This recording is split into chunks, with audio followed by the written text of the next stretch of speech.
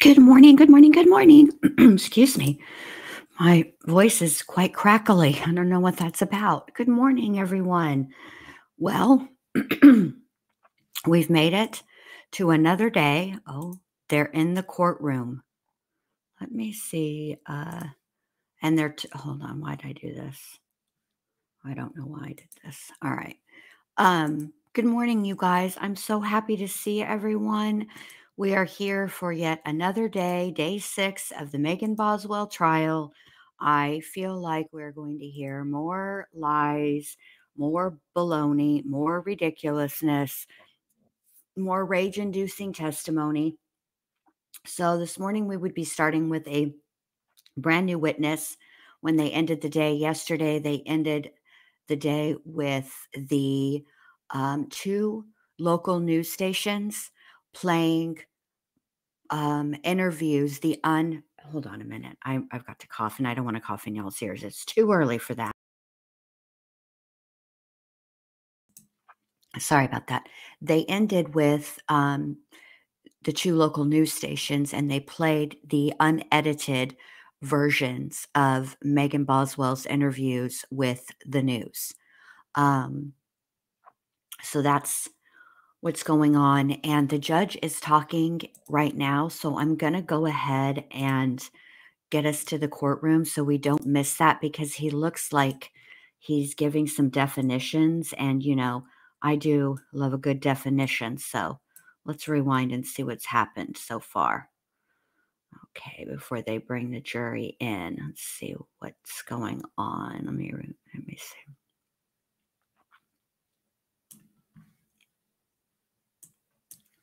All right.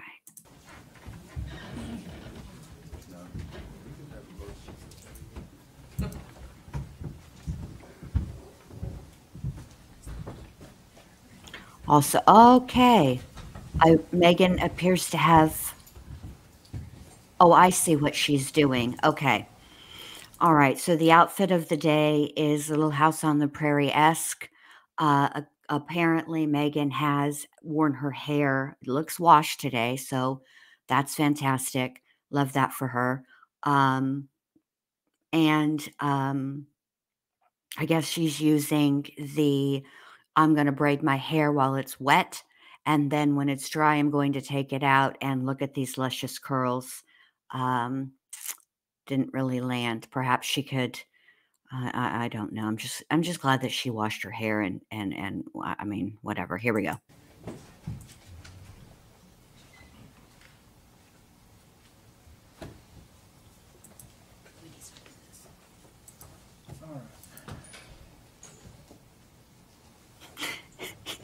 All right, MK, you've been in here you've already made 3 comments, and this one, the last one that I can't highlight, took me out. Absolutely, she did. The Amish Mafia.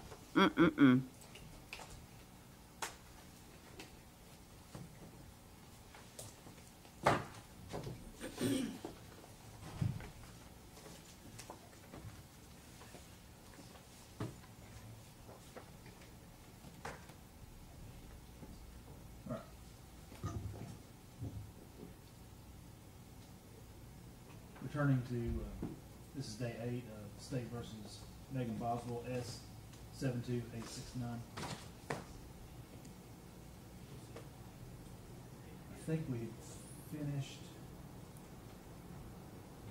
with Mr. Weiss yesterday. Yes. All right. We'll come back to that issue that was raised. Probably not much time. Did you ever find the case? We did. State versus Yoki? Yeah. Yes. No. 2011. Well, there's also State versus Barter, Judge, which was 1994. All right. Use of discretion. Yep. Not much other guidance other than Correct. Well, Barter talks about the fact it's rare, and we'll it's like. We'll take that up probably when we get back from lunch. Okay. Thank you. If you all made me copies of the cases or email. Would you prefer an email? Oh, That's fine. okay. Email's fine. Okay. Is the state ready to proceed? We are, Judge. Defense ready to proceed?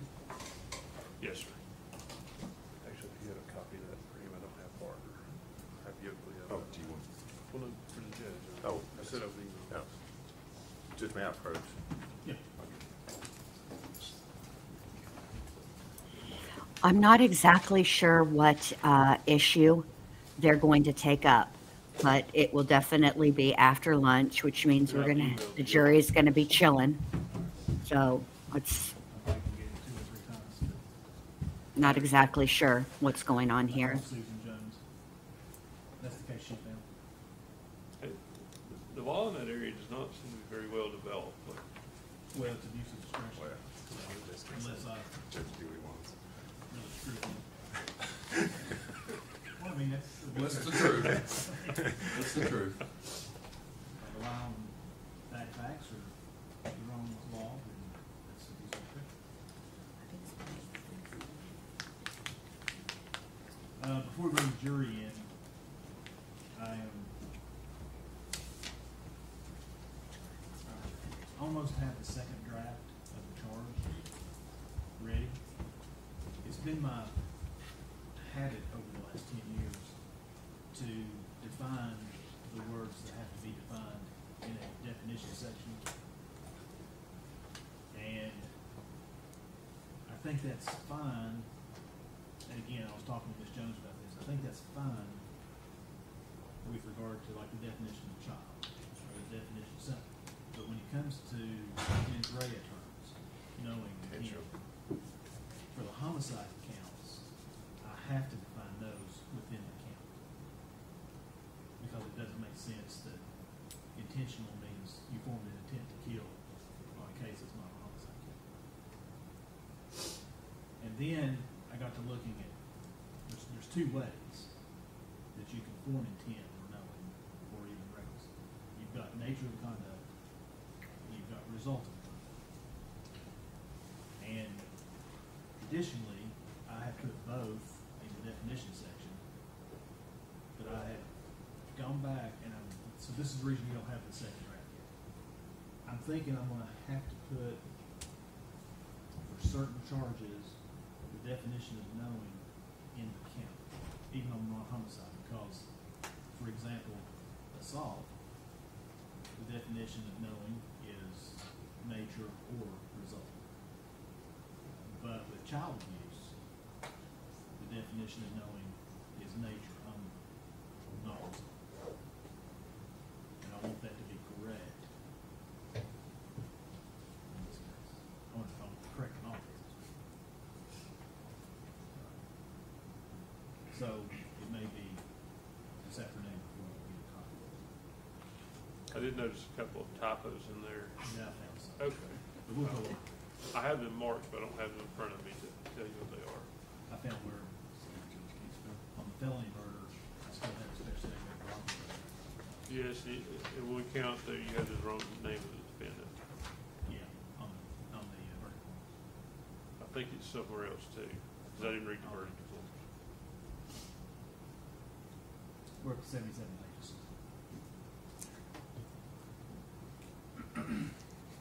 You get that done in 15 minutes, can't you? Very Probably good. does.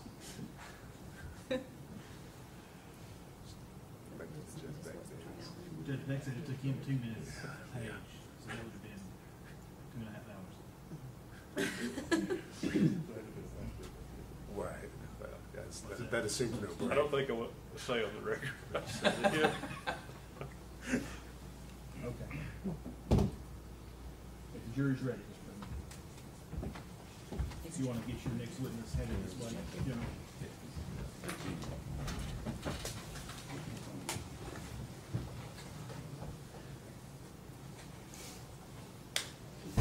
Everyone stand, please.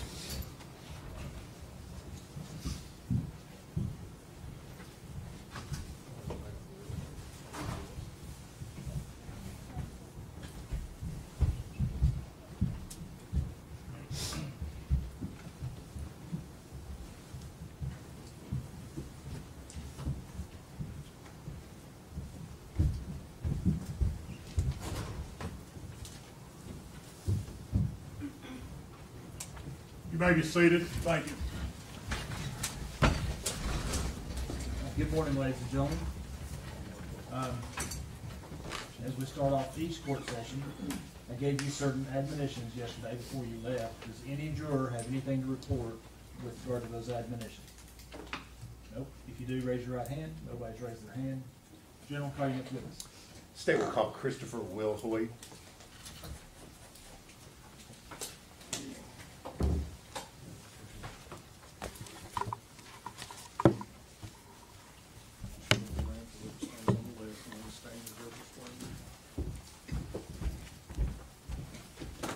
Raise your hand, sir. State your name. Chris Wilhoit. You solemnly swear or affirm the testimony you're about to give will be the truth, the whole truth, and nothing but the truth. Yes, sir. Good morning. Good morning. You are Christopher Wilhoit, is that correct? Yes, sir. And where are you employed? I'm employed with the Tennessee Bureau of Investigation. And what is your position there? I'm the Assistant Special Agent in charge of the Johnson City Criminal Investigation Division. Okay. And how long have you been employed with the TBI? Since 2001. What was your assignment back in February of 2020? Same assignment. I was the Assistant Special Agent in charge of that unit and working on the Evelyn Boswell case. Okay. Well, you anticipated my next question. So you did, in fact, assist the Sullivan County Sheriff's Office in their investigation into the disappearance of Evelyn Boswell? Yes, sir. All right. And what was your role as far as within the TBI or in that investigation? Just participated in the investigation in any way possible. We also had a case agent that was assigned to the case, a number of agents that also worked on the case, and I was here to, for lack of a better term, lend a hand and help in any way possible. All right. Specifically, I want to draw your attention to February the 23rd of 2020. Did you encounter the defendant, Megan Boswell, on that day? Yes, sir. And did you have an opportunity to speak with her? Yes, sir. All right. If you would kind of tell the jury what the circumstances around you talking with Miss Boswell. So I was at the Sullivan County Sheriff's Office that day. Miss Boswell had been interviewed that day, and following her interview, she left and went downstairs. I walked downstairs, or I guess I took the elevator downstairs, and went outside where she was located, and merely asked her if she was waiting on a ride. And at that point, she began talking to me about Evelyn, and so I asked her if she wouldn't mind coming back inside and if I could take a statement from her. All right. Now, where all this occurred, is this over here at the Sheriff's Office? Yes, sir. Sullivan County Sheriff's Office. Right as you walk out the front door there, it's kind of a ramp that goes down, and she was standing against those bars there. Okay. That's right around the corner from where we are right now here in Blumpville, Sullivan County, correct? Yes, sir. Okay. You mentioned that she began speaking with you. Did she know who you were? I don't know. I at some point in time, I'm confident she knew that I was with the TBI or that I was law enforcement. Okay. Did you identify yourself to her? Yeah. At some point in time, I told her, that I was Chris Wilhoit and I was with TBI. All right. And I think you said this earlier, but when you actually went to speak with Miss Boswell, where did you go? Where over in the building did you all talk? I went back upstairs because I asked her to come back into the lobby, and I went back upstairs to get a pad, a piece of paper to write on, and a writing to her, a pen. And so I came back downstairs and I sat in the lobby and talked to her there. Okay. So this was downstairs, not upstairs in the interview rooms. Is that correct? That's correct. Okay. Kind of tell the jury how this interview process went about. How did you conduct the interview with Miss Boswell? Well, I don't know that it's I don't know that this is the correct term, but I call it a cognitive interview. And so what I try to do is just ask her kind of what happened, and when I do, I try to get the details to the nth degree if I can, just to find out, just so that there's nothing missing, just so we can find out what happened. Okay. So did you write that down as you were speaking with Ms. Boswell? I did, sir. All right. And did you record this interview? I did. Okay. How did you record it? I had a digital tape recorder, or digital recorder. It's not a tape recorder, digital recorder that I used. So you recorded it audio only, is that correct? Well, recorded it on paper and recorded it audio. Okay. Yes, I guess to be a little more specific, there was no video recording of this. No, sir, there wasn't. Okay. You had a chance to listen to that recording of the interview that you did with Ms. Boswell? Yes, sir. And the recording that you listened to, was it a true and accurate recording of your interview with her on February the 23rd of 2020? Yes, sir. All right. Judge, I would move to make that an exhibit at this time. No, sir. Be Exhibit 228. Audio recording. Yes, Judge. I would ask at this time to publish that to the jury. I know that audio can, hold on a minute. I know audio in here can be kind of sometimey. So I turned on the booster. So let's cross our fingers and hope for the best. Here we go. Although I can already tell that by the my pause game and the tone of this gentleman's voice that Megan is going to lie her entire face off and frustrate the shit out of all of us. So here we go.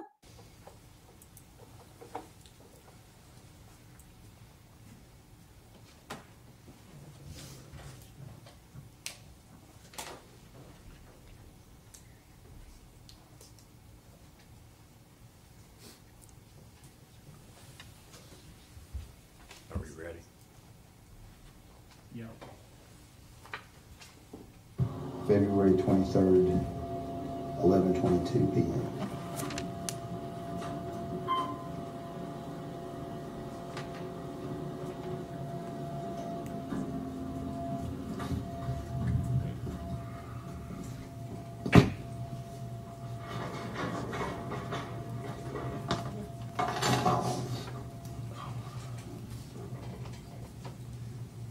I have been sitting down across from you the whole time. What's your full name? Megan Boswell. M-E-A-G-A-N? Yeah. N-I-C-O-L-E. I-C-O-L-E? What's your date of birth? 3/21/01. That girl that hung out with my mom went missing the same time Evelyn did. What if my mom gave her to her?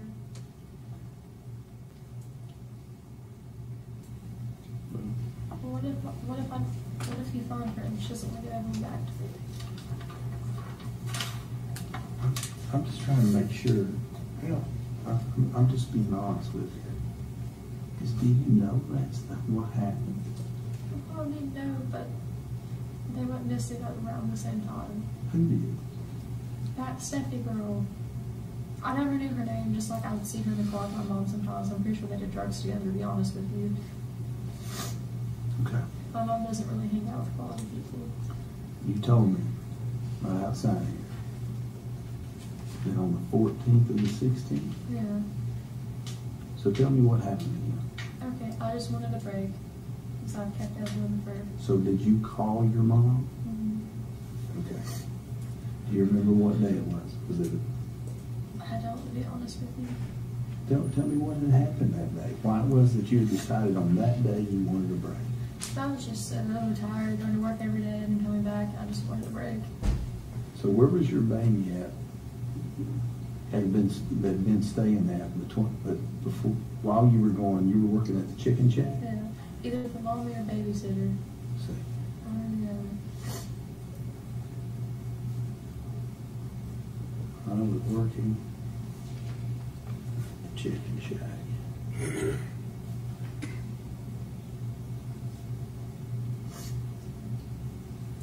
My mom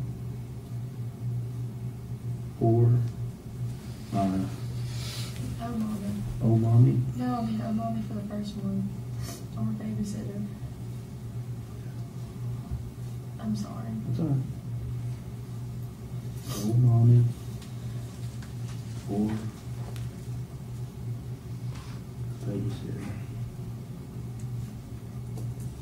I won't lie, there's a couple times my mom did watch Evelyn just because, like, her milk and then we go. Child.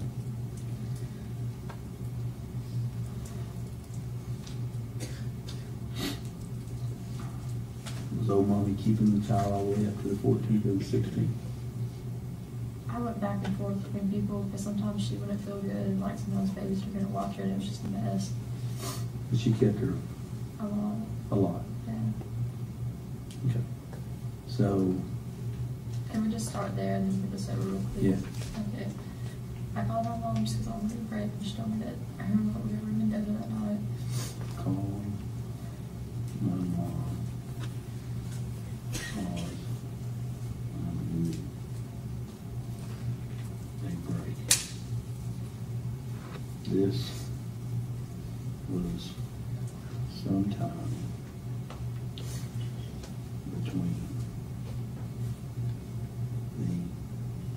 between December Yeah. 14th and 16th. So did your mom come to where you were, which was where? That's right. She wasn't supposed to know I was staying there, so I didn't want her around.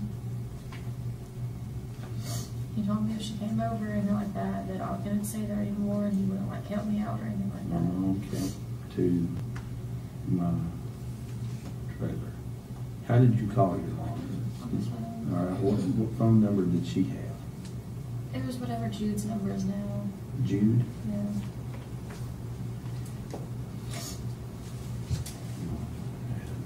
A phone. And the number I don't remember anymore, to be honest with you. is the number She's had like 10 different phones since then, and I just, that Jude, who Jude? this guy that they live with. Now, you don't remember the number? Okay. I'm sorry, like, she's had 10 different numbers since then, and I remember 3 of them, the rest of them just kind of, I just don't remember. Okay. So you called her, what time was it she came over? Not time. It wasn't too long after I got off work, maybe like 7. So you got off work Yeah. and you went over to the trailer? Mhm. So,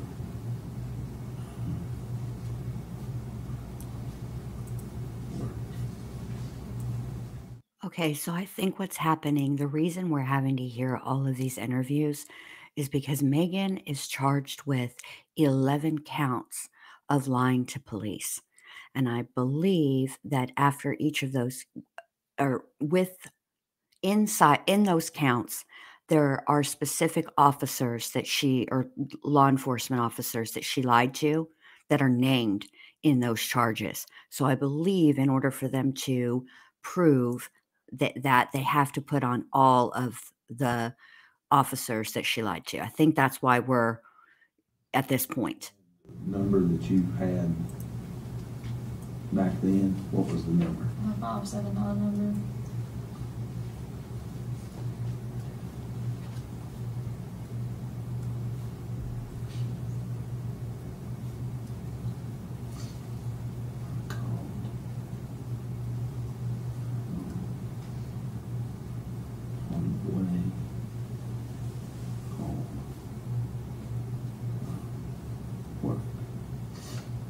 Like I said, my car had like a touch screen where you could plug your phone up and it'd be like contacts, calls, like, you know what I'm talking about? They had like Apple Play or whatever in the car.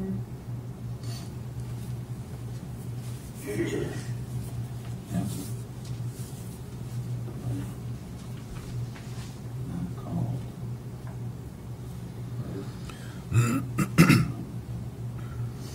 Car. Okay, I told her I just wanted a break.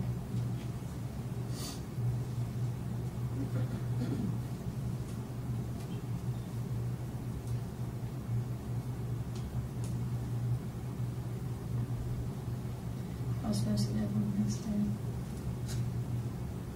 You mean you're supposed to get her the next day? Supposed to pick her up the next day. From your mom? Mm-hmm. So mom comes over there. What's she driving? Who's she with? She's with Will. I don't remember what car they were in, to be honest with you. It was dark. It was a little sedan, if that matters for me. Who's with? Her boyfriend. You know that. Will, what's his last name? McLeod.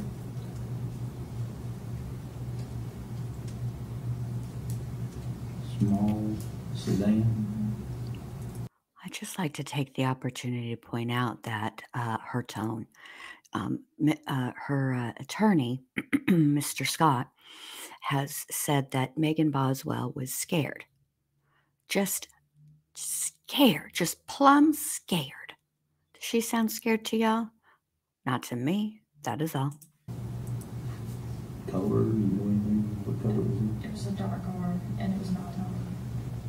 Unfortunately, I didn't work at the time, so I mean, like you knew.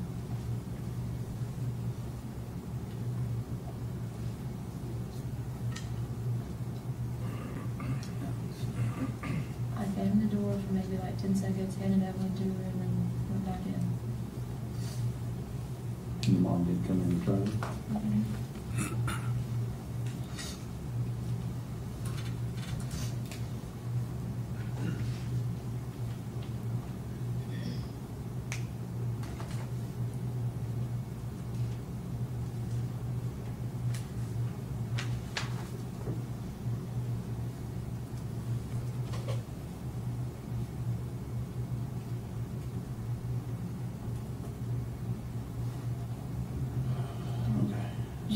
So what was Evelyn wearing when she went with your mom? I already told you about that little Puma. I wasn't in there. It was a little hot pink that tracksuit, the matching boat and shoes. It's a Puma print. Puma tracksuit. Had she been wearing this all day? Oh yeah. I'm just asking. Does that make it bad because she's wearing it? No. No, So- she was wearing it all day. Evelyn, Megan, stop playing with these people, would you? Does that make it bad that she was wearing it all day? Are you crazy? It's not the outfit that she was wearing all day. I mean, assuming it was clean, although that's not the outfit she was found in, but that's neither here nor there. It's the fact that you left her in the same diaper all day. That's the bad part, not the clothes. If the clothes were clean, toddlers can wear one outfit all day long, for Pete's sake. And you know this. Stop playing with these people, Megan. was wearing She didn't get dirty, so I didn't change her. a small, A Puma a Puma tracksuit. It's hot pink. track suit. It's hot pink, and she had a belly match.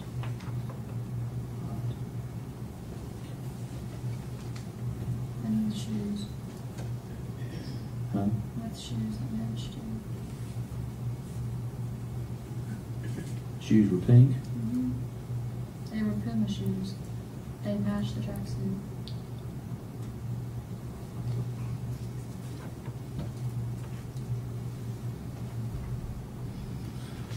Okay, so she takes her. What time had you picked? So had old mommy had her that day? Mm-hmm.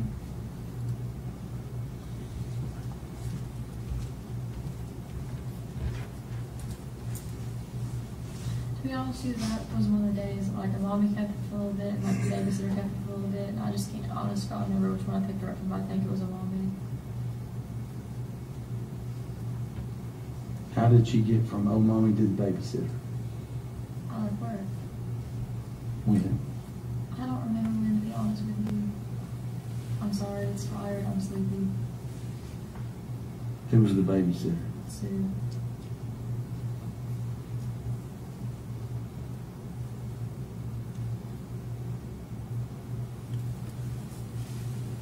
You left work like around lunch or when? It was after lunch. I really don't remember the exact time, to be honest with you. You realize that's important though, right? I mean, these details are very important for us to try to find the child. Hi, Shamita. Thank you for being a member for 28 months and supporting me in the channel, babe. Appreciate you. Sometime. Yeah.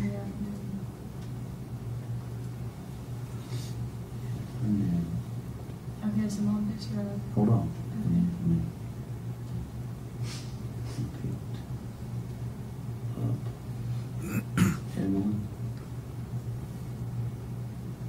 Took her to Sue's trailer, house. What's she live in? I think it's a double wide. I think you consider it a double wide. Home.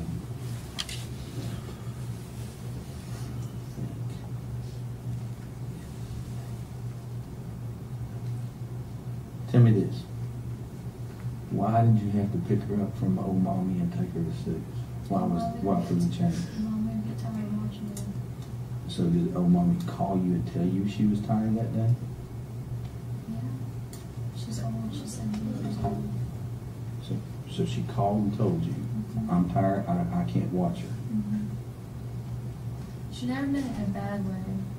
Mommy called.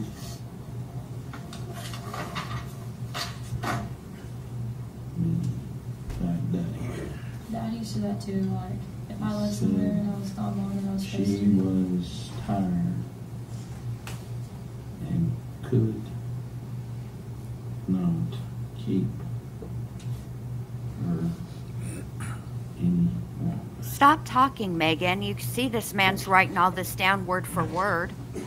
Give him a break. I took her to Sue. I left work to do that. We Did know- you call Sue before you Hold took on. her over there? We know what this is all lies, but geez-a-loo, Megan, can you lie a little slower for this man? He's writing it down verbatim, for Pete's sake. Have some consideration for other people, you rude. Her name on my phone was literally Sue Babysitter. Huh? Her name on my phone was literally Sue Babysitter.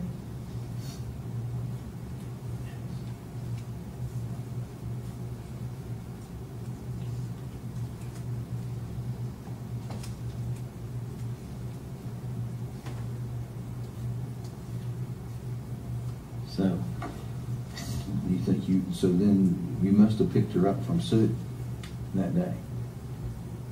Like I said, I really don't remember who hit her first and who dropped her off. I know, but at this point, we're confident that old mommy had her, Right. that you picked her up and took her to Sue. You wouldn't have taken her back to old mommy at any point in time, Yeah. right? Right. Okay, so you went and picked her up from Sue on that day. Yeah. Can we get back to my mom? We can as soon as we get this finished out. Okay. All right, so what time did you pick her up from Sue? Whenever I got off work.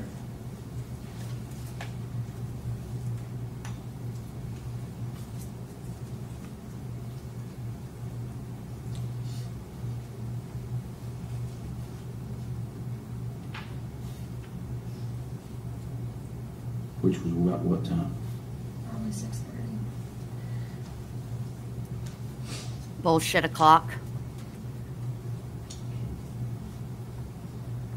Okay. So you pick her up at 6:30. Anybody with you? It's you. That's where I got it from Sue. Paige's mom from watching Everybody Loves Raymond. If her name was there or not, I didn't see him. Sue still has Evelyn's pack and play, the city cup and some of her clothes. From that day. Yeah. I Okay. went back and looked.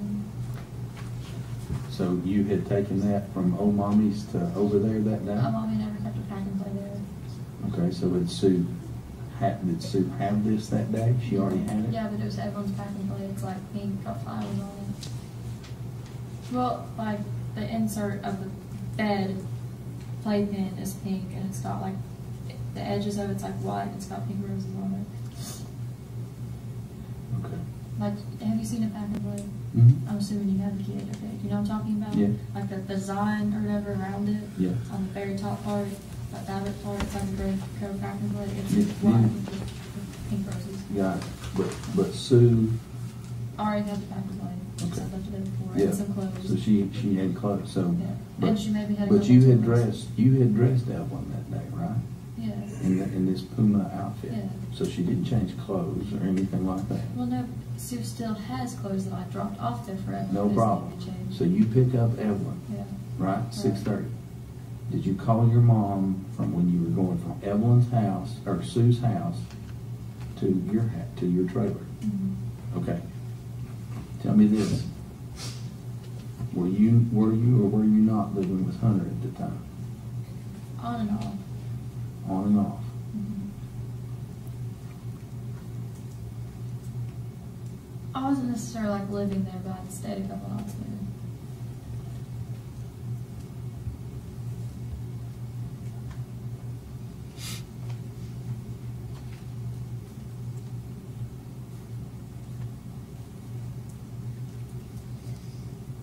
Okay, so mom picks Evelyn up. Uh-huh.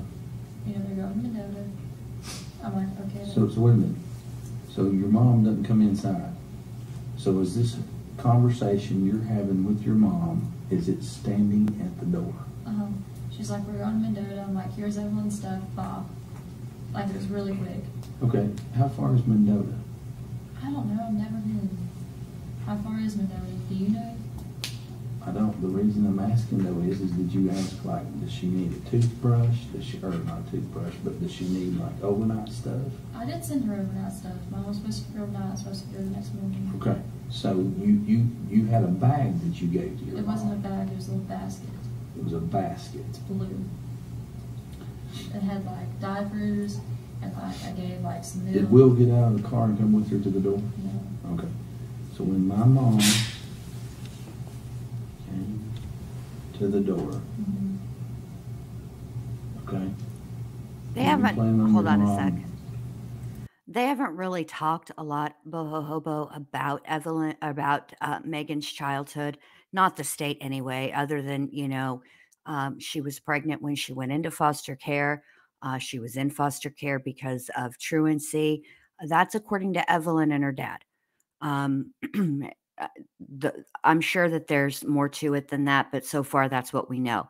If they're going to bring up her childhood, the only other thing we heard is an unedited interview for the news with Megan and that girl that was woman that was sitting next to her. That's a family friend. Allie's going to talk more about that, but basically, the woman who's just off camera, she's the one rubbing Megan's shoulder or whatever in that interview on the porch. Another sermon on the porch. I can't. Anywho, she says that that Megan was raised to, basically be a maid and take care of children. So that's all we know so far. If anybody's going to be bringing it up, it's probably going to be the defense. Keeping her that night. Mm-hmm. Okay. So I sent overnight stuff. When mom came to the door, did you tell her that on the phone? Yeah, she knew. Okay. She was aware. Supposed to go the next day. Came to the door. I gave her basket It was a blue basket. Does that matter? that was blue. Does that matter at all? It all matters, Megan. Jesus. It had overnight clothes. Yeah. Well, anytime I ever took Evelyn anywhere, I sent with extra clothes. Because babies get dirty. Overnight clothes. Diapers, milk. Were they clean clothes, Megan? Like, I just don't have patience for this. It also had You were really thorough. apples and milk. Yeah. What kind of milk? All milk. Whole milk, not any kind of formula or anything like that. She just drank whole milk. Yeah, around 9 months old, like, she started spitting formula back up. So I switched her on whole milk. My pediatrician told me not to, but, like, she never spit up again and she was fine, so I just kept her on whole milk. Just whole milk. Did you put some kind of cold thing in there to keep the milk cold? Mm-hmm. I gave it to her, like, out of the, whatchamacallit, the fridge. I'm sorry, I'm half asleep. Please bear with me. I've been Okay. removed. My mom milk right out of the fridge. Should I not have done that? I don't know. I don't know where she was going or what the deal was. So, what did your mom say to you when she left? That I can meet her tomorrow and pick her up. Okay. My mom said, I can meet her tomorrow and pick her up.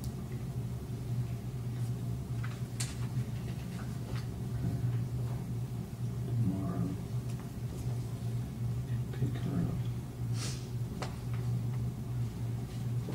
So at some point, she's got to tell you where she's going. Mendoza. I know that, Megan, but it's important. Look here, Megan. Don't be disrespectful. This man is helping you, okay? And the fact of the matter is, I mean, you're wasting this man's time. You know it, I know it, and this gentleman probably knows it too because you're a big lying liar mouth who tells lies. And then you have the unmitigated gall, the audacity to get an attitude with him. He's trying to help you find your child. Also, thank you, True Crime Tea. Welcome in, everybody. Good morning. When we get to the morning break, I'll say hello to y'all individually. I just didn't want us to get too far behind. We're already probably enough behind that we can skip through the morning break. But I'm glad to see everyone. Thank you for being here. I appreciate it very, very much. All right, let's get. Yeah, I've rolled my eyes so hard. I'm honestly, I think I've seen Alice and Max brains and my own. I've rolled my eyes so dadgum hard. She's infuriating. She's so disrespectful and smug. Like, oh, excuse me, Megan. Are we bothering you while we're trying to look for your child? Of course we are, because you know exactly where she is. Ugh. Important about how and when she told you. Did she tell you that at the beginning of the conversation, while you were on the phone, or at the door, or at the end? We were on the phone. She told me her will go to Mendoza from now on.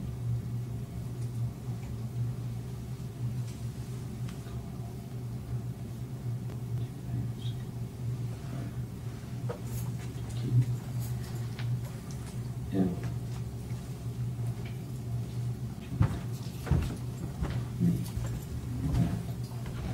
Her and Will, we're going to Mendoza.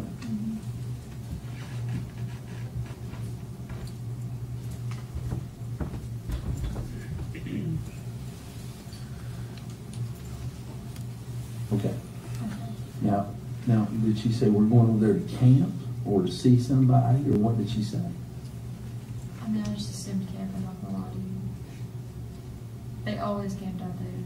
Will has a camper. At Mendoza? What's it look like? I've never seen it, to be honest with you. It's just a camper. I think it's at Jude's now. Or it was at Jude's. It's just a camper. What kind of camper is it? A camper. I've never laid eyes on it to tell you that it was camper. Like what kind of camper it was or anything like that. I'm sorry. We know you're Did sorry. not Now say we were going apologize. camping. What, I don't know anywhere else she could stay in Mendoza. Other than camper. I understand that, but what else did she say? That was it. I was literally like, here's Evelyn, here's your stuff, see you, Bob. It was a quick exchange.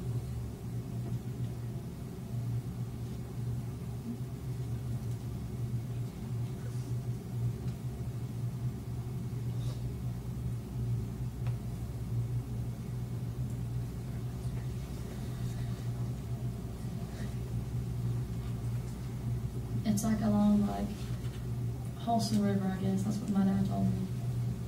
How'd your dad know? Because my mom got like a trespassing charge because she like walked over property one day, like in Scott County, but he was like, that river flows through Mendoza. You know what I'm talking about? Mm-hmm. Well, he knows what he's talking about. I guess. What time is it?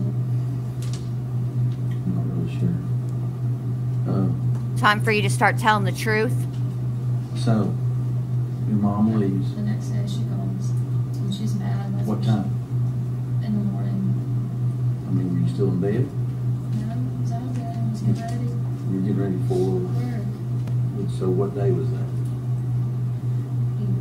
Huh? The 15th or the 17th.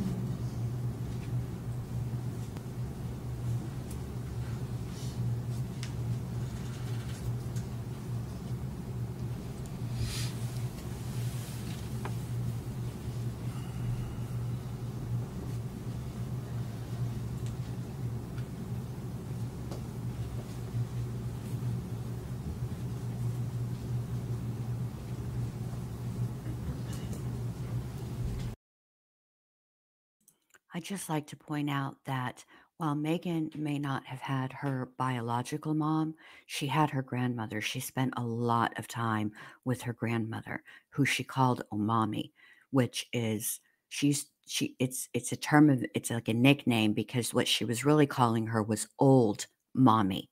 So she obviously had some might not have been her biological mom, but she did have care and affection from her grandmother. And she speaks highly of her grandmother, and nobody's said anything negative about her grandmother. So, yeah, there's that. Just putting it out there.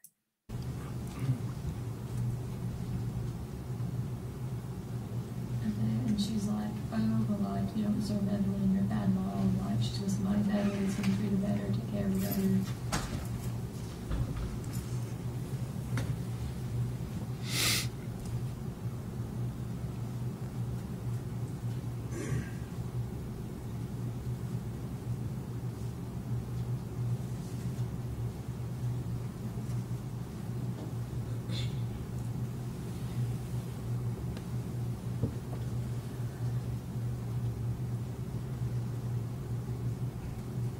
She kept telling me stuff like, oh, like, you don't deserve her.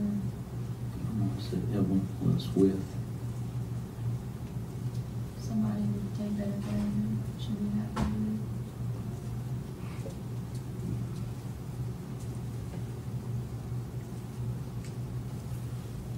Do you think I was a bad mom? Yes, I I do. didn't say that. I don't know that anybody said that.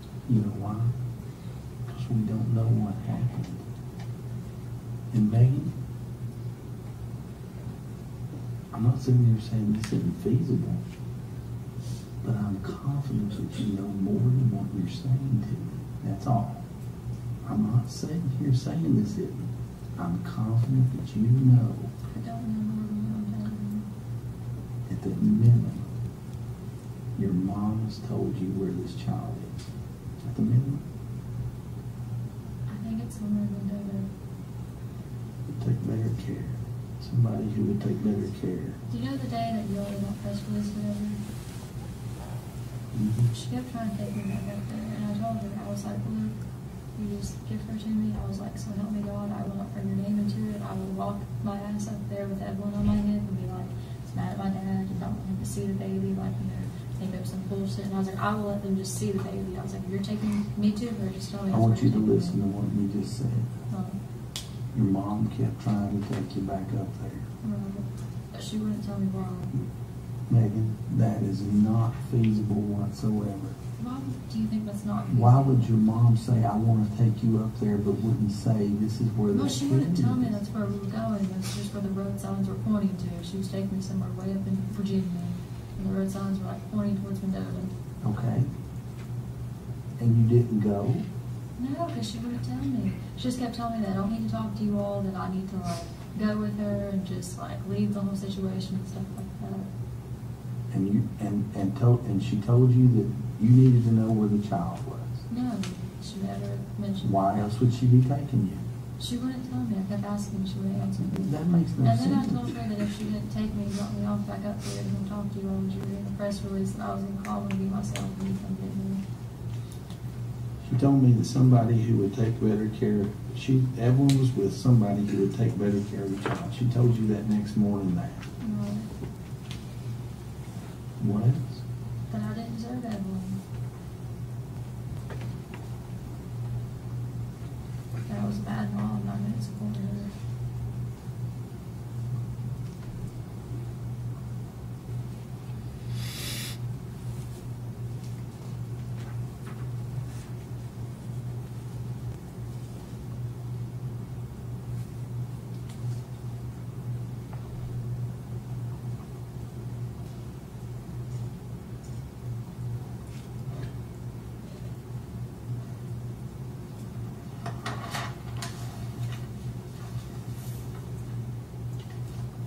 Tell me who she was with loved her. She told you what? That who she was with loved her.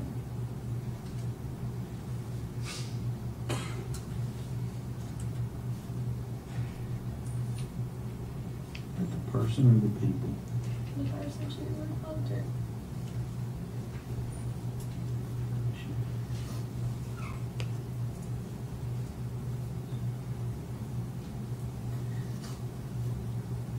she was safe or what or anything. Then if I love my child, I let her have a better life.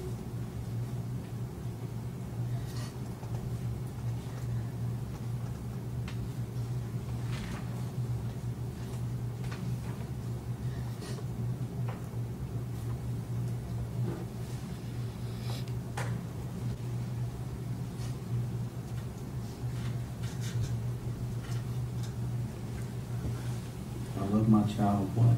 I would let her have the better life. But she had with me.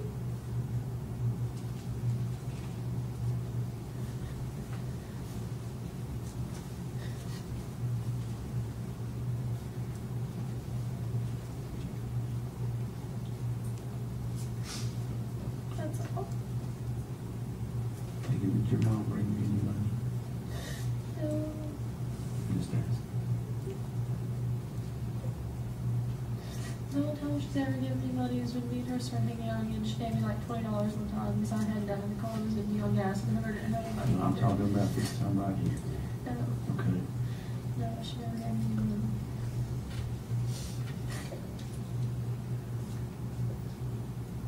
What else did your mom tell you? That's it. She just kept repeating those same like phrases over and over again.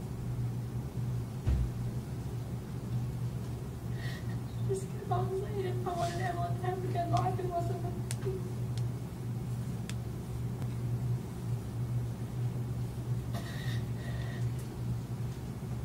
Sorry. I just want to know why you didn't tell us this in the first place. Because when she's out here, she doesn't want to be with me. Megan,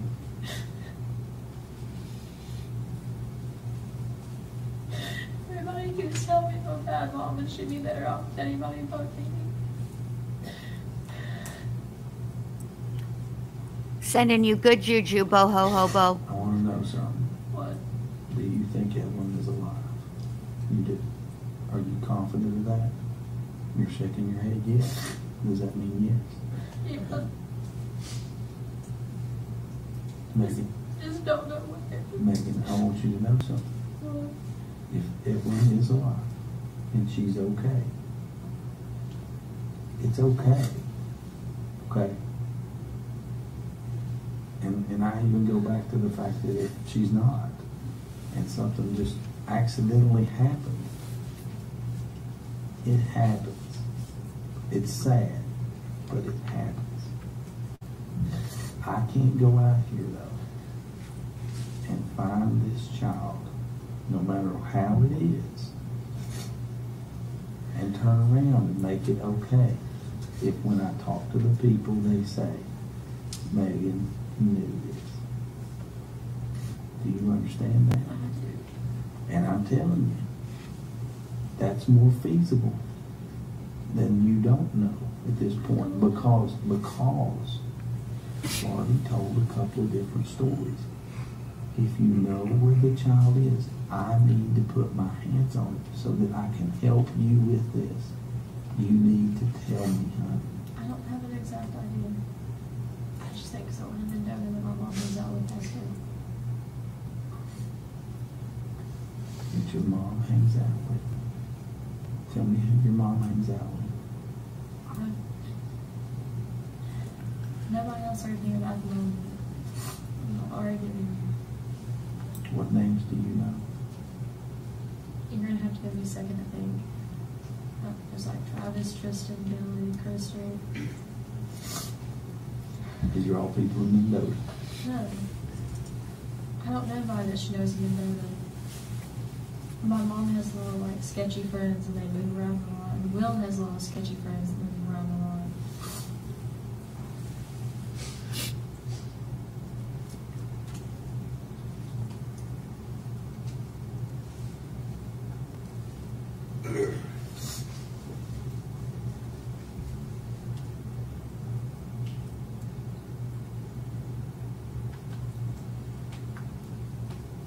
I really am trying to help, honey. Did you find her everybody that ever did that? I'm just telling you, This is the problem. The only problem is this is, I know that you want to sit here and say, hey, this first part or whatever, but if that story was true, there's no reason why you wouldn't have told me the whole thing, or told those guys the whole thing the first time. Before I get up from this chair, I need to know every bit of this. I'm telling you every bit, but I know. Even when we started hanging out again, that's just all she would tell me.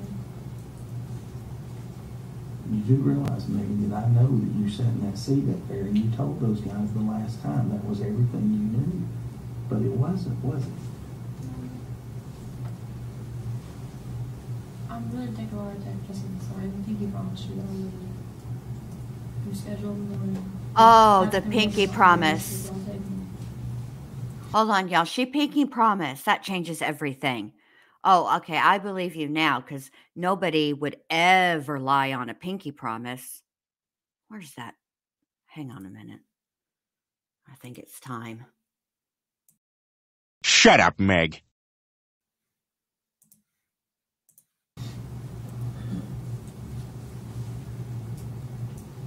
What are you going to do if the test shows that you're not being truthful? What are you going to do? It won't. I know that it won't. See, I've got to sit here and believe you, hon. I also believe that you feel confident that your child is still alive. Right? Well, is that a bad thing? No. But what the bad thing is if you have an idea of where it's at and you're not telling me. I know the general area. All right, where? Mendota. That's the general area. You know what I mean. Well, no, I don't know exactly like this section of Mendota, like that one. I feel pretty confident that your mom probably would have said she's here or she's with so and so. She never gave me the name. The only coincidence I could think of that was really like, oh, that's weird, is like that girl that mom used to hang out with just kind of disappeared, like almost exactly when Evelyn did.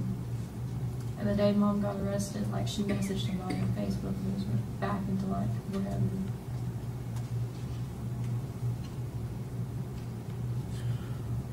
Mom never said people, it's always person. Like singular. Not like. Why is it? Would you have said that if you didn't know? Said what? Person? No, she never said people, it was always person. It's always the person who has her. It wasn't like, oh, the people were like, you know what I mean? It's always like one person. Well, just listen. We'll go to the ends of the earth for this kid. Okay? But I'm telling you right now, lots of problems if what you're telling me is a made-up story. Okay. You've done this twice. Okay. You can't do this. Okay. All right? Okay. I know you're young, but you're now an adult. And I'm willing to tear every word up and tear this paper off and take another statement from you and forget it. I appreciate that. I would. I would sit right here because I don't want to see you at the age of 18 ruining your life. If an accident happened to this child, I'm willing to write it down. If you know where your child is, I'm willing to write it Accidents down. never happened to Evelyn where she bruised her face or something while she was walking. I'm willing to write down what happened. I told you. And if there's more that you know, I've got to know. There's not. I just have theories, and I told you that. Like And I this said, is it. that one girl that went missing around the same time Evelyn did, like my mom hung out Do with you her. know the child to be with that girl? No, but don't you think it's weird they were missing around the same time? And literally, like almost down to the moment my mom was arrested, she talked to somebody. What's the girl's name? It's Lucy Staffy.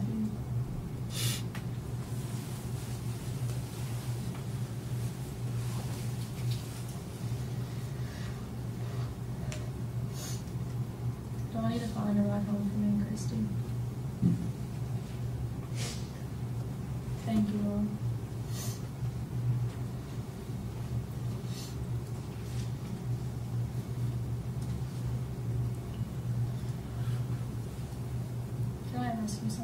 I'm listening. What if my mom told this girl that she was adopted Evelyn? Would you get her back? Because somebody up there told me no. If they thought that under the pretenses of adoption, you couldn't get her back. I don't think your mom has the right to let her be adopted out. Well, still, Her name is what? Lucy Steffi. Spell Steffi. I think it's Stefy maybe.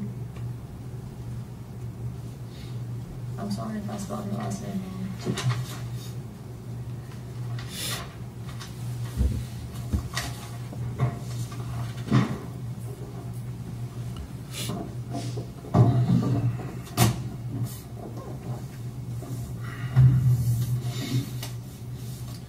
I was working at the chicken shack. Old mommy or the babysitter was keeping the child. I called my mom because I needed a break. This was sometime between December 14th and 16th. My mom came to my trailer. My mom had a phone, and the number is the number that Jude has It was now. always Jude's phone. She just used it. Does that matter? They shared a phone. Megan, it all matters. What is wrong with you? Sorry, I didn't catch that one. I'm sorry, y'all. I'm out of control. Let me just mute. Phone. My mom shared it with Jude. Right?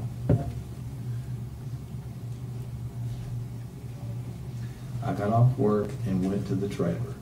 I had the 579 number. I called my mom on the way home from work. My car had Apple Play, and I called her from the car. I told her I just wanted a break. Well, technically, I called her from the babysitter's house, but to me, that's still on the way from work. So if you get down here and you're like, oh, well, you called her from Sue's house, like, that means the same thing to me. But you called her from the car, right? Right. And on your phone? Right. Okay. I told her I just wanted a break. My mom came to the trailer with Will McLeod in a small sedan. It was a dark car, and it was dark outside. My mom did not come in the trailer. I handed Evelyn to her while she was outside. Evelyn was wearing a Puma track suit that was hot pink with a bow to match. The shoes were pink Puma and matched the suit. Old mommy had kept the child that day. The babysitter, Sue, also kept her that day. I left work sometime in the afternoon and picked up Evelyn. I took her to Sue's home that I think is a double wide, right? I mean, I don't know what you call it. It just looks like a double line.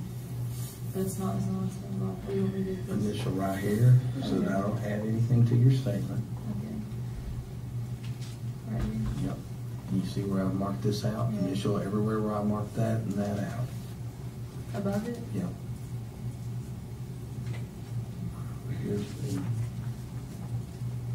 initial right here where we added this. And then initial right here at the bottom. So I don't add anything to your statement. All right. Old mommy called.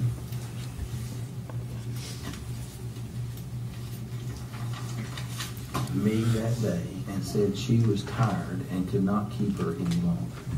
That is why I took her to Sue. I left work to do that. I called Sue and asked her to keep Evelyn that day. I went to Sue's and picked up Evelyn after work, which was around 6:30 p.m. I called my mom on my way from Sue's to my trailer. When my mom came to the door, I gave her a basket that was blue. It had overnight clothes and extra clothes. It also had diapers and milk, which was whole milk. I gave my mom the milk right out of the fridge. My mom and I could meet her tomorrow. My mom said I could meet her tomorrow and pick her up. When I called her to ask, here, I'm going to say Evelyn, and pick Evelyn up. When I called her to ask her to keep Evelyn, she told me that her and Will were going to Mendota. I assumed they were going camping because Will has a camper, and that is why I assumed that. My mom called the next morning. I was getting ready for work. It was either the 15th or the 17th. My mom said that I was a bad mom and that I did not deserve Evelyn. My mom said Evelyn was with somebody who would take better care of the child. My mom said I did not deserve Evelyn. She said I was a bad mom and could not support her. All that right? Where I mark things out? It's right here. Uh-huh.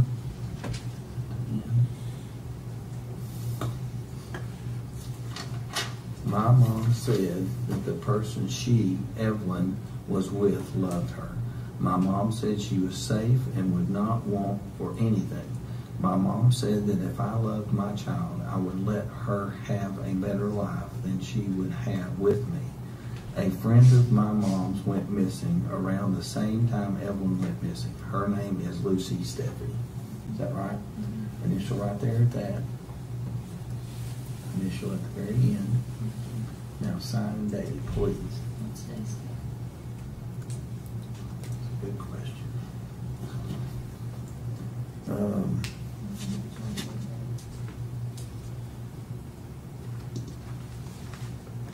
24. That's off if I can remember. Mm-hmm.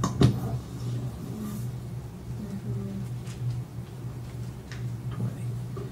Okay. Did you want to time on that? How is it? It's a good question.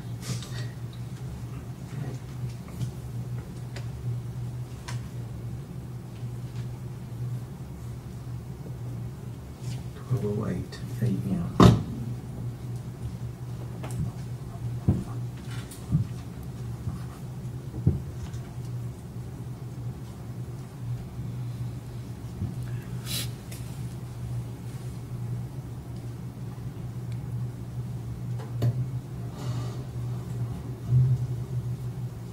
Well, I'm pretty sure, I'm just thinking.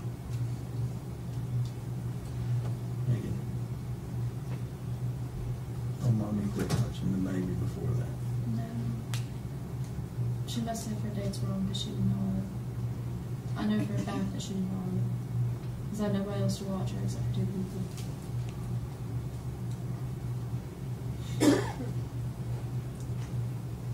Mom is also 78 years old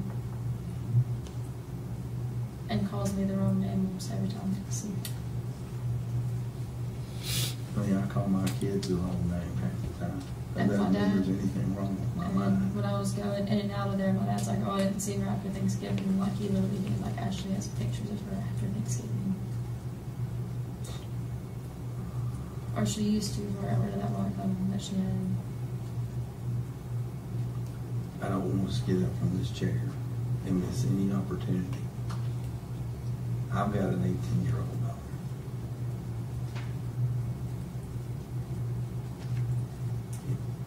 It worries me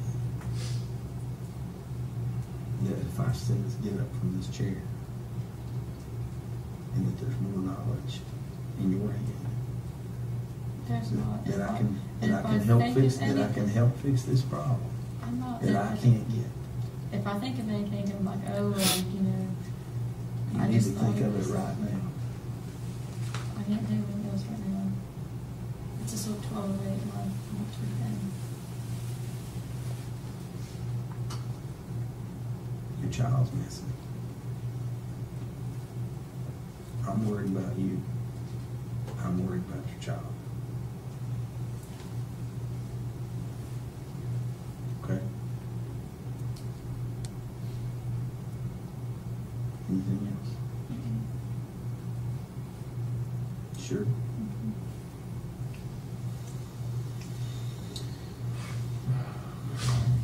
Are you gonna go get Christy? All right.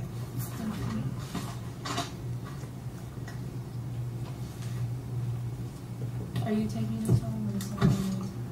I'll either take you home or get somebody. Give me just a minute. Is it gonna be like a squad life in this one? Hold on. Okay, some top quality. We'll make it a good, safe ride home.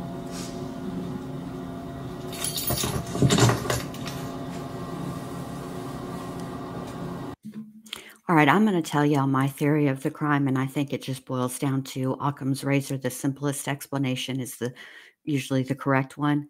And I think, quite frankly, Megan just got tired of being a mom, period. She just didn't want to do it anymore. the end.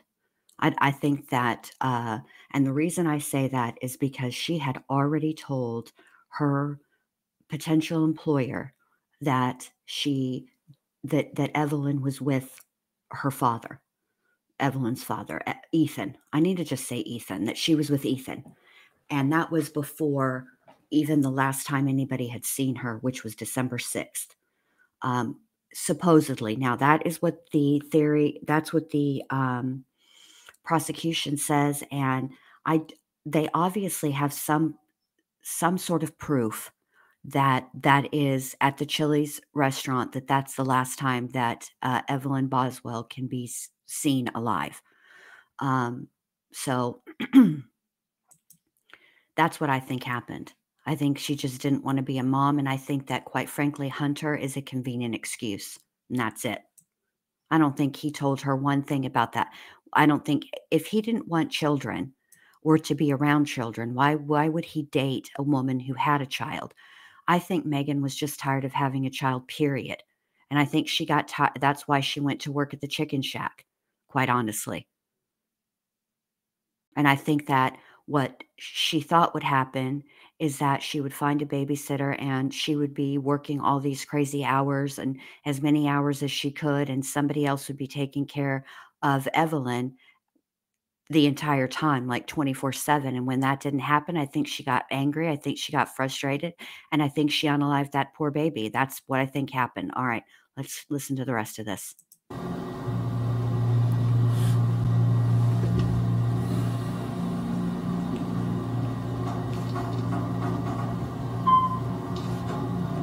(12:11 a.m.)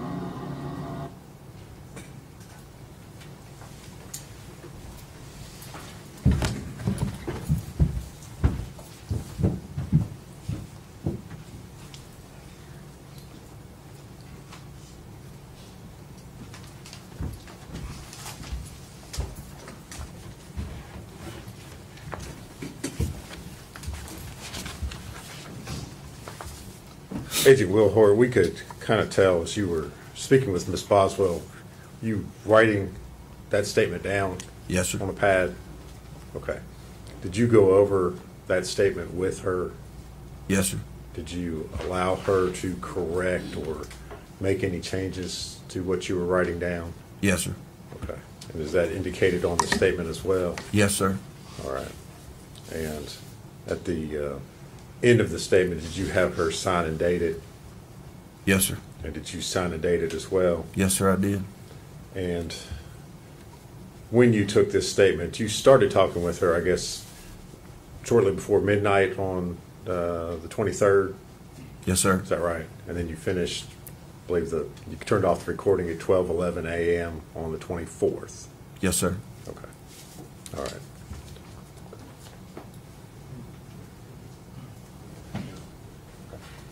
Objection.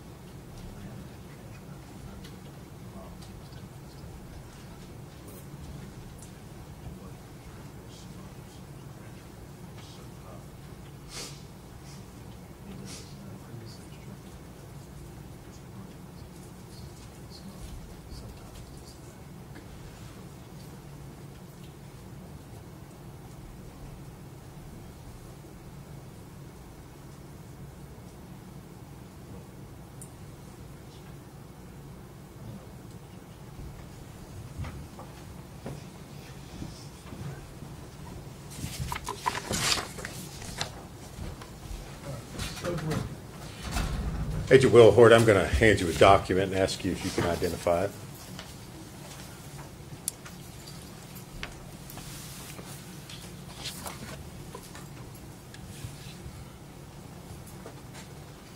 Do you recognize it? Yes, sir. Is that a copy of the statement that you took from Megan Boswell on the February 23rd into February 24th of 2020? Yes, sir.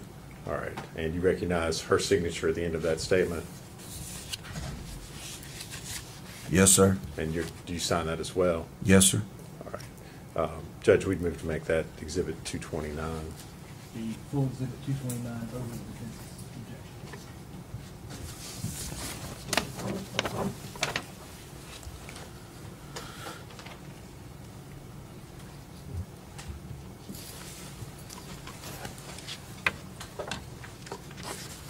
Agent Will Hoyt,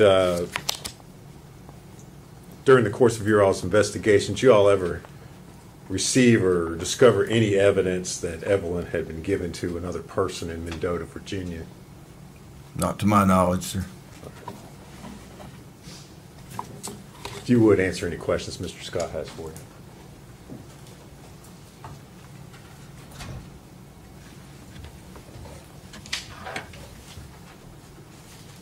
Good morning, Agent Will Hoyt. How are you? Fine, sir. How are you? Good. Thank you for asking. You took this statement on February the 23rd. It appears it started up into the night. Is that a fair statement? Yes, sir. How long had Megan been at the sheriff's department that day prior to that statement being taken? Do you know? I don't. Okay. Did you Mirandize her? No, sir. The subject matter of the statement, obviously you're aware that several other statements had been taken from her. Yes, sir. Okay. You're in charge of the field office in Johnson City, basically, right? Yes, sir. So that means you review and sign off on everything that's done in every case.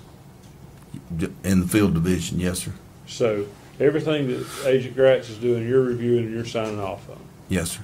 Okay. So you were aware that she had been interviewed several times prior to your interview? Several being, I guess, I don't know, but yes, she had been interviewed prior to that, Mr. Scott. You are correct. Okay. And your interview is essentially a continuation on the same subject matter of the prior interviews. Could you repeat the question? Your interview was a continuation of the subject matter of the prior interviews, being the disappearance of Evelyn Boswell. Well, it was a different interview, but I guess I was questioning her about Evelyn, which I think was the subject of every interview. Sure. That's all the questions I have, Judge. Actually, no, can I ask one more thing? Were you aware that the TBI had provided Megan with a cell phone on the 23rd?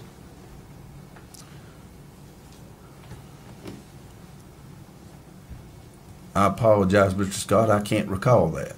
I believe that was the case, yes. But I don't know. I don't know the details of that. I'm sorry.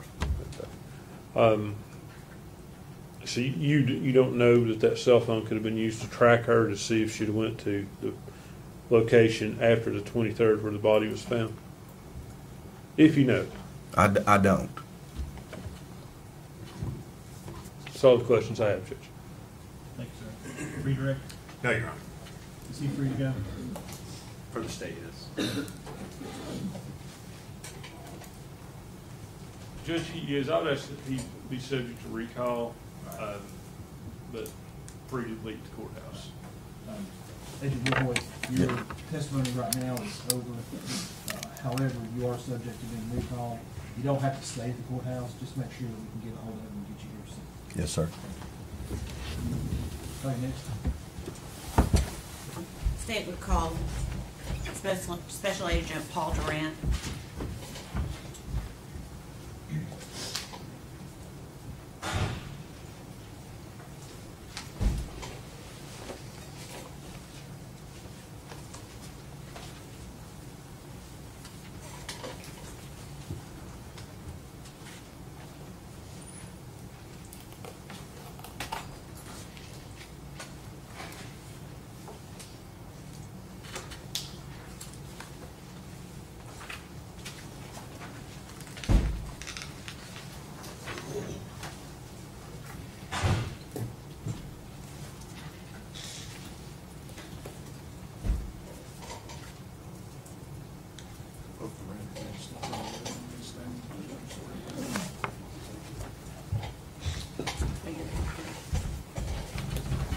Raise your right hand, sir. State your name, please.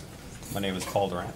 You solemnly swear or affirm the testimony you're about to give is the truth, the whole truth, and nothing but the truth. I swear. Good morning, you guys that are just joining. Happy to have you here. Could you do your girl a favor and stop by the like button or the dislike button and give me one or the other, please? Please tell the jury your name and where you're employed. My name is Paul Durant. I'm a special agent with the FBI assigned to the Johnson City RA. Okay. And is your last name spelled D-U-R-A-N-T? Yes. Okay. How long have you been employed in that capacity? I've been employed with the FBI for about 5.5 years. Okay. And you stated your title was special agent? Yes, ma'am. Okay. Can you tell the jury a brief description of your current duties with the FBI? So, as a special agent with the FBI, I'm primarily assigned to investigate crimes against children. So anything with sexual exploitation, kidnapping, human trafficking, things of that nature. Okay. Can you give the jury a brief summation of your education? Yes. So I have a bachelor's degree in finance that I attained from the University of Central Florida. I have a second bachelor's degree in biomedical science, which I also attained from the University of Central Florida. Okay. And during the time you were employed with the FBI, were you asked to aid in the investigation of missing child Evelyn Boswell? I was. What were you tasked with doing at that time? So the FBI in general was tasked with supporting our local and state partners. We did anything from interviews to phone extractions to assisting interviews outside of the state. Primarily, my responsibility was reviewing all of our documentation and looking for any patterns and things like that. Okay. When you say documentation, are you referencing digital documentation or other items? Mostly digital documentation, as well as like interviews and notes and stuff like that from the other investigative agents. Okay. And from the time you first assisted until now, have you continued to receive training in the area of forensic examination of digital devices? Yes, I have. Okay. Can you tell the jury briefly what type of training you've received? I received training through the FBI as part of the Computer Analyst Response Team technician, as well as the Digital Evidence Examination technician. Okay. When you say response team, what does that mean exactly? Essentially, like any of the response teams, are teams that can be deployed. We can go to search warrants. For example, like we call it CART for short. The CART team would join investigative agents in the field. We would examine any computers that were on and available during the time, as well as cell phones, and then bring those back to our office for further examination and extraction. So CART is short for Computer Analysis Response Team? Yes. Okay. And how long have you been a part of that team? I believe about 3 years now. Okay. And have we sufficiently covered your training regarding digital evidence, or is there anything else you would like the jury to know? So that's the majority of my training with digital evidence. Does the FBI utilize forensic digital evidence equipment to aid you in your investigations? Yes, so we have several different forensic softwares that are FBI approved, as well as specific devices to help us extract and image electronic devices. Okay. And we'll briefly go into what the FBI utilizes. When it comes to cellular devices like telephones, what would a digital analysis entail regarding cell phones? So regarding cell phones, we do what we call extractions of cell phones. So we'll use a forensic software to extract different data from the cell phones. There's several different extraction methods that you can use. Three main ones. The first one is kind of a logical extraction. Essentially what that does is we ask the cell phone, what can you provide us? And the cell phone will provide us X data. The next analysis that we can do or extraction that we can do is called a file system extraction. That's kind of where our software goes into the cell phone and then tries to pull as much data as we can from that cell phone. The last extraction that we can perform is called a physical extraction. Essentially, that is a bit-for-bit copy of whatever that electronic device is. Okay. And just so we know, when you say extraction, do you mean taking the information off of that device to be able to utilize what you're looking at? By extraction, yes. We don't take anything physically off of that device, but we make a copy of those items on that device and put it onto another, like electronic storage media. Okay. So we're not changing anything on the device. Okay. We have different methods that ensure that we have made a what we call a forensic copy of that device. So it's essentially a copy of what was on that device. Correct. Okay. Can you, and you've done this a little bit, can you tell the jury how that's done? How does a technician take that copy from a cellular device and put it into another place? Yeah, so we'll connect that electronic device up to like our computers and our forensic extraction software. We use things like write blockers to ensure that no information from our devices or our computer is transferred over to the cell phone.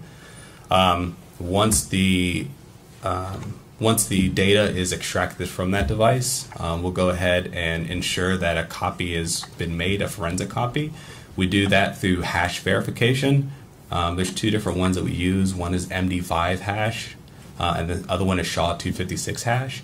Essentially what a hash is like a fingerprint of that electronic device. It just shows that we made a exact forensic copy of that content. Okay. Once that content is created, we transfer that to another electronic storage medium, whether that's a USB drive, whether that's just any kind of external media drive. And then we run a hash verification to ensure that that copy was not altered during that transfer process. Okay. That is typically what is done best practice. Okay. Can you tell the jury what types of... What is your objection already? Is there a fruit platter up there, sir? Because I don't understand this objection. It seems to me like there's definitely not time for the objection. Now, I will have you guys note, this has been changed. It was turned a different way, so you actually couldn't see this part, making it look rather dirty, as it were, and it has now been changed. I'm guessing that the judge or somebody, maybe his clerk, I know he does have somebody monitoring the stream. Perhaps that person had monitored the stream and said, Your Honor, we got to do a little rearranging. It's not a good look, bruh. I don't know. But whatever they did, it's funny to me that they did it.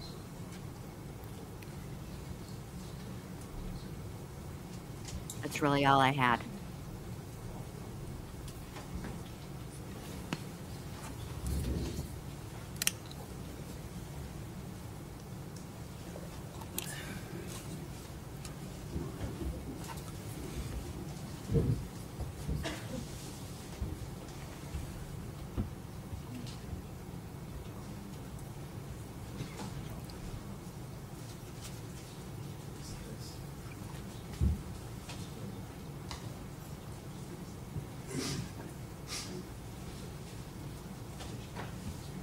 Like, I really do need to understand what's all the objection about. Just a moment, Your Honor.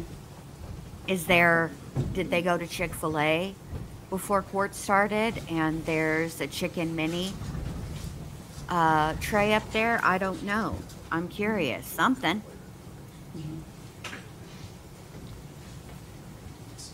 But I will say, I've been keeping track, and I really do think that Mr. Scott objects much more often when it is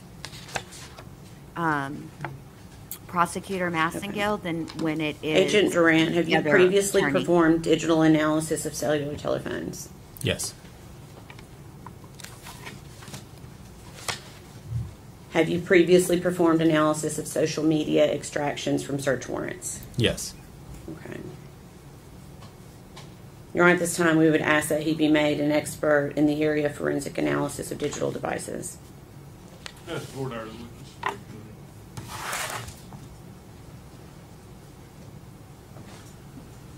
Sir, how long have you been employed by the FBI? I've been employed by the FBI for about 5.5 years, since September of 2019. And in that time, how many times have you been qualified as an expert in court? Or have you? I don't believe I've been qualified as one as per a digital evidence extraction.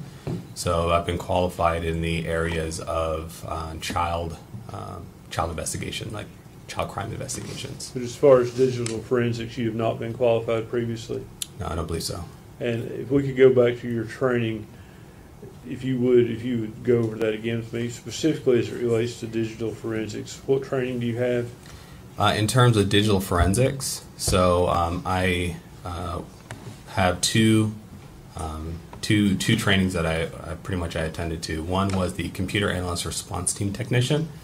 Essentially, that is the one that I explained, that you kind of go out there and you're able to collect those electronic devices and then kind of take them back, prepare to do like the digital extraction portion. Okay. And how long was that course? So that course was 2 weeks. Okay. What other training do you have? So I also am authorized as a digital evidence examination technician. Essentially what that one is that's the actual extraction process of being able to extract the data and search through the data for information, evidence of crime. Did you go to a course for that? Yes. How long was that course? It was about 2 weeks. About 2 weeks. Yeah, so both courses were Okay. 2 weeks long. You have specialized training in the software you're using? In the software? Yes. Yeah, we were shown how to use the software, and we use that software in our cases. Okay. When you say you were shown how to use the software, what type of training do you actually have with the software? That was part of that training program, where we actually get the software, we review what the software can do, and then we use that in order to extract digital evidence. And your formal education background is a degree in finance and a degree in biomedical science? Yes. Do you have any formal education as far as college or anything like that as it relates to digital forensics, downloading phones, so forth? No college experience with that, no. Okay. Thank you. We approach. Oh, for Pete's sake, are you serious, Mr. Defense Attorney Man? Are you really not gonna allow this witness to be proffered as an expert witness because he doesn't have specific college that's specific to downloading phones, digital extractions of electronics? Is this guy for real? Like, I get he needs to advocate for his client. It's just the way that he's going about doing it, I'm not really a huge fan of. I feel like some of the stuff that he's doing is extra. And y'all know me. Normally I enjoy extra, but this time it's extra in a way that's not enjoyable at all.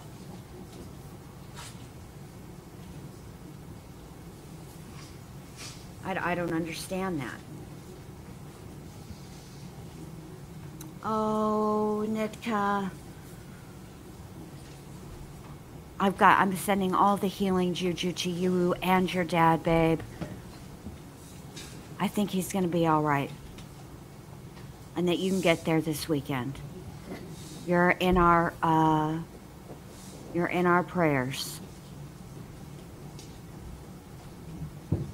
I'm not even so sure that it's small town lawyer. I just feel like this is just over and above. And frankly, kind of ridiculous. I mean, he's just being so... I mean, listen, she has the right to a fair trial. He is bound by his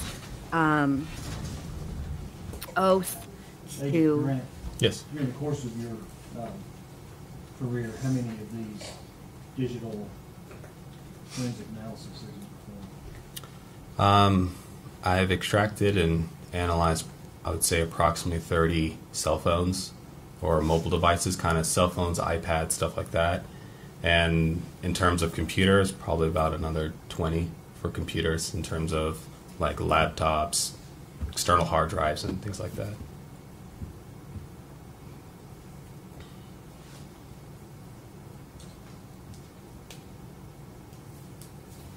General, what field were you asking if you have him qualified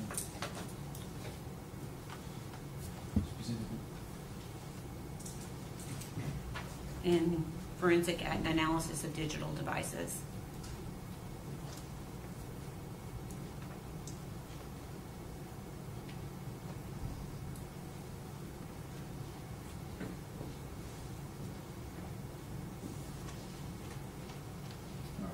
I'm going to overrule the defendant's objection. He'll be declared to be an expert in forensic analysis of digital devices.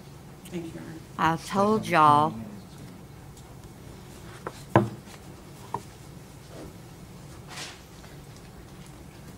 Just out here trying to get people not to be an expert, for Pete's So we're sake. going to back up just a few questions back to the cellular. I believe you were testifying as to the cellular phone analysis and software that the FBI used. I believe we talked about the types of data that can be, and I think that was actually my next question. When we're talking about cellular phones or cellular devices, can you tell the jury what types of data can be obtained from an extraction of a cellular device? Yes, so extractions of cellular devices can provide a lot of different data, such as images, videos, text messages. You could do web searches, GPS, pretty much anything that could be stored on a cell phone can be found through an extraction of the cell phone. Okay. And is every cell phone the same, or are you able to obtain duplicate copies of, like, say, two individuals have Facebook on their phones? Do you always get full records on each device, or can that be different depending on the device itself? It really depends upon the device, depends upon what the software update is, if some have older software versus newer software updates. There's a lot of different factors that can play into what can be extracted from an electronic device. In terms of social media, when you're extracting social media information from the device, it's only the information that is found on it. So a lot of social media companies will store stuff in like the cloud or off of your cell phone. So when you do an extraction, you may only get a couple of days of social media conversations. You may get more, you may get less. You may not get any at all. It really just depends upon the extraction method used and the data that was stored on the actual electronic device. Okay. Do you also, as part of your training and experience, also analyze social media extractions based on search warrants? Yes. Okay. Do those tend to offer more information than pulling social media directly from a cellular device?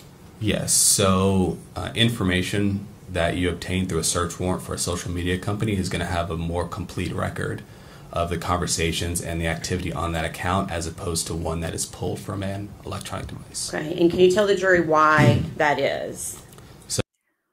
So, yes, I heard that. Poor Vince Neil, poor and his family. I mean, that Vince has been through a lot with his daughter and all of that. But now I guess they're together again, which still it's all sad.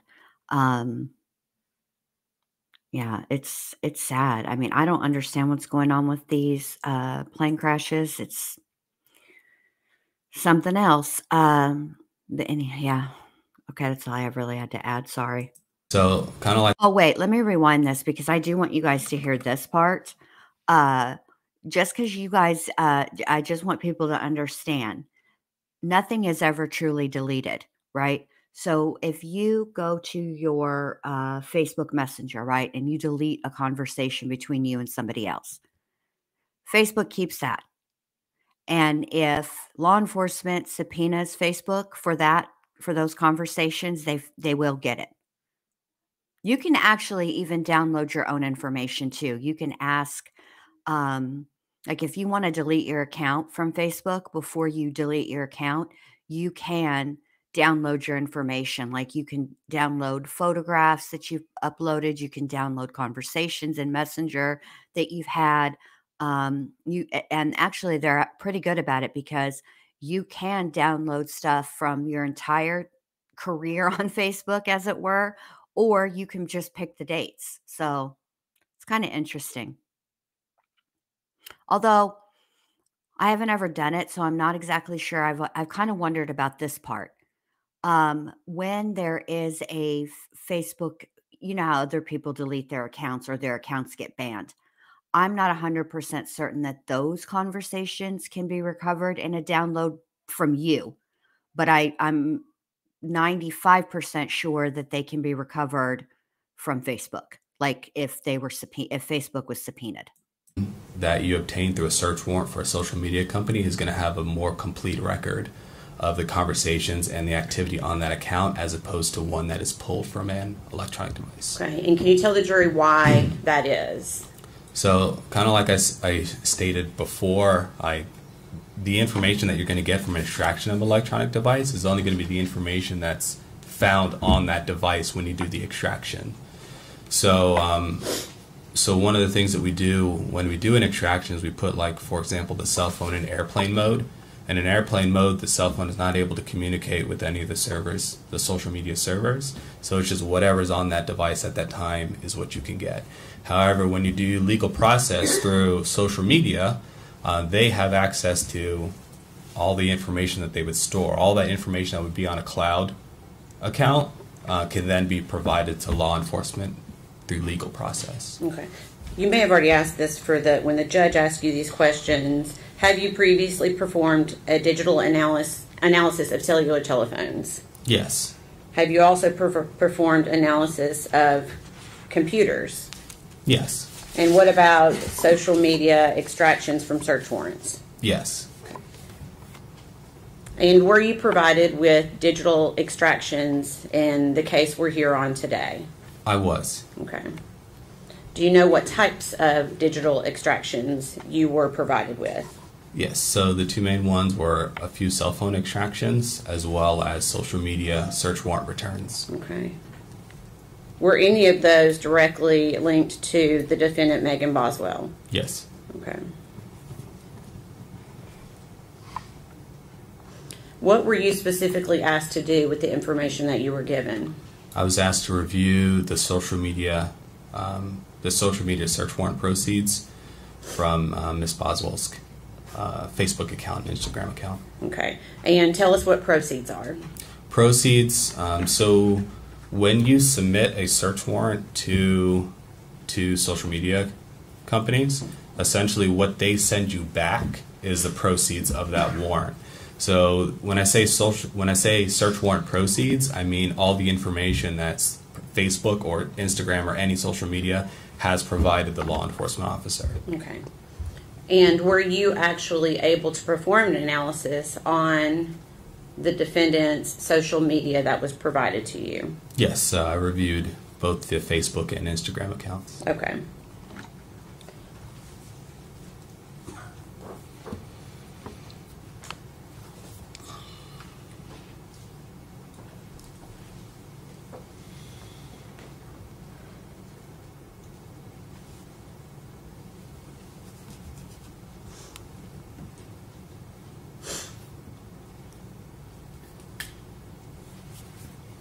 All right, let me just go and check this really quickly because I don't want to give out false information. Let me check on the status of this situation with Ben Snail. Hold on.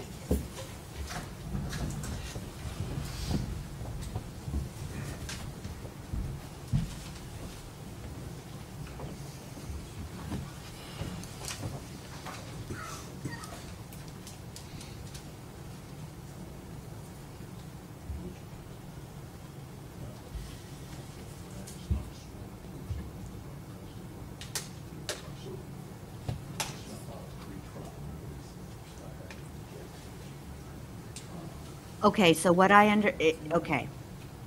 He was not on the plane. It was a plane that he owned. No, he's not dead.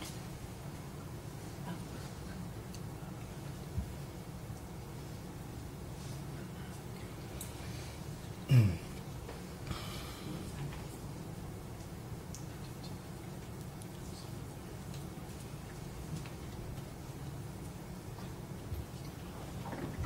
and gentlemen, I'm going to have you go with the officer. Everyone stand, please. Oh, sweet Jesus. This trial is going to be 11 billion weeks at this point.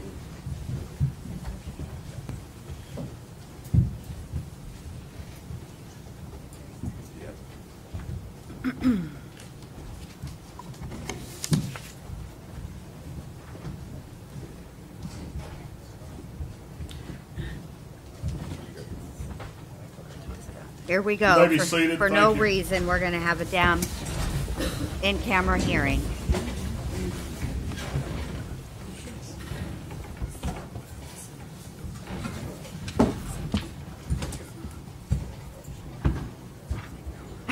Melissa.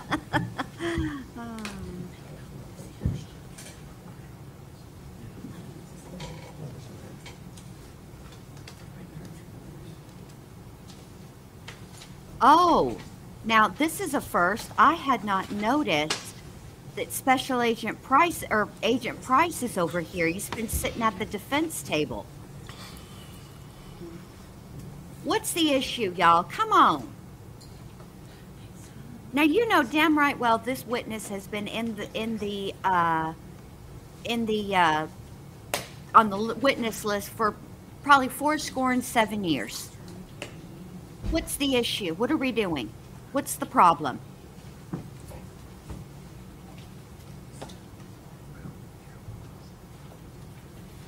This is so annoying.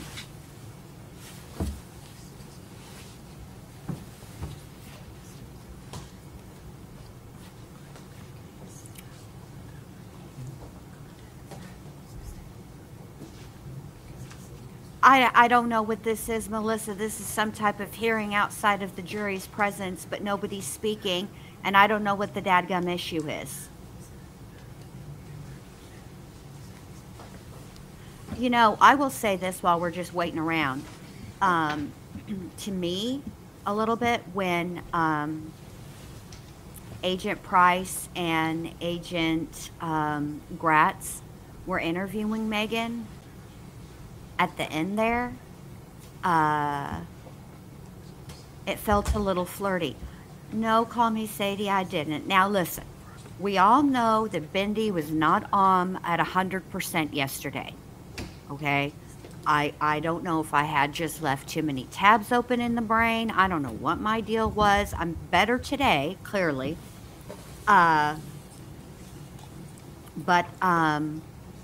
Yeah, I didn't even notice that he was there, which I should have been paying. I should have put two and two together when he testified and said they were asking him. You know, you heard in this courtroom. Obviously, he had to have been sitting in the courtroom somewhere, but I did not notice that he's been sitting there. I surely did not. Clearly, something is wrong with your girl. Well, yesterday there was. I'm feeling much better today. I mean, I feel like I'm you know, I'm not behind. I don't feel like I'm missing anything. Yesterday I was just like tired, and I almost felt like overhung.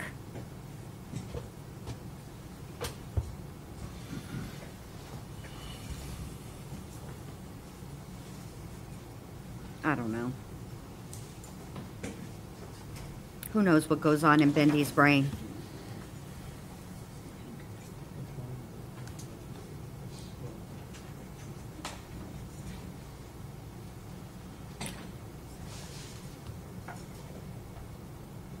I'm just so confused because there's nothing happening. Nobody's talking to the judge. I guess whatever objections and arguments they made, the judge, I guess they're working on getting the judge case law, and they've sent him the case law, and now the judge is reviewing it. Okay, thank you, you guys, because I was like, bruh, what the F? Is she flirting with this guy? Because it was at the very end, and she was like, I think he asked her something about like, can I walk you down there or something like that. And we're talking about phone numbers and whatnot. And she said something to the effect of, well, you know, it's not like I can tell you no. You know, it was just, I don't know. It just had a very like inappropriate on her end, not the agents, but on her end. It's like, you know, if you take it into context, which is, you know, the only way to take it. I mean, Megan is, you know, down there. It's not like she's down there, you know, for, you know, laughs. You know, she's not like, you know, just kicking it. It's not like bring your daughter to work day, you know, and she got brought and she's just there kicking it, you know, which I guess would also be inappropriate because usually bring your daughter to work day is, you know, for minors, but let's use a different example. So it's not like it was,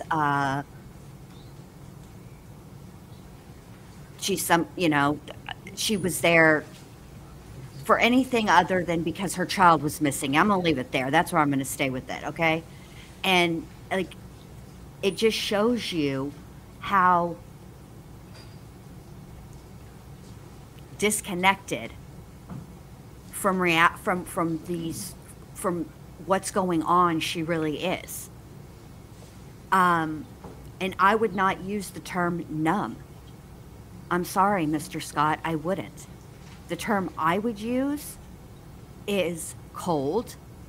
I would use the word nonchalant. I would use the word inappropriate. If I could speak briefly.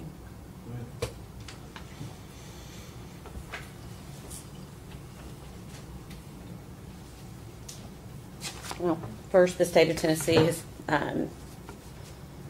fulfilled the notice requirement by filing a written notice of intent to introduce these documents, and we were not at any time notified by the defense that they were going to be opposing these.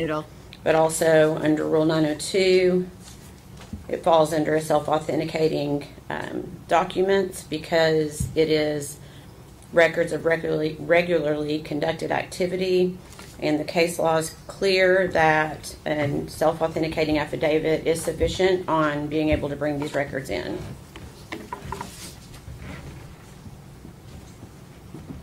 Okay, clearly, Scott, don't you dare interrupt me. Look here, Mr. Scott, I'm done with you. Now, you know damn right well these records have been in evidence since before you were Megan's attorney. Stop playing with these people. I know you don't want them in. I know they look bad for your client, but at the end of the day, the time to object to this evidence being brought in was not today, sir. It was at her preliminary hearing, of which there were many. As it relates to pretrial notice, my reading of Rule 12 of the Tennessee Rules of Criminal Procedure basically sets out 5 things that must be raised pretrial. Defects in the institution of the prosecution, defect in the indictment, so forth, motion to suppress, request for discovery, and a motion to sever. None of those things include this. I've objected because that affidavit is not an affidavit. It's a statement, and it should be sworn to in front of someone who is qualified to give an oath. And for it to qualify under 902, I think it has to be an actual affidavit sworn to by someone qualified to give an oath.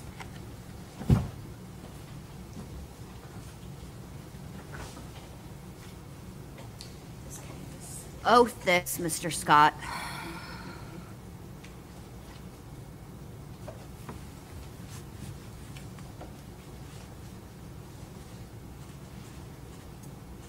Your Honor, if you would like, we would be happy to provide you with a case that allows for this document to be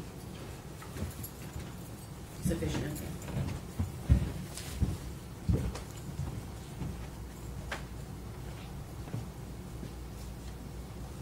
It's on page 16. Could I see it? Yeah. So you got that copy. You have a copy for the defense? I'm trying to find it. Yep. You know what? Call me Sadie. I gotta say, I think at this point, I find them equally irritating. And honestly, equally irritating for the exact same reasons. They're always trying to pull BS at the last minute.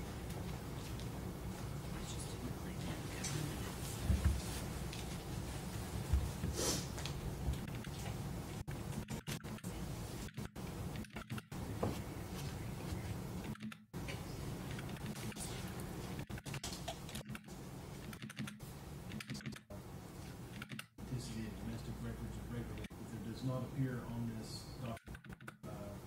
email. In looking at the written notice, the certificate of service signed by General Harper says that it was emailed to Defense Counsel on the 31st day of January 2025. It was filed February 3rd with the clerk's office. But it included a copy of this certificate of authenticity of domestic records of regulated conducted activity. Mr. Scott is correct that there does not appear on this document a notary from the state of California. I do know that in every other respect that the certificate of authenticity complies with both rules 803, 6, and 902, 11.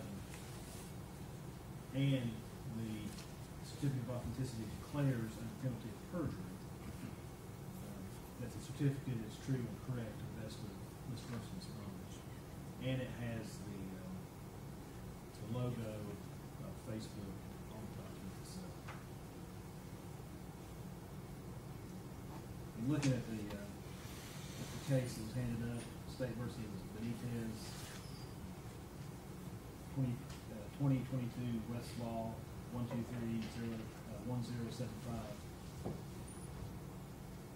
Quoting State versus Ferguson, 741 Southwest 2nd, 125, that the circumstances must only show with reasonable assurance the identity of the evidence. And the court satisfied that this certificate complies with that standard. So I'm going to overrule the objection, and the state will be able to continue. We'll take about 10 more minutes of break. So Thank you.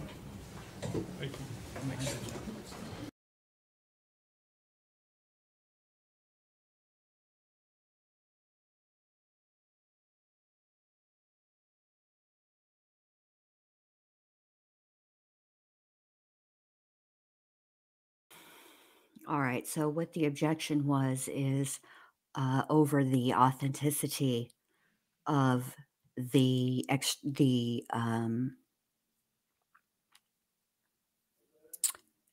return from the subpoena to Facebook. And the judge basically said, yeah, okay, it's not been notarized, but it has been signed. It has the Facebook logo on it. It's also been signed under penalty of perjury, and by Tennessee law, it's sufficient. It's coming in. He was trying to get it not to come in, which we have seen some evidence already from Facebook. All right. What we've seen is already not the actual DMs themselves or private messages themselves. What we've seen a demonstrative of parts of conversations between Megan and Sue, the babysitter, between Megan and the foster mother, between Megan and the foster sister, between Megan and Bailey. So we've seen, and between Megan and Erica Stacy. So we have seen some of the direct messages that have been, that were part of that subpoena. Or wait, let me back up. We have seen some evidence from Facebook. Whether that evidence came as a result of this subpoena or from the physical extraction of her cell phone. I'm not sure. I would imagine that it had to, given that he is objecting now, I feel that it's more likely that those private messages, portions of the conversations that we were shown, actually came from the direct Cellbrite download of her phone. So there's that. Whatever it is, I can hardly wait to see what this witness has to bring in, because like, these are important. These whatever it is that he's got subpoenas for, and whatever was returned from Facebook, I want to see. And I'm kind of curious if this witness is going to testify to her Google searches, because I'm curious about those. And now we're all the way caught up, so there's like nothing I can do, which is annoying. I have no more skips. I feel like whenever I'm working on a project or whatever, and I'm over here listening to Pandora, and I'm too cheap to pay for the premium Pandora, so that service only, like the skips only comes, with the with the paid subscription, not the free one. And to be quite frank, I can't really get any more subscriptions. Like, I have too many, and I can't keep track of them, and it's starting to become a problem. So I need to I can't have any more subscriptions. So I won't pay for it or whatever, but I like, sometimes there are some times whenever Pandora makes a mistake and they play something that I just maybe I'm not in the mood for that day, and I don't want to thumbs it down because I actually like the song. I just don't want to hear it right then, and I go to skip. And I have to watch like 11 billion ads because I can get a skip, but then this feels like I've already watched all the ads and I've skipped all that I can skip, and now I'm just stuck. And that's how I feel like right now. I feel, oh, I should, Scott? Yes, Melissa, annoying. While I have you guys' attention, because nobody else is talking and you're kind of just forced to pay attention to me. Ha ha. Allie Erickson is going to do a compare and contrast between Megan Boswell and Letitia Stout. And let me just check the tubes so I can tell you guys exactly when that is. Let me see. Hold on a minute. That is going to be on the 15th of February. So just in a few days. And let's go ahead. Let me go ahead and drop Allie's link so that you guys can make sure that you're subscribed over there and set your notification.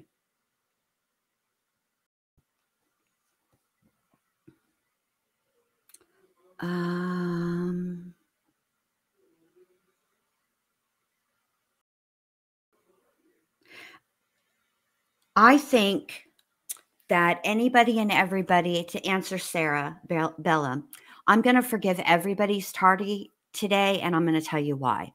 Because yesterday I was, bruh, what are you wearing, Megan? Yesterday I was so completely and totally thrown off, and you guys were patient with me and you forgave me. So everybody gets a pass on being tardy today. You're all forgiven. Everybody.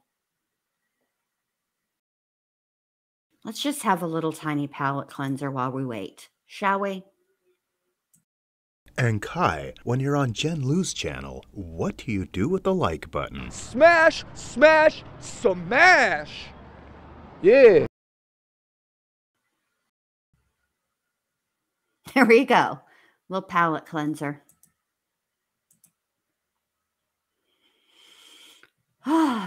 Just a teeny tiny one because I'm assuming they're coming back to court shortly. And here we go again. Come on, Court TV, with your muting. Get it together, bruh. Let's go. Won't do me a lick of good to rewind because it'll still be muted because this is on Court TV's end. Really appreciate this, Court TV. Could you get it together? Annoying.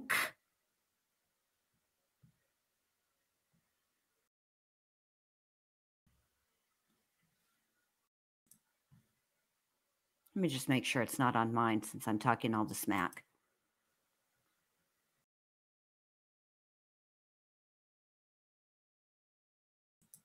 Oh, wait, hold on. Let me look over here, see if they're telling people let's see if they're, yeah, people are complaining in the chat. I know it's not on my end.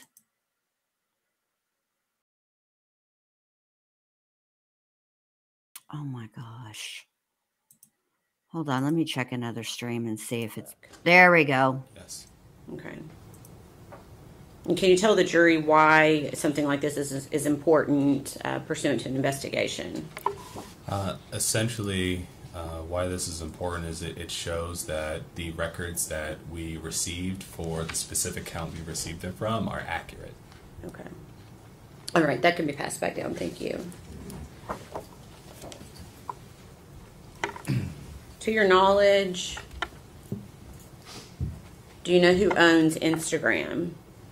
Yes, Instagram and Facebook are both owned by Meta. Okay. And were you able to conduct an analysis on Facebook and Instagram records of the defendant, Megan Boswell? Yes. And were these records obtained via a valid search warrant for those records? Yes. Okay.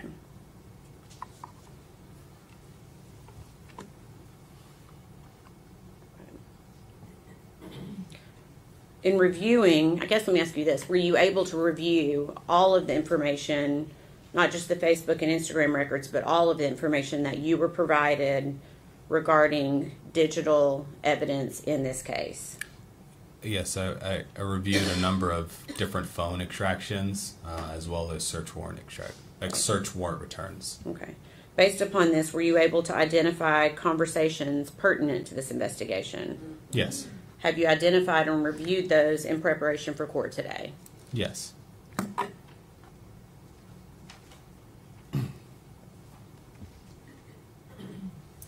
No, actually, this would have been the same time frame as Gannon because Evelyn would have gone missing December 6th. That's what the state says. That's the last day of, it's the last confirmed sighting of her that is confirmed by someone other than obviously lying liar face Megan. And that was 2019. And Megan herself was arrested February 25th of 2020. So this would have been right around the same time. Oop, wrong thing. My bad.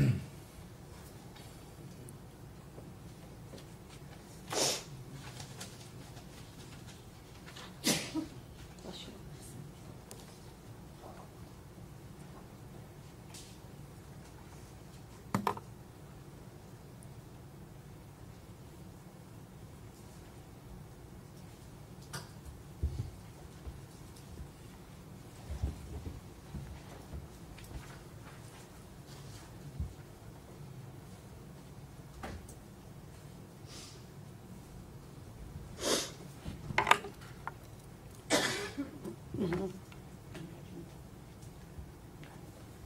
going to pass you 2 pages here.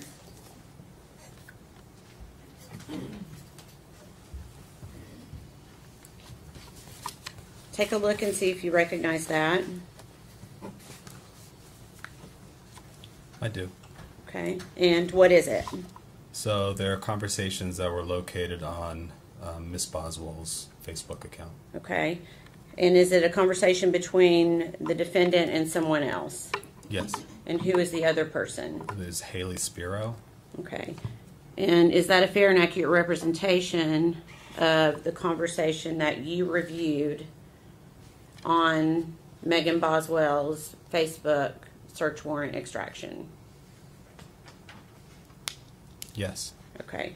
And can you tell me the date of that conversation? This was on December 8th, 2019. Your Honor, at this time, we would ask that be admitted as exhibit number 231. Objection. No, sir.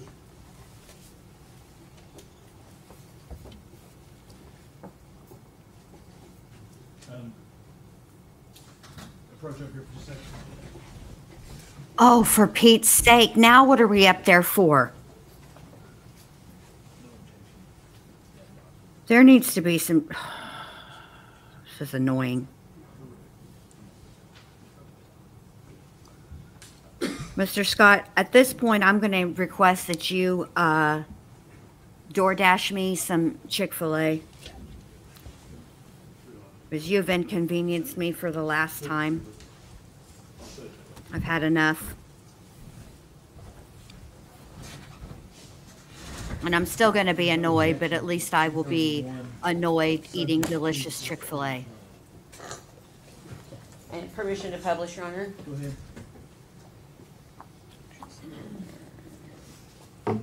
Okay.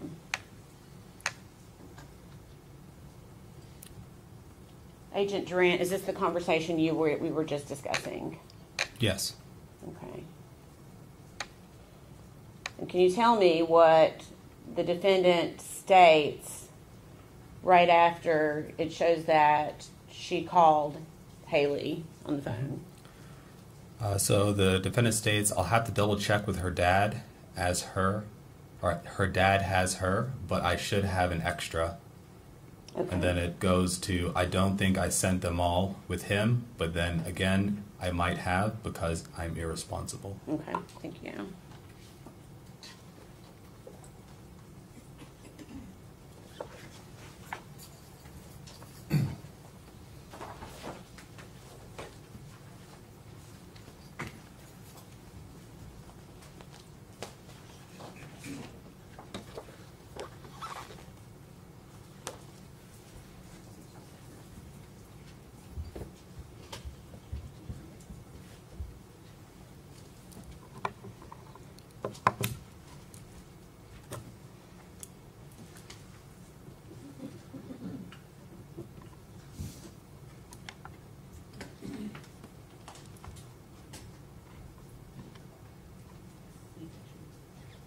Judge, this will be subject to my prior objection before it's overruled.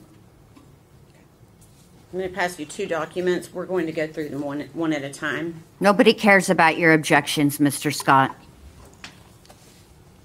You could look first at the one with the earliest date on it, please. Okay. And do you recognize that document? I do. And can you tell me what it is? So it's a conversation between the defendant, I believe it was Alexia Roop. Okay. And what's the date of that conversation? December 18th, 2019. Okay. And then for the second page that I handed you, who was the conversation with on that second page? So this one was, and also a conversation from that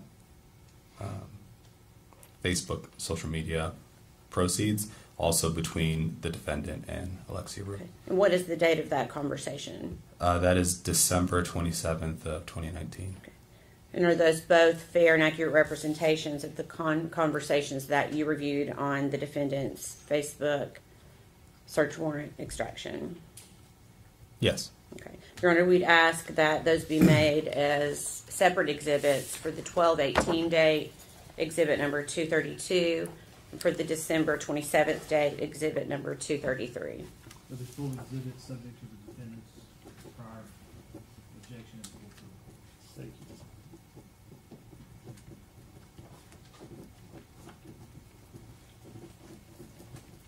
Thank you. Permission to publish.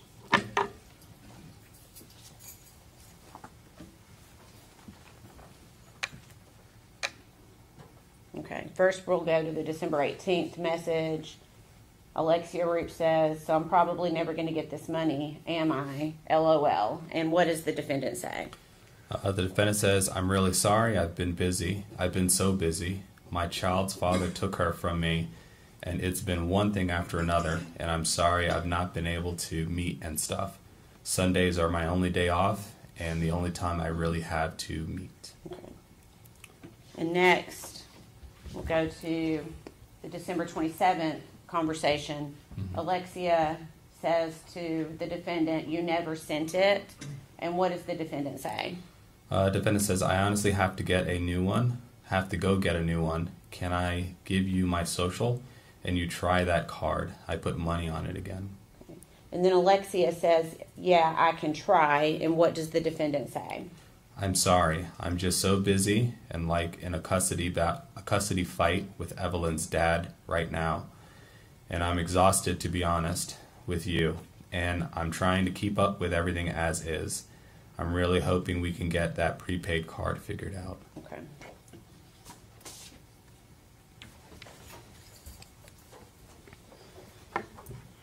Bruh, she's just lying all over the place. Owes people money. Blaming Evelyn for I mean, she did say in that, or write in those messages, that she's irresponsible. I agree. Has you one page. And ask if you recognize it. I do. Okay, can you tell us what it is? It's another conversation from the Facebook warrant between Miss Boswell and Jesse Rosenbaum. Okay, and is that a fair and accurate, let me ask you, what is the date of that conversation? It's January 13th, 2020. Okay, is that a fair and accurate representation of the conversation as you saw it on that social media extraction? Yes. Okay, we'd ask that be made exhibit number 234.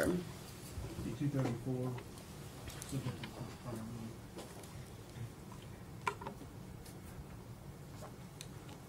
Okay, permission to publish? Go ahead.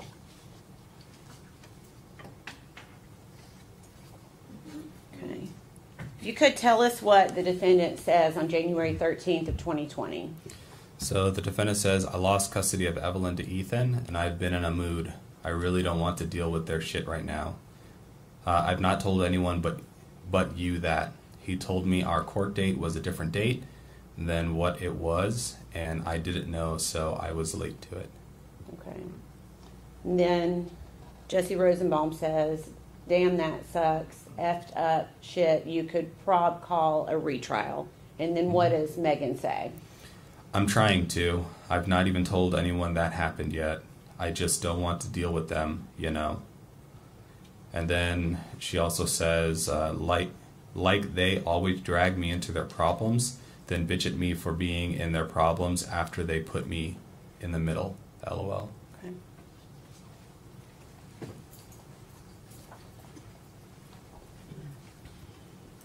Megan would have been served. That's ridiculous.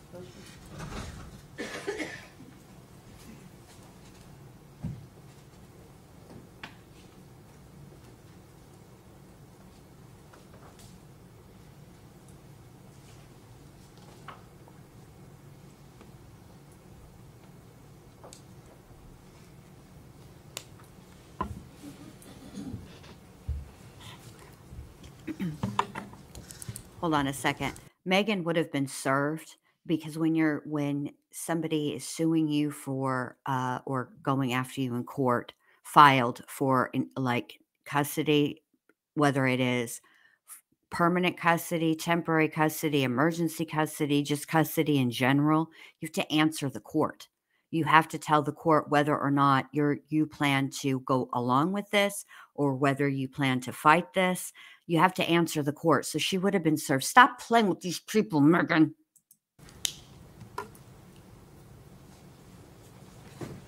And you 2 pages. I'm ask you the same thing if you can recognize them.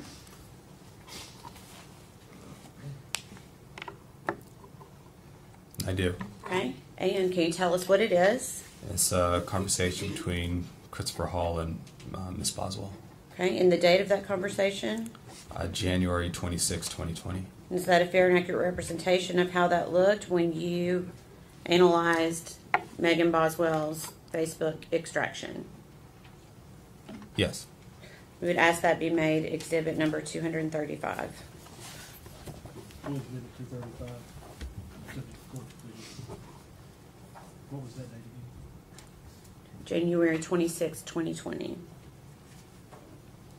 Permission to publish?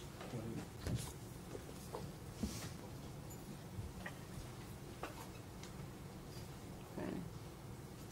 So Christopher Hall asks, how's Evelyn? And what does the defendant say? Defendant says, good, mean as fuck. And he says, aw. And what does Megan Boswell say? She says, she hates me. Okay.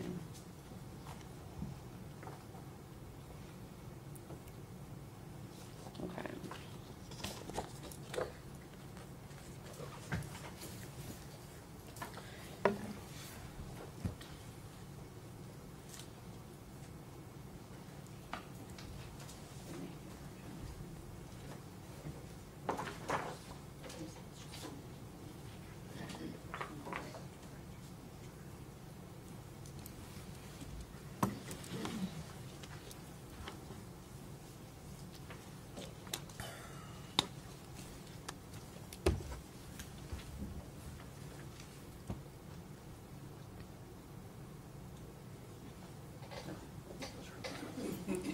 May we approach, Your Honor? Bruh. There better be some dadgum chicken minis up there. That's all I know.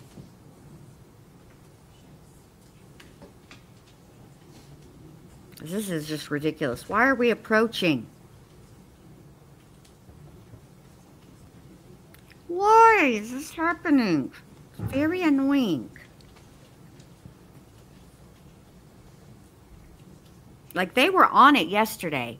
Just boom, boom, boom. One after another, one after another, one after another testimony. And now here we are like hurrying up and waiting.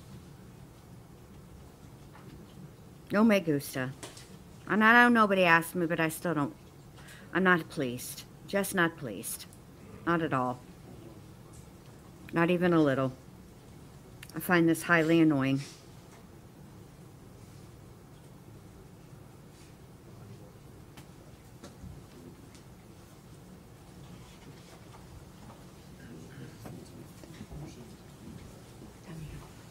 I'm so annoyed I can't even come up with good complimentary.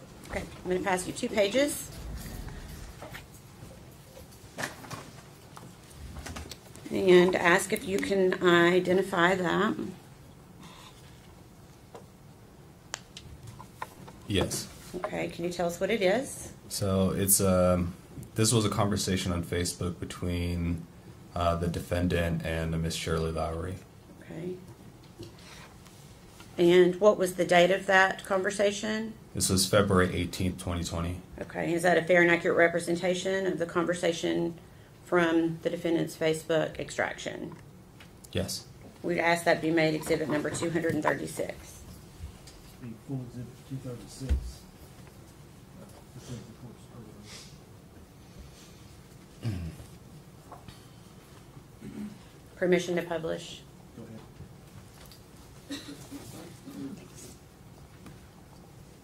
Okay.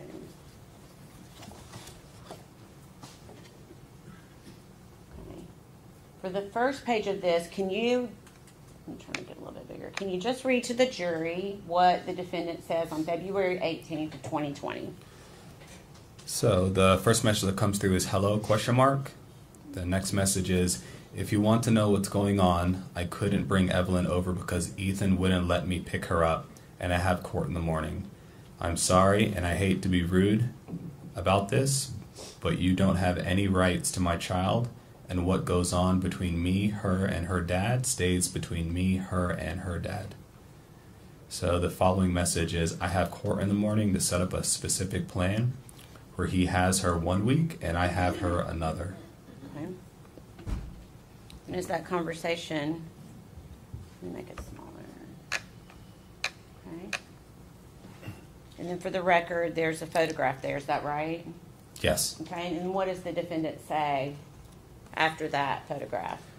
She says, this was her when I saw her last weekend, and then follows up with, if Dad didn't flip out when I come on the property, I'd bring her by. Not that it's any of your business, though, and don't involve anyone else in it. Okay, I'm going to leave that up for just a second because I want to ask you some questions about this photograph. So again, we're looking at the date, February 18th, 2020. Is that right? Yes. And that's the date the message was sent to Shirley Lowry? Yes. Okay. Were you able to determine, based upon your analysis of the defendant's Facebook, is that picture an accurate representation of being taken the weekend before February 18th of 2020? No.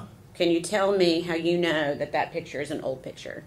While reviewing the conversations from the search warrant proceeds, I located that same photo, which was sent to Ethan on November 30th of 2019. Okay.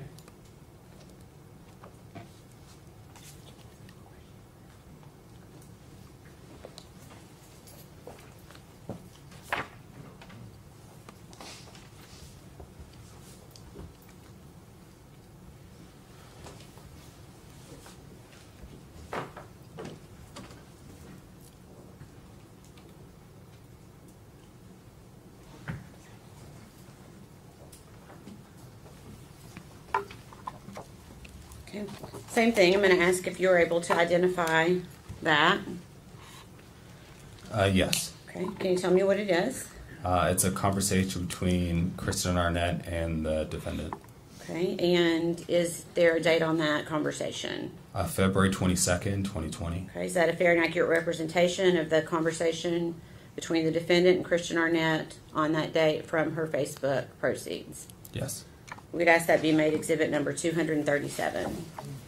237. Says it first time.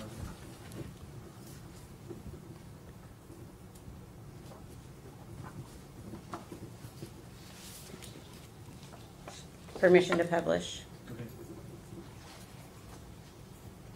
I'll try to make this one a little bit bigger.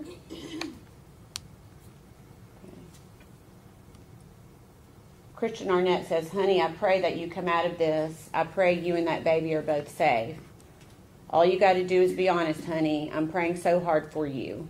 And what does the defendant say in response? I am being 100% honest and trying to help find my baby. I was scared of the person who took her. Thank you. Okay.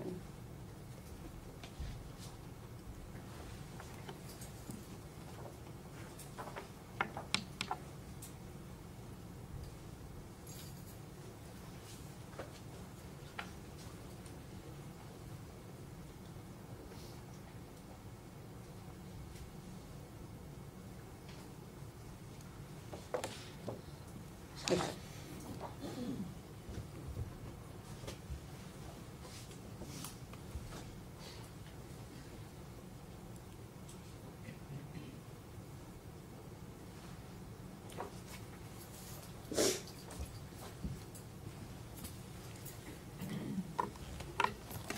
Okay, pass you a document. Do you recognize that document? I do. Okay, what is it? This was a conversation between the defendant and Hunter. Hunter Wood?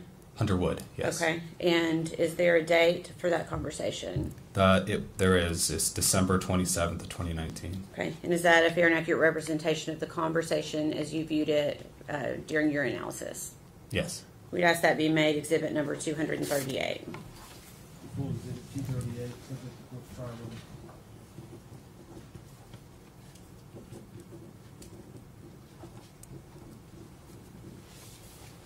And permission to publish. Okay. If you can, just tell us what the defendant says to Hunter Wood on December 27th and December 28th.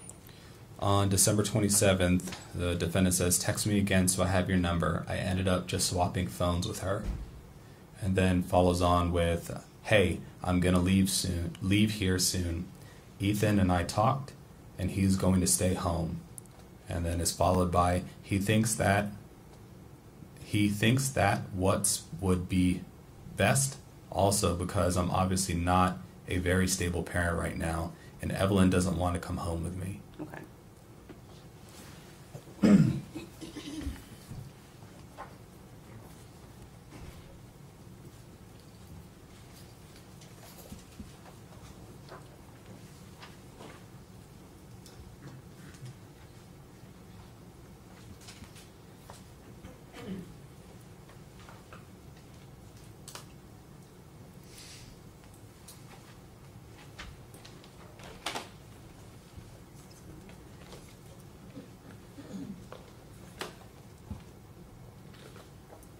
No worries, Angel. Don't you worry at all, babe. It's fine. Don't be mortified. Look, were you here yesterday? And y'all came back, and you came back today. So you saw how how I was yesterday, how Bindi was out of control, and then none of her synapses were firing. So listen, don't you worry about it.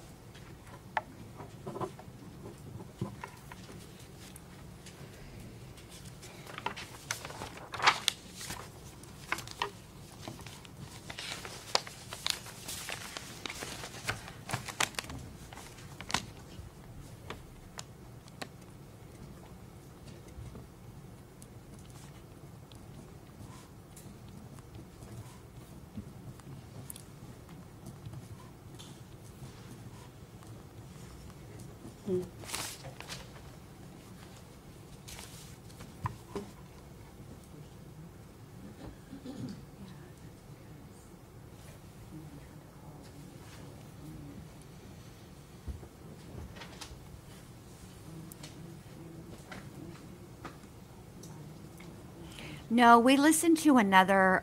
Kristen asks if should she start from the beginning, anything riveting? No, we listened to an audio recording of an interview that was done with Megan Boswell and Okay, one same of the question.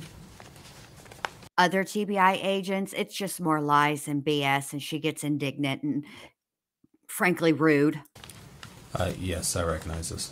Can you tell me what it is? So it's a conversation between the defendant and Hunter. Okay, and what is the date of that? The date of this one is February the 19th of 2020. Okay, and is that a fair and accurate representation of the conversation that you viewed pursuant to your analysis of the defendant's social media? Yes. Okay, we'd ask that be made exhibit number 239. Full exhibit 239, subject to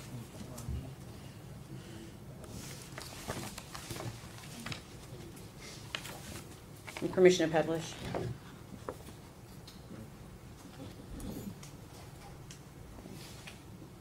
If you could read to the jury each of these text bubbles from the defendant to Hunter Wood on February 19th of 2020.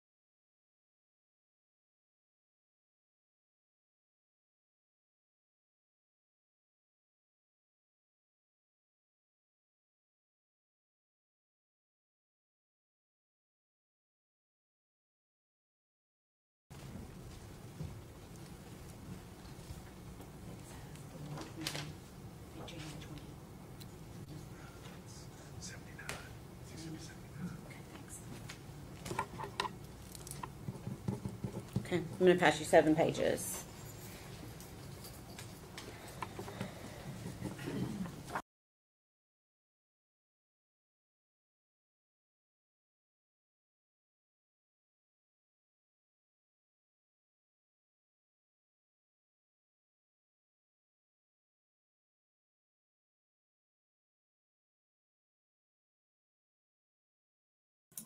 Hang on and let me rewind just a little bit because I don't know. I guess I got booted from Streamlabs. So hold on a minute.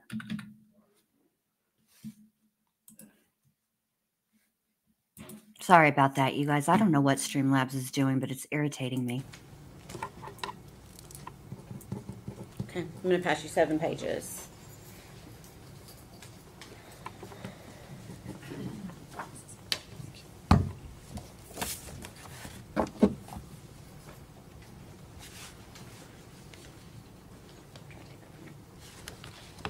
Take a moment to look through that.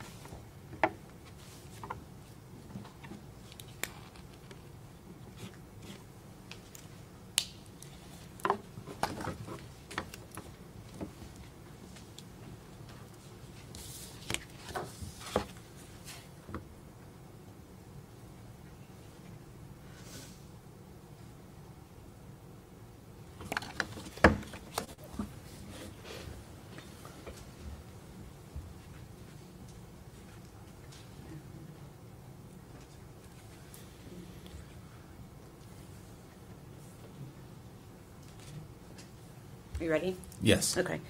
Have you had an opportunity to view that exhibit? Yes. Okay. Can you tell me what it is? So it's a conversation between the defendant and Hunter. Okay. Hunter Wood? Hunter Wood. Okay. Yes. And is there a date on that conversation? Yes. February 22nd of 2020. Okay. And is that also a fair and accurate representation of the conversation as you viewed it when you did an analysis of the defendant's social media? Yes. We'd ask that be made exhibit number 240. He collected exhibit 240, subject to the court's prior ruling.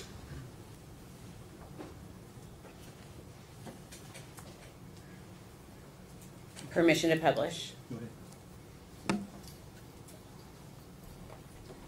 Go ahead. We're just going to go through it page by page.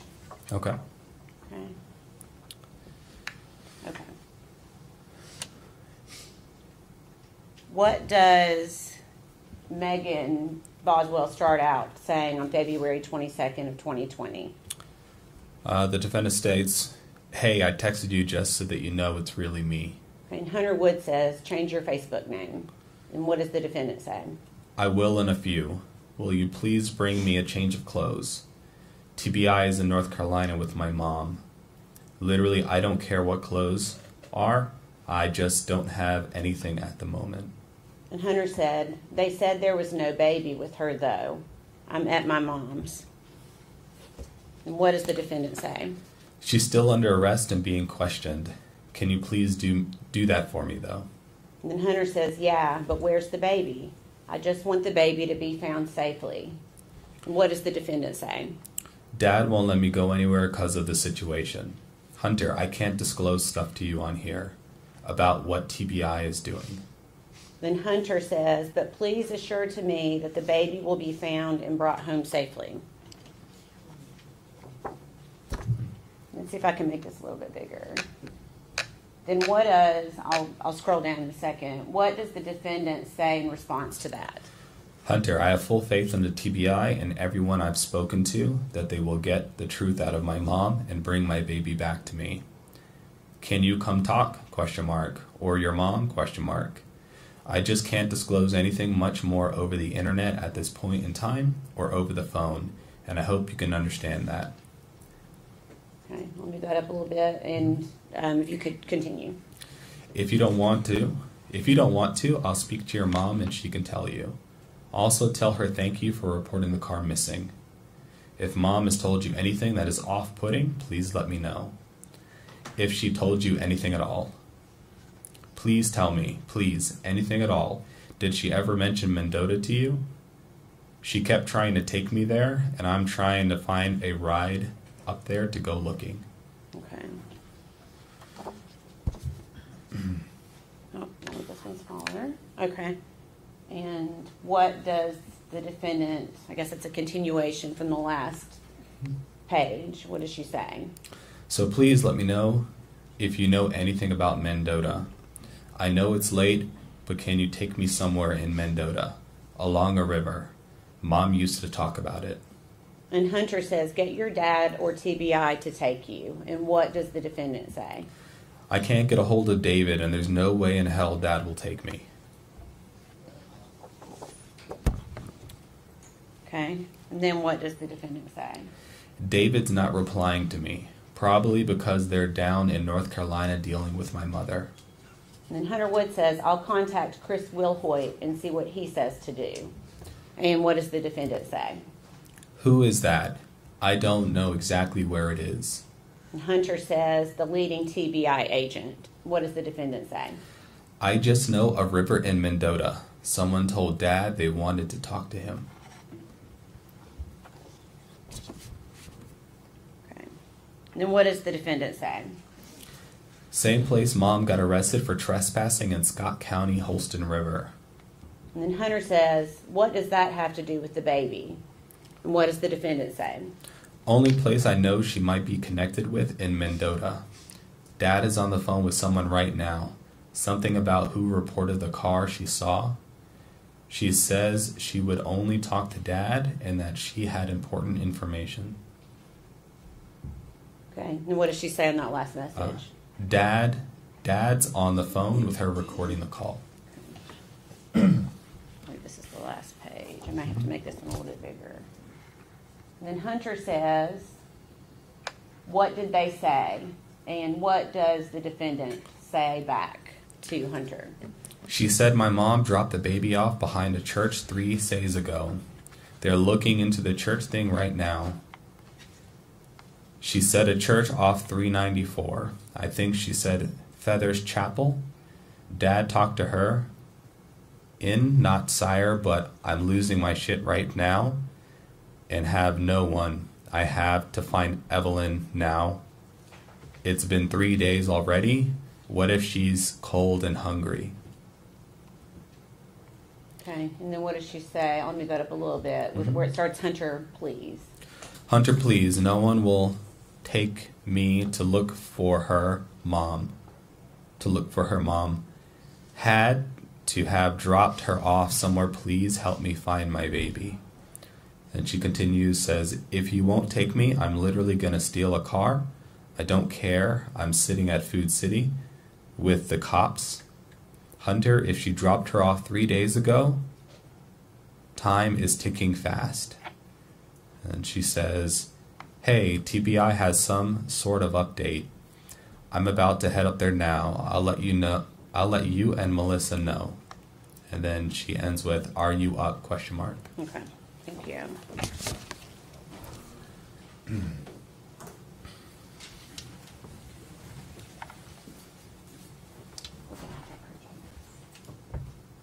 Your Honor, may we approach?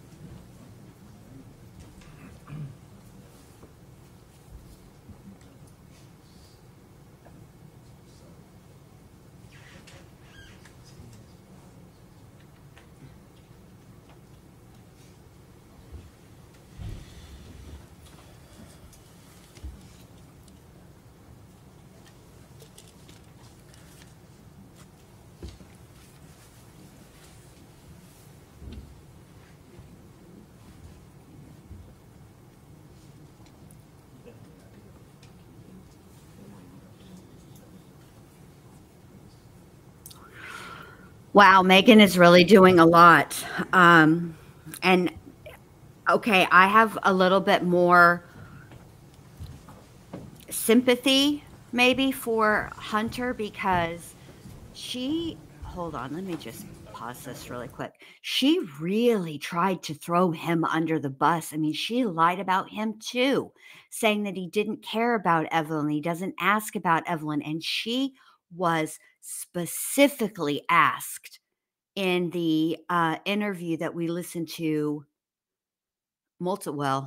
she was asked multiple times by different agents about Hunter. And, what does Hunter say about this? And remember, in the very first interview that she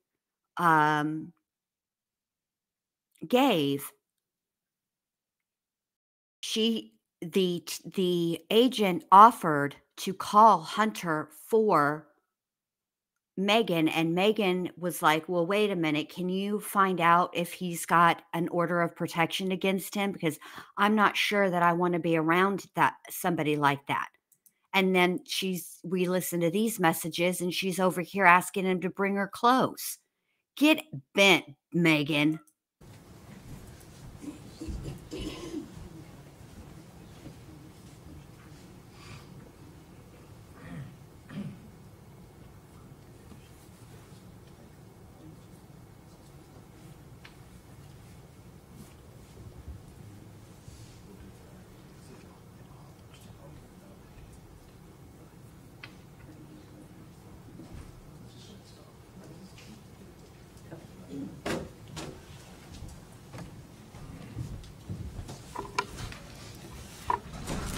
Ladies and gentlemen, I'm going to have you go with the officer. I've just been informed your lunch is here.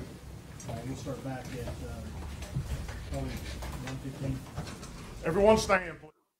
All right, so now we're at lunch. Let's go back and listen a little bit to those because we got interrupted. So let's go back and listen just for a minute to these messages between she and Hunter. And Okay. I'm going to send Allie the link. I don't know if she's in here or not, but I'm just going to Facebook message her, and if she wants to come up, she can. All right, here we go. Okay. Alice, stop. Sorry, you guys. What does Megan Boswell start out saying on February 22nd of 2020? The defendant states, "Hey, I texted you just so that you know it's really me." And Hunter Wood says, change your Facebook name. And what does the defendant say? "I will in a few. Will you please bring me a change of clothes? TBI is in North Carolina with my mom. Literally, I don't care what clothes are. I just don't have anything at the moment." And Hunter said, they said there was no baby with her, though. I'm at my mom's. And what does the defendant say? "She's still under arrest and being questioned. Can you please do that for me, though?" And then Hunter says, yeah, but where's the baby? I just want the baby to be found safely. And what does the defendant say? "Dad won't let me go anywhere because of the situation. Hunter, I can't disclose stuff to you on here about what TBI is doing." Then Hunter says, but please assure to me that the baby will be found and brought home safely. Let's see if I can make this a little bit bigger. Then what does, I'll scroll down in a second, what does the defendant say in response to that? "Hunter, I have full faith in the TBI and everyone I've spoken to that they will get the truth out of my mom and bring my baby back to me. Can you come talk? ? Or your mom? ? I just can't disclose anything much more over the internet at this point in time or over the phone, and I hope you can understand that." Okay, I'll move that up a little bit, and if you could continue. If you don't want to, I'll speak to your mom and she can tell you. Also tell her thank you for reporting the car missing. If mom has told you anything that is off-putting, please let me know. If she told you anything at all. Please tell me, please, anything at all. Did she ever mention Mendota to you? She kept trying to take me there, and I'm trying to find a ride up there to go looking. Okay. Oh, make this one smaller. Okay. And what does the defendant, I guess it's a continuation from the last page, what is she saying? So please let me know if you know anything about Mendota. I know it's late, but can you take me somewhere in Mendota, along a river? Mom used to talk about it. And Hunter says, get your dad or TBI to take you. And what does the defendant say? I can't get a hold of David, and there's no way in hell Dad will take me. Okay. And then what does the defendant say? David's not replying to me, probably because they're down in North Carolina dealing with my mother. And then Hunter Wood says, I'll contact Chris Wilhoit and see what he says to do. And what does the defendant say? Who is that? I don't know exactly where it is. And Hunter says, the leading TBI agent. What does the defendant say? I just know a river in Mendota. Someone told Dad they wanted to talk to him. Okay. All right. So just in this very few messages they've read back, Hunter is asking about Evelyn. Hunter does seem to care about Evelyn. And I'm going to say this. We've seen this many, many, many, many, many times during an open and ongoing investigation. Okay. Bits and pieces of information come out and it gives an impression. And I will say that many people had a negative impression of Hunter based on his interview with the news. And the defense has really, really, really tried to paint Hunter in a very negative light. In fact, they haven't really presented their case yet, so I can't say that they are full out presenting him as a potential alternate suspect, but they are indeed casting aspersions in his direction. And this is why I constantly say that I take a wait and see approach and that I like to wait for the trial. Because during the trial, obviously, not all of the information comes out. If a prosecution presented every single bit of evidence they had, trials would last years, okay? Or several months. But one thing that comes out in the trials is the majority of the information, but not just information that comes out. It's the context of the information that's coming out. For example, when Allie was going over some of the things that have been released against Stephen Stearns, okay, some of the stuff doesn't make sense to us because we don't understand the context and how it all fits together. That's what the trial is for. So this is why I always urge people to be cautious about blaming people during an ongoing investigation. And I'm just going to say this one last thing about that, and then I'm going to let it go. Taking a wait and see approach does no harm, okay? Let's just say, for example, in this situation, all right, where I was reluctant, and to say anything about Hunter, all right, negative, or blame him in some sort of way, all right, that hurts nothing. If I say, I don't know, I don't think Hunter had anything to do with it, right, and it turns out that I'm wrong, I've hurt nobody. If, on the other hand, I was using my platform and saying, Hunter did it, he's involved, he knows something, the foil, blah, blah, blah, any of that stuff, right? And now we have this information. That is harmful. Because it turns out, shocker, Megan is a whole lying liar face who tells lies. She lied about Hunter asking about Evelyn. Period. The end. That's a problem. All right, let's keep listening. Allie, I sent you the link through Messenger, babe, if you want to join me. You don't have to. You're not obligated or anything. And here we go with this damn Mendota thing again. Okay. Obviously, that's a big, huge lie. Oh, and by the way, I knew I was going to make another point about Hunter, and I almost forgot it because this actually might be probably the most important point. And I cannot remember the date of the interview in which she blames Hunter and says that Hunter rolled over on Evelyn. Okay. If that were the case, let me see these. Let me see if I can.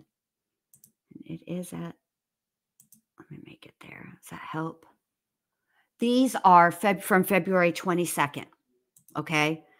If we're going by what the states, what their theory is, and what they say is the last time that they have proof of life of Evelyn, which was December 6th, I'm assuming at the Chili's or at some point on the 6th, okay?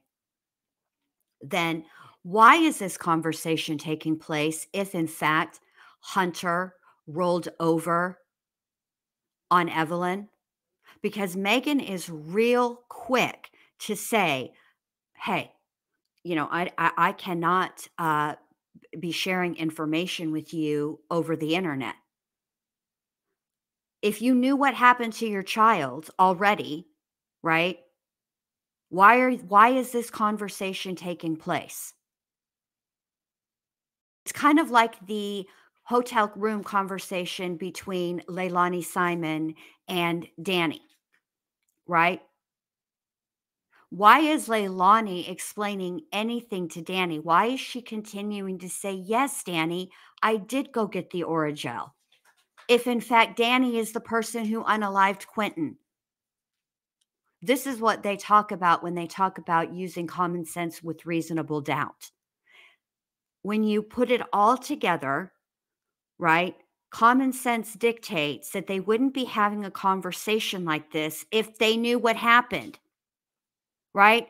If Megan knew that Hunter rolled over on Evelyn, the first thing out of her mouth would be, or fingertips, why are we talking about this? Why is she asking Hunter to tell her about trips to if her mother said anything about Mendota, if he rolled over on her? That makes no sense.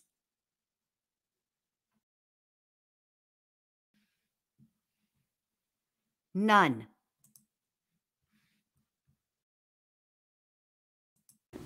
Then what does the defendant say?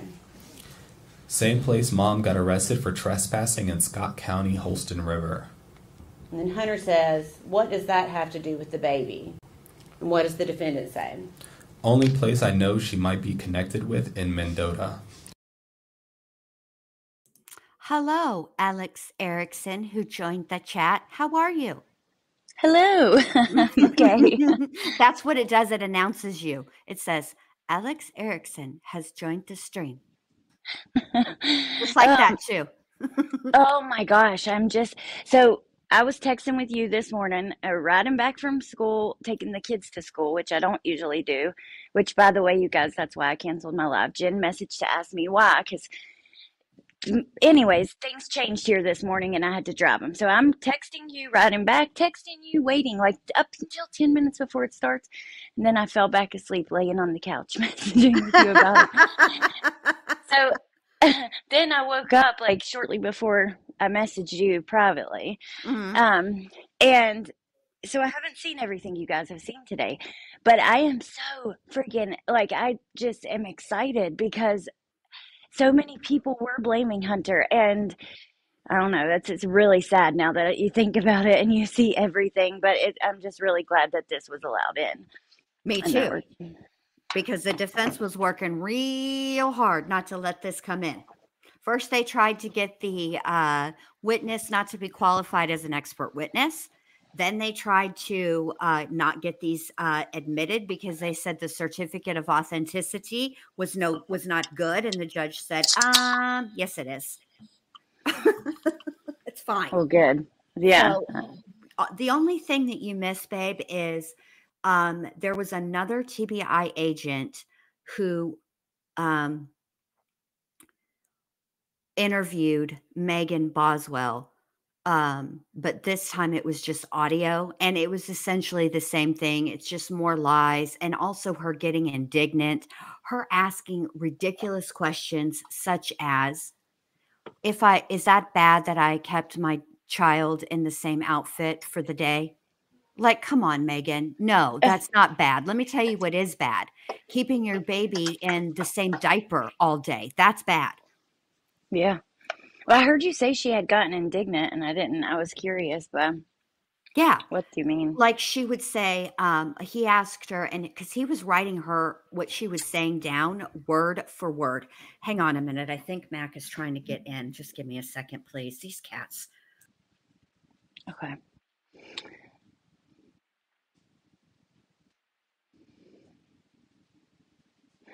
I'm so sorry for canceling you guys on you, by the way. I'm so sorry. I feel really bad. But I did share your link, and I told everybody about your live on the 15th. Oh, okay. Yay. Yeah, I'm because I excited want for everybody to set their reminders so that they can go over there and check that out. Okay. Thank you. So you're welcome, babe. You do it for me. All right. The other part where she got indignant is he was asking her about what her mother's boyfriend's name is. And she said, Will, you know what his name is. She answered him, his name is Will. And she said, you know what his name is. Like she got just super persnickety, you know, I mean, these are people that are trying to help you find your child. And then she would ask things like, she would correct him. When he asked her if she brought an overnight bag for Evelyn. And she said, well, it wasn't a bag, it was a basket. And it was blue. Is that important? Yeah, it's all important, Megan. Like literally probably 45 seconds, maybe a minute prior. Hell, I'll even give 2 minutes prior. He had just lectured her about every detail being important. Yeah. Oh my God. That's why I'm excited to compare to Letitia because she's evil. I called her Letival. Letival. First, we were calling her Tisha X. Now her name is Letival. Oh my God, I'm sorry. But yeah, that's why I'm excited for that because she's so evil. And I don't know. I think I'm glad that I hope it closed questions in the jury's minds. Me too. About Hunter. Do you think that it would? And well, yeah, because you know all that the jury really had, right, was Megan's word, and that Hunter never asked about the child. Because remember, yesterday we listened to quite a bit of interviews from Megan, not all of them in their entirety, but we listened to a good portion of them. And she was asked multiple times specifically, has Hunter asked about Evelyn, or what does Hunter say? And I remember one of her responses was, I don't talk to Hunter about Evelyn, so what would I say? She got indignant again. And yet here we have on February 22nd. Now let's keep in mind the timeline of this, you guys, because it's a lot of information. Yeah. February 22nd would be 4 days after Tommy Boswell reported Evelyn missing. It is 3 days before Megan Boswell is going to be arrested and charged with lying to police. Megan was arrested on February 25th. Evelyn's body was found March 6th. Yeah. So January, February, 90 days after the last time she was seen alive. And I do think that it's going to close the door. Now, listen, I think that they have got, are you kidding me, Alice? Really? You've got to claw the carpet right here, right next to me. Like, bruh. Sorry. I know it's not funny, but Max using the letterbox. And you know, you can y'all hear how loud he is? Like, I don't know there's only so much litter in the box is only so big. Like, where are you trying to dig to, bruh? It sounds like you're a bulldozer in there. Like, calm down. It's not, you don't got to be so aggressive. Anywho, this is what I had to put up with. And this is the type of background noise that you can only get at the ward. Okay. Hostile work environment. This is unique and special unto me. What was I talking about before? Oh, the jury with Hunter. Yeah. She was asked many times what Hunter had said. And even just, okay, more than that, right? We saw in that very first interview with Megan that he offered to call Hunter for her. And what did she say? Oh, wait a minute. Hold on. Now, I've heard that Hunter has potentially an order of protection against him.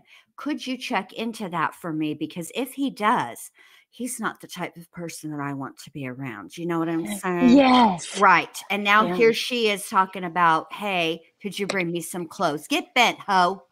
Yeah. Here's my thing. And he's the one who seems concerned about the baby, Yes. All she keeps doing is asking about Mendota and will you drive me over there? And he's like, hell no. Call the popo, ho. We need this. Hold on. Shut up, Meg. Sorry. We just need that sometimes. Like, she's ridiculous. I'm tired of her. You guys in the chat talking about an online baby shower for Riley. Who you should talk to is Melissa, because she threw that one for ATS and figure out, see if she could help and see because she can give you pointers. Let me tell you something. MJ will figure it. MJ has good ideas, and not only that, she did throw that online baby shower for ATS News, and it was fun because I was there. And she knows how to it's a virtual one, so she knows how to get it all together. So I would hit bingo up, cards. I would hit up MJ. I almost said MK. Don't hit up MK Lynn unless you need hilariously sarcastic, very observant commentary. Definitely hit him up. That. If that's what you need, call MK Lynn. A virtual baby shower, you need to hit up our girl MJ. Those bingo cards and stuff she had were really cute, and she could help Tess too come up with something. But Jen, before we get back to these texts, because I know you're playing them again, and I want to hear them again too. When you text this morning, I was watching something. I had my phone on where you put it. It's a phone mount in the car for GPS and stuff like that. But I wasn't using that. I was just listening to YouTube, and it was right by my steering wheel. So then I see the text go across the top that says, "Where'd your life go?" or something. And I was like, damn it, I'm busted. Oh, I need that. I need to get that Polly D gift. Busted big time. Yeah. I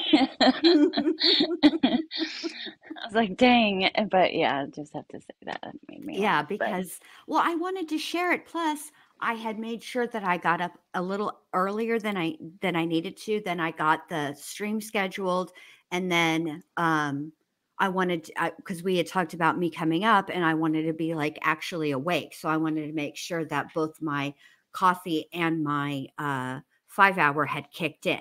And as you can tell, because I'm quite turned, it has. I should have done that. I already had to I had to mute myself because I already got out of control because she's just so freaking rude to this officer. He asked her if she wanted to talk to him. And the defense keeps making this the first question they ask all of these officers that interrogated her is, how long did y'all how long was this interview? How long was it between the last interview and your interview? And y'all just basically went over the same stuff. Bruh, a child is missing and they're already 2 months behind the 8 ball. And I know you understand that reference, so stop playing with me, Mr. Scott. and stop objecting. If you're going to object this much and interrupt the court day, which is annoying to me, then I think that you ought to be door dashing me some Chick-fil-A, frankly. Well, I mean, I don't know. Whenever there are so many things that I do want to talk about with you. I don't know when I'll be able to do it, but we're going to find time. Hold on a second. MK wants to ask if we're trying to say he can't throw a baby shower. MK, I am sure that there is nothing that isn't in your wheelhouse of things to do. I feel like you could throw an absolutely lit baby shower. I just know that Melissa Jade has thrown a virtual baby shower. Experience. Exactly. Now, you send me your LinkedIn, and if you've thrown a virtual baby shower, I'm going to recommend you to everybody I know. Then Bikram said, now I want you in charge of that too. Baby shower boss man, sir. Yes. No, but I do want to talk about so much with you and kind of like just go back over a few things like her dad being in the interview room with her. That's one thing I'd like to look at again, and just a few things like that. But honestly, that when we do, are you going to come up for that Tisha versus like the Am I comparisons? invited? Yes. Well, then of course I will come up. Yeah, I thought I had told you, but like I was going to invite you and maybe a couple other people and make it like a group discussion and go. I'm going to, over the next few days, be grabbing the clips. And I think my plan is to do like 2 minutes of Tisha in an interrogation, 2 minutes of Megan, 2 minutes of Tisha, 2 minutes of Megan through all, because they have many different ones. You know what I mean? And then I want to throw in some Leilani, and I don't know. I know that I've seen clips of Diane Downs. I don't know if I'll be able to find them. I can help you there. Okay, that would be awesome. And then, just a few of those ones. Clips of Diane, okay? Do not, I repeat, do not use clips from Oprah, because even though that woman has more money than God, if you use her content, you will get a copyright claim. Okay. I remember you saying that now that I think but about I know it. where to find the ones from the news, like the interviews that she did with the news. Yeah. Those are the ones you really want. Yes, and we also have them with the news, not just police. Now that you say that, because think about it, we have Megan with the news, Letitia with her back to the news, and then so maybe we'll do the news and but anyways, I think it'll be really, really interesting. Yesterday, Dr. B pointed out, Tisha's much more anxious than Megan, so I want to compare that to I just want to compare all of it though. I just think absolutely. Cool. And if you think about what we also could do, which would be really cool to do, they were all arrested around about the same time length between when their child was reported missing. I think Megan's was the shortest though. Like Evelyn was reported the 18th, 19th, 20, 21, 22, 23, 24, 25. So she was a week. But I think Leilani and Letitia were a little bit longer, obviously. Well, it's funny you say that, because I was thinking that in regards to the children, and how long they were out there. Like Gannon and Evelyn, it seems like it was kind of a similar amount of time. Yeah, about 90 days. Yeah.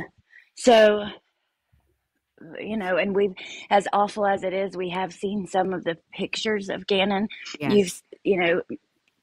They showed him during the trial, a lot of them, and he was almost just unrecognizable in ways. In some ways, and just keeping that in mind when I'm trying to like keep in mind about Evelyn and how she would have been fairly well comparatively compared to Gannon. She was better preserved than he was, and that all has to do with weather. Well, she was indoors in a shed. Now, granted, or in a playhouse. Now, granted that that wasn't heated or cooled, right?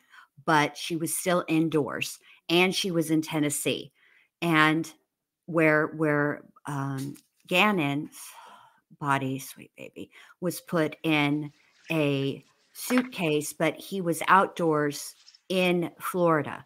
So Yeah. even though it was in the winter, there's no real, like, the wintertime in Florida is not the same as the wintertime in Tennessee by any stretch of the imagination. Yeah. So, No. but I do No. think, I do think that, and all of these crimes, except for Leilani, she was after, but this crime against Gannon and the crime against Evelyn happened all around the same time. Yeah. Yep. I was thinking about that, like, too, because and Lori Vallow, like, there Yeah. were all of these, like, big time. It's strange because so many very close together, and then it seems like we haven't had another one quite as, I don't know, maybe that grabbed the public in the same way. There's tons of them that happen every day, all the time, right? Tons of Right. horrific things, but one that, like, grabbed the public in the same way as well, and kind of the news, mainstream media, everything. Yes. There was so many in a very short period of time. Right. Exactly. I mean, this whole situation is all these situations that involve children who are murdered at the hands of their parents. I just find it's just an extra added layer of evil.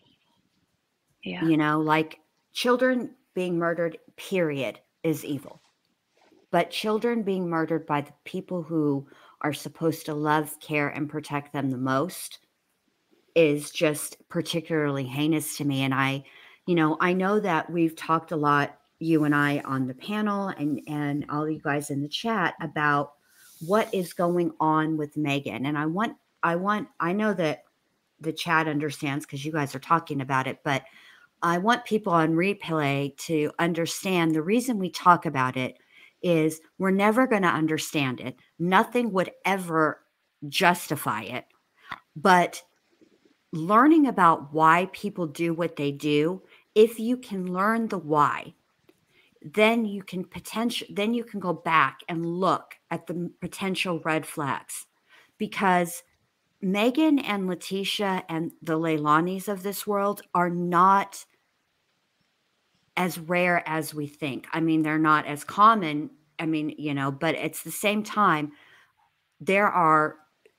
we could potentially see and learn about red flags and perhaps prevent this from happening to another child again. And that really comes down to the people that are in that mother's and that child or children's lives, learning and recognizing the red flags, and perhaps being able to prevent this from happening. That, to me, in my opinion anyway, that's the ultimate goal, is to prevent this from happening again as much as we can. Yeah. Yep. I agree. And like, yes, I know there are a lot. You got, like Scott had said, there's so many. There's one that happened in 2022, a mile from him, that never got the coverage. I will never understand that. That will always bother me, that some cases don't get coverage. I don't know, but I'm with you, Jen. If we can, like, it's almost preventative. It's almost pointing, if you could point out someone in your life with some of these things going on. But also, if you think about it, some of these toxic female traits are everywhere. I don't even know how to say it. Like, you can see it in people that you can see, or used to know. Right, exactly. I mean, these are just, it's all about, I feel like if you know better, you can do better. And so, as hard as these trials are to sit through, and it breaks my heart to know that there are other cases out there like this that aren't getting the coverage. And it makes it, if I were and had the resources that mainstream media has, like, I would be covering these all the time. I mean, I would be featuring a story a day if I could. You know what I mean? If I had those resources. It's just, when you are on YouTube as a creator, there's only so much that you can do as a creator, and I try to do the very best that I can. Well, as a single person, But if Yeah. you're a whole company of 30 people who could have some, like, you could get a lot more done. Mm-hmm. But you as a single person, me as a single person, there's only so much you have time to do, and also still keep your life running, your house running, Right. your family, all that kind But of stuff. also, there's only so much access that you have. So, see, like if the reason that I know Yeah. the cases that I know are because it was in some way, shape, or form in the news, whether it was covered extensively or not. It was at least in the news, and then we have the trials, which usually is what I cover the most, is the trials. And if they don't stream the trial, or they don't report on the trial, it makes it very difficult. I don't have the same resources that mainstream media does, and access to, like, freedom of the press, etc., to get these things. You know what I'm saying? So, but I do feel I think Allie, and I know Melissa, and there are a ton of other ATS News. There are a ton of other creators that cover true crime, that they exemplify what I would say needs to happen in true crime, which is awareness. You do what you can when you can. I always make the comparison. Rosa Parks was just a single person. She was just one person who refused to move because it was wrong, right? And look at the change that she affected, and she's just one person. I try to not get like overwhelmed by being just one person, because I do believe that one person can make a difference. And that's what I'm trying to do. I just wish that mainstream media would help us out a little bit over here, because we can pick up the slack. Look, I know that because they're guided by ratings and what they have to play what people want them to, what people are interested in. And some cases catch that and others don't. But if they would share the load, right, and just at least put some of these cases out there one or two times, then the YouTubers and the other social media people that report on true crime could help. Does that make Yeah. sense? Yes, it does, because they don't, to be honest with you, besides Crime Online. And there's a couple other places that like Tess will send me from, but I can't remember, like crime websites that will put unknown stuff. Crime Online, they post everything. But like, think about like Headline News, HLN, or wait, that's not even up anymore. What's the one that's up now? News Nation. I'm News sorry. Nation, yeah. Yeah.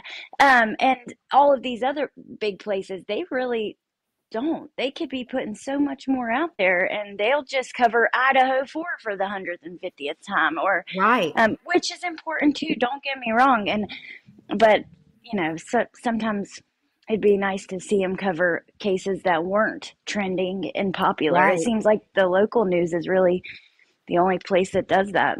Right. And so let me just say this. If you guys have a case that you've heard about that's not getting coverage, and you think and you know that it deserves that coverage, email me, email Allie. And all you have to do is type ! Lowercase email, the word email, all lowercase, no space between the exclamation point and the E. And you can get my email. Email me. I just cleared out like a ridiculous amount of emails, so I should be getting them back now. I should be getting email now. Love Louie, they just rescheduled Lindsay's trial to start. Like, this was like very recently in January. They scheduled it to start in January of next year. It was supposed to start in the winter, like in December, I think. But so if you look, yeah, I was. But Lindsay Clancy was one that I had mentioned that did get a lot of coverage, but some people still don't recognize her name or that case. So not much, I guess. It's hard. It's hard. Yeah. All right. So I'm going to play a little bit more of these messages, and then we'll comment. If you need me to pause, just let me know. Okay. Okay. Dad is on the phone with someone right now. Something about who reported the car she saw.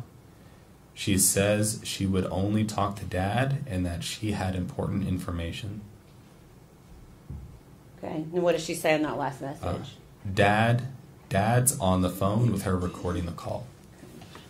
I think this is the last page. I might have to make this one a little bit bigger. And then Hunter says, what did they say? And what does the defendant say back to Hunter? She said, my mom dropped the baby off behind a church 3 days ago. They're looking into the church thing right now.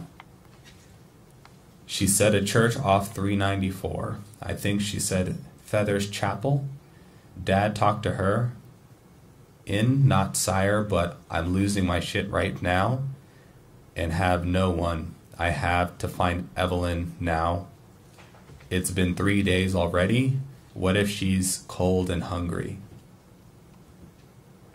Okay, and then what does she say? Let me go up a little bit. Where it starts, Hunter, please. Hunter, please, no one will take me to look for her mom. Had to have dropped her off somewhere. Please help me find my baby. And she continues, says, if you won't take me, I'm literally going to steal a car. I don't care. I'm sitting at Food City with the cops. Hunter, if she dropped her off 3 days ago, time is ticking fast. And she says, hey, TBI has some sort of update. I'm about to head up there now. I'll let you know. I'll let you and Melissa know. And then she ends with, are you up? ? Okay, thank you.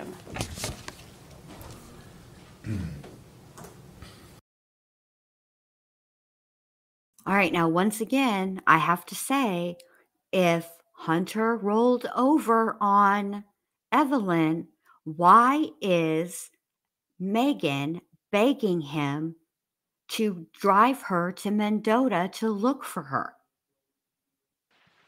That makes no sense to me, I would imagine that even though Hunter declined to give over his DNA, all right, that this is part of the reason why, or part of the evidence that the TBI used to rule out Hunter as a suspect. Because it doesn't make good sense that they would be having this conversation and she would be asking him to take her somewhere when they both know damn right well she's not there. Yep. And if Hunter was the one who placed her, I've seen a lot of people questioning, even did he help cover it up? Why else would he be in the hospital? Like, people were thinking that he was in the hospital to avoid this and that he was a bigger part of it. Maybe not that he did it, but he was a bigger part of it. And I really hope this clears up that, because how sad. It's just like you said before I came on with Danny. Didn't you say that? Yes. Yes, it really is. It's really, really frustrating and sad that these men, what a horrific thing to be blamed for. No wonder it would exacerbate my mental health issues too. Exactly. Like that. I mean, I know that the timing seems suspect. And the fact of the matter is, I would submit to you guys that there's probably much more evidence of Hunter having mental health issues. I'm telling you guys, Hunter's family, Hunter's father does not have the kind of money that it would take to get a psychiatrist to put their licensure and their freedom on the line. Because if a psychiatrist is lying for Hunter to keep him, to make it where he cannot testify, that is an obstruction of justice charge. That is probably lying to the cops charge. That is for sure they're going to take your license. I mean, you're going to get in trouble with, the medical board. I mean, there's not going to happen. Many ramifications that there's no way that this family has the type of money that would make that worth it. Now, if it's a millionaire or somebody offering them millions of dollars to do something like that, and it's with wealthier people and people with connections that can cover things up as well, you might see things like that happen. But like you said, they don't have that kind of money or those kind of connections. It just doesn't We're not Doesn't dealing with, make with the sense. Jeffrey Epstein situation here, okay? We're not dealing with a person like Jeffrey Epstein. Jeffrey Yeah. had dirt on many, many, many powerful people, okay? Which is how it all shook out the way that it ended up. And I'm going to leave it there because the tubes don't Yeah. like really for you to talk about it. But you guys do your own research and make your own opinions, but he's not connected that way. Hunter and his family are not. I mean, for Pete's sake, y'all, they couldn't even hold on to the chicken shack more than 2 years. The end. That's all. So, I mean, Yeah, if it was so wealthy, they'd have, if they were so wealthy, they'd still have that or other businesses. Yeah, it just, correct. I mean, it is what it is. So, yeah, I just, I think that, I can understand, and okay, in the early days of the investigation, right? So Evelyn is, at this point, when she's reported, she would have been 15 months old, okay? A 15-month-old's circle of people is extremely small, okay? Yep. So, of course, the investigation should center on the inside out. So the inside would be Megan, anybody is, and Megan's boyfriend being, I understand the investigation into Hunter. I understand also, because Megan said that Evelyn was with Ethan, the investigation into Ethan, but they have been ruled out.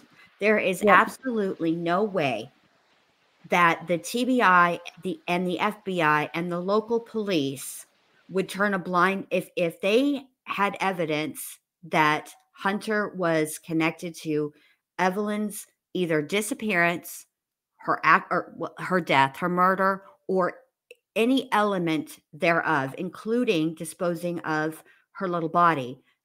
He would be charged. I mean, look what they did to Megan. They knew that girl was lying. They knew they could prove that she was lying, but they didn't have Evelyn's body. So what did they do? They used the tools that law enforcement and prosecutors have available to them, and they arrested her and they charged her with being a lying liar face who tells lies. So there you have it.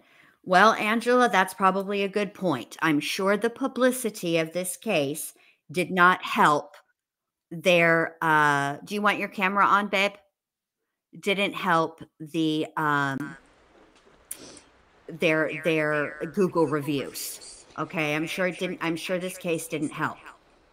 Hold on, let me do something. Was it Rambo on camera? I couldn't see. I was trying to make it look like it was Rambo backstage. Let me turn this off and see. He kept turning his head though, so it was really hard to get him to look in the camera.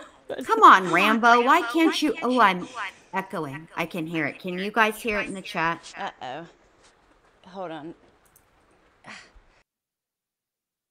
So, I mean, and also good to see you, Angela. I'm glad. Good to see all of you guys. I appreciate you spending your day. This is with me over here. This is tough testimony. It's irritating to hear so many lies. It's like lies on lies on lies on lies. And no concern for Better? this. Yeah, better. Okay. It's, you know what it is? What? In Streamlabs, there's settings on my side that don't work, that aren't on unless I have my earbuds in. If they're out, I have to go in and change it myself for echo cancellation. Well, And I wonder if I don't think I can do that though. Let me look. No, I have the option to kick you. I can mute you. I can turn I don't know if I can actually turn your camera on, but like, no, it doesn't let me do any of that stuff. Wait, I like wonder. adjust my mic, echo No. cancellation, and stereo audio. Wow. Yeah. I'm not allowed to do any of that. Hey, Kawaii Tosh, thank you for becoming a member. I appreciate that. Welcome to the ward. Thank you for supporting me in the channel. Appreciate that. Yeah, I just like it's so frustrating to hear. Okay, obviously, we expect a level of dishonesty. People deny their crimes. Like that's normal. Okay, like it's not that it's just straight lies, right? What it is it's the straight lies that involve her child. That's what really pisses me off, you know? No, it's infuriating. It really is. And if I was you and I was running this stream, I get it and watching it, and I don't know. It's like I haven't seen everything that's happened today. I can imagine why you're infuriated, because usually that's how I get by the end of it. Because you're looking so closely at every little piece, and I don't know, watching somebody lie over and over again and accuse other people and be a smartass and throw her family. She threw her own mom under the bus. Yes. Yes. Now, look, I don't live under any delusions that Angela Boswell was going to get any Mother of the Year mugs, T-shirts, cards, bumper stickers, and none of that. Okay.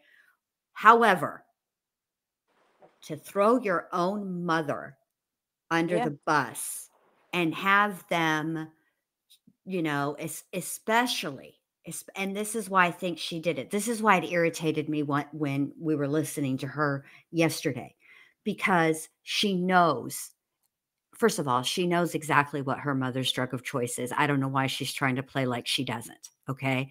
She has told these cops that her mom hangs out with sketchy people. So you gave your child to somebody who hangs out with sketchy people.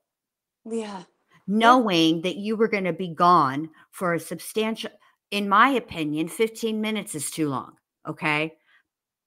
Nevertheless, you knew that you were going to be gone and away from that child for a substantial amount of time. And anytime that you leave your child with someone, right, and you're not there, you want to be able to trust the person, right? You don't want to leave your child with somebody who's going to, as soon as you walk out the door and they're sure you're at work and you're staying at work or wherever the hell it is you're going, they're going to throw big ass rager in your house, right? Like, you don't do that. Okay. Because that's not what you want your child around. But Megan knew that her mom was hung out with sketchy people. I wanted to trust her. Well, why don't you start smaller, Megan? Why don't you start with trusting her to come over and water your house plants? And if that goes well, then maybe you can trust her to come over and feed a turtle. Okay. And if we're talking about people that might have known more, I'm sorry, but Megan's mom was the one who told her dad not to call 911 and he would regret it, right? Supposedly, according to them. But I think it was for a whole, go ahead. No, I get where I can totally tell what you're putting. Go ahead, finish. I just wonder if she didn't know more, or at least had put it together in her own head, and she thought Megan's gonna be. Has always been what I've thought about it. It's not that she was involved, but that maybe she knew our daughter's gonna be going away forever for one reason or another. Whether it was she seen something, she heard something, she just could tell by watching her daughter. I don't know, but see, this is what I'm curious about, right? I agree with you, because I think that if they've got the forensic examiner of all of the electronics, right, testifying, Megan said many, many times that she called and or text her mother, right? Now, you know damn right well that they're going to be trying to get a hold of those texts. Yeah. And they're going to try to see what those conversations were like. Obviously, they can't know what the conversations were like over the phone, right? You can't get those. But if there were, I agree with you, Allie. I think that Megan said something to her mother, that her mom was probably asking about Evelyn and how's Evelyn doing. And there was something that Megan told her, some answer she gave. We don't even know about how it, maybe what caused her Angela's antenna to go up is not even initially, is something maybe that she spoke with Tommy Boswell Sr. about, right? Maybe, Tommy mentioned in passing during some type of custody exchange that he hadn't seen Evelyn since Thanksgiving. And maybe he asked Angela, hey, have you seen her? When's the last time you've seen Evelyn? Has Megan told you that, Evelyn is with Ethan? And perhaps that raised her antenna, and perhaps she asked a question or two of Megan. And something about a response that she gave. Moms, even bad moms, know their children. Yep. Yep, without a doubt. I'm going to look right now. I'm going to try to find this freaking interview that her mom's boyfriend did as he leaves jail. Okay. It was either emailed to me or sent to me, and I know so I have a good idea where it's at. And Okay. he said something really weird. I'm going to try Okay. to get it to you before. Okay, because we have probably it's 12:48 local time, and they're supposed to be back at 1:15. Now I will say this: the court will be in session at 1:15. Will the jury be back? No, I suspect not, because there is some issue that was raised this morning that they were talking about where the defense and the state presented case law, and so I have a feeling that there's going to be some of that potentially. It's also quite possible, and I think this would be better, is if they actually end early for the day and let the jury go back to the hotel and get like freshened up instead of going right from court to probably dinner. And then, maybe that's what they'll do. I'm not sure, but at some point they're going to discuss whatever it is that this issue was this morning. And Mama to 3, thank you so much. I appreciate that super chat. Thank you. It was really generous. Thank you. I just think that, and this is an excellent point here. Riley says, plus addicts put out a lot of BS so they can spot BS pretty easily most of the time. I mean, that's facts, but there's a reason that there's a saying, don't bullshit a bullshitter, right?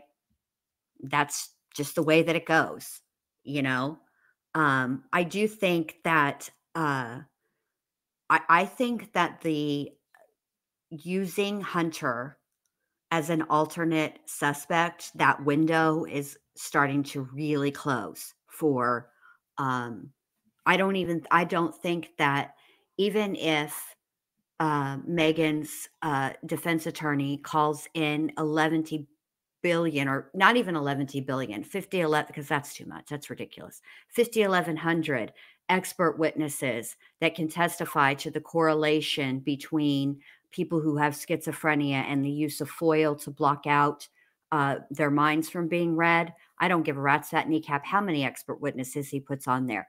The fact of the matter is, it's not going to amount to a hell of beans given these text messages now, or these Facebook messages, because it just doesn't make good common sense. And the jury will, one of the instructions that they will be given is the definition of reasonable doubt. And I've heard it so many times. I wish I could quote it verbatim, but I know that part of it is essentially reasonable doubt is not doubt beyond all reason. You are allowed to, it's doubt beyond common sense. They're allowed to use common sense during their deliberations. I mean, so yeah. I mean, how do you guys, I'm curious how the chat feels while Allie is looking for this interview. TK, TK wants to let y'all know that there is 141 people, and actually there's 146 now in chat, and there's only 103 likes. Now, what are y'all doing with y'all lives? Come on, you can give me a thumbs down if you want to. You don't have to give me a thumbs up. Just one of them. Pick one. If you just want to see, if you really think that I didn't do a good job, give me a thumbs down. I'm curious what you guys think of the job that the prosecution is doing. I think that they have got the case against Megan with neglect and lying. They've definitely proven their case in that manner beyond a reasonable doubt. They've also charged her, though, with abuse of a corpse, aggravated child abuse. So they actually charged her with all 11 counts of lying to police, 1 count of aggravated child neglect, 1 count of aggravated child abuse, failure to report a death, and then they have 2 counts of felony murder and 1 count of premeditated murder.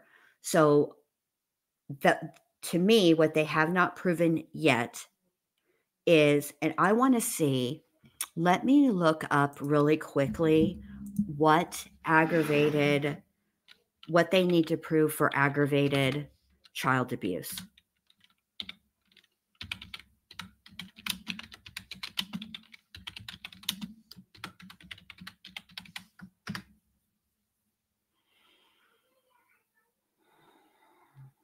Okay.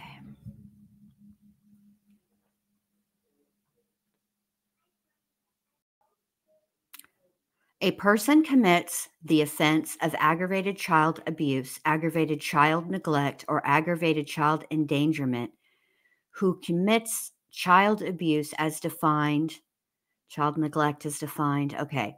The act of abuse, neglect, or endangerment results in serious bodily injury to the charge. Sullivan got it. You got it? All right. Do you Yep. want me to share can you share your screen, or are you gonna, how do you want to do this? I'm on my phone, but I can come in on my, do you want me to come in on my computer? Would you please, babe, if you don't mind? Yeah. Okay. Yeah. All right. Now I'm Okay. going to read the Tennessee code about what they need to prove. Okay. right. Perfect. All right. Bye. Okay. Bye. I'll The be act back. of child abuse, neglect, or endangerment results in serious bodily injury to the child.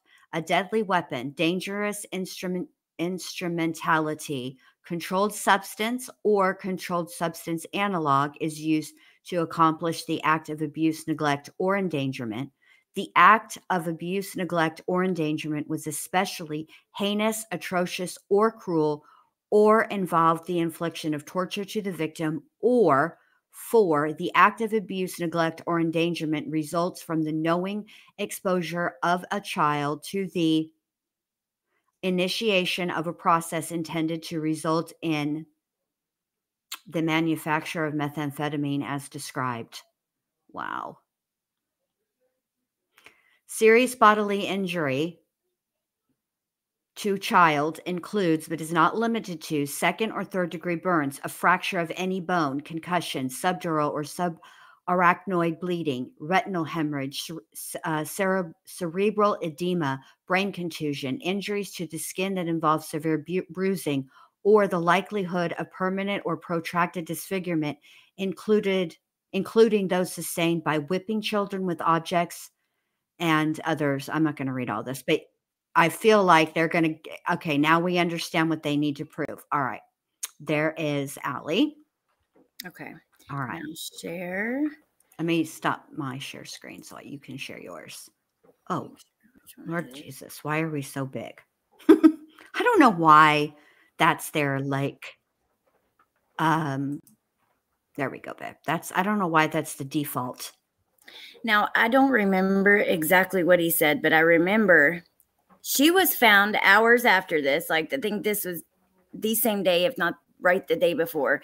Okay. I'll have to just double check the dates. But also, this is Megan's mom. No, you're right. It was updated March 5th at 2:25 p.m. And Evelyn was found the 6th of March. Yep. Yep. Look, Wednesday, March 6th, and then March 5th. Yes. So, okay. Good eye, Jen. And then this is Megan's mom here, Angela. Okay. The first person. But it's been a long time since I've seen this, but I just remember what he said was like eerie. I can't remember even what it was, but let's just watch. Ready? Okay. Yes. Okay. There's been a lot of public support for Evelyn and finding her. Is there any comments you'd like to make? I appreciate everything everybody's doing for me. That's Angela Boswell, the grandmother of missing 15-month-old Evelyn Boswell, breaking her silence to News 5 today in court. Evelyn, of course, has been missing since December, and there is still no sign of her. News 5's Kristen Kwan inside the courtroom today, but now she's live from the Bristol, Tennessee courthouse. So, Kristen, now his what interview's at the end. Okay, babe. You want me to play it, this whole clip? Yeah, just play it all, babe. Let's hear what they got to say. It's good to hear. I'm always curious looking back with hindsight, what we'll find. You know what I mean? Yeah, me too. Okay. Okay, awesome. All right. Thank you for finding this, Allie. I appreciate it. Angela Oh, you're welcome. Of You're course. such a good Boswell and her friend. boyfriend, William McLeod, both appeared You're before so a judge today in Bristol Sessions Court. They were quite affectionate in the courtroom and even had the chance to say, "I love you" today. William McLeod enters Bristol Sessions Court, blowing kisses to his girlfriend, Angela Boswell, the grandmother of missing 15-month-old Evelyn. Gross. I believe one of the conditions that was set. McLeod's court-appointed attorney was ready for a preliminary hearing, but the state says they need more time to gather witnesses. My question would be why they weren't here today?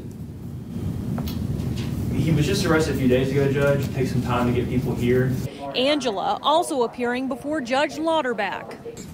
You have a lawyer? The affidavit itself is grounds for nothing more than a civil matter. But you watched too much television or talked to some lawyer. So my question was, are you going to hire a lawyer? Boswell tells the judge she has called 4 lawyers, but no one wants to help her. I'm going to have to get one. I'm having to call like out of town and out of states because of all the stigma of this case, because I can't find an attorney that wants to take the case.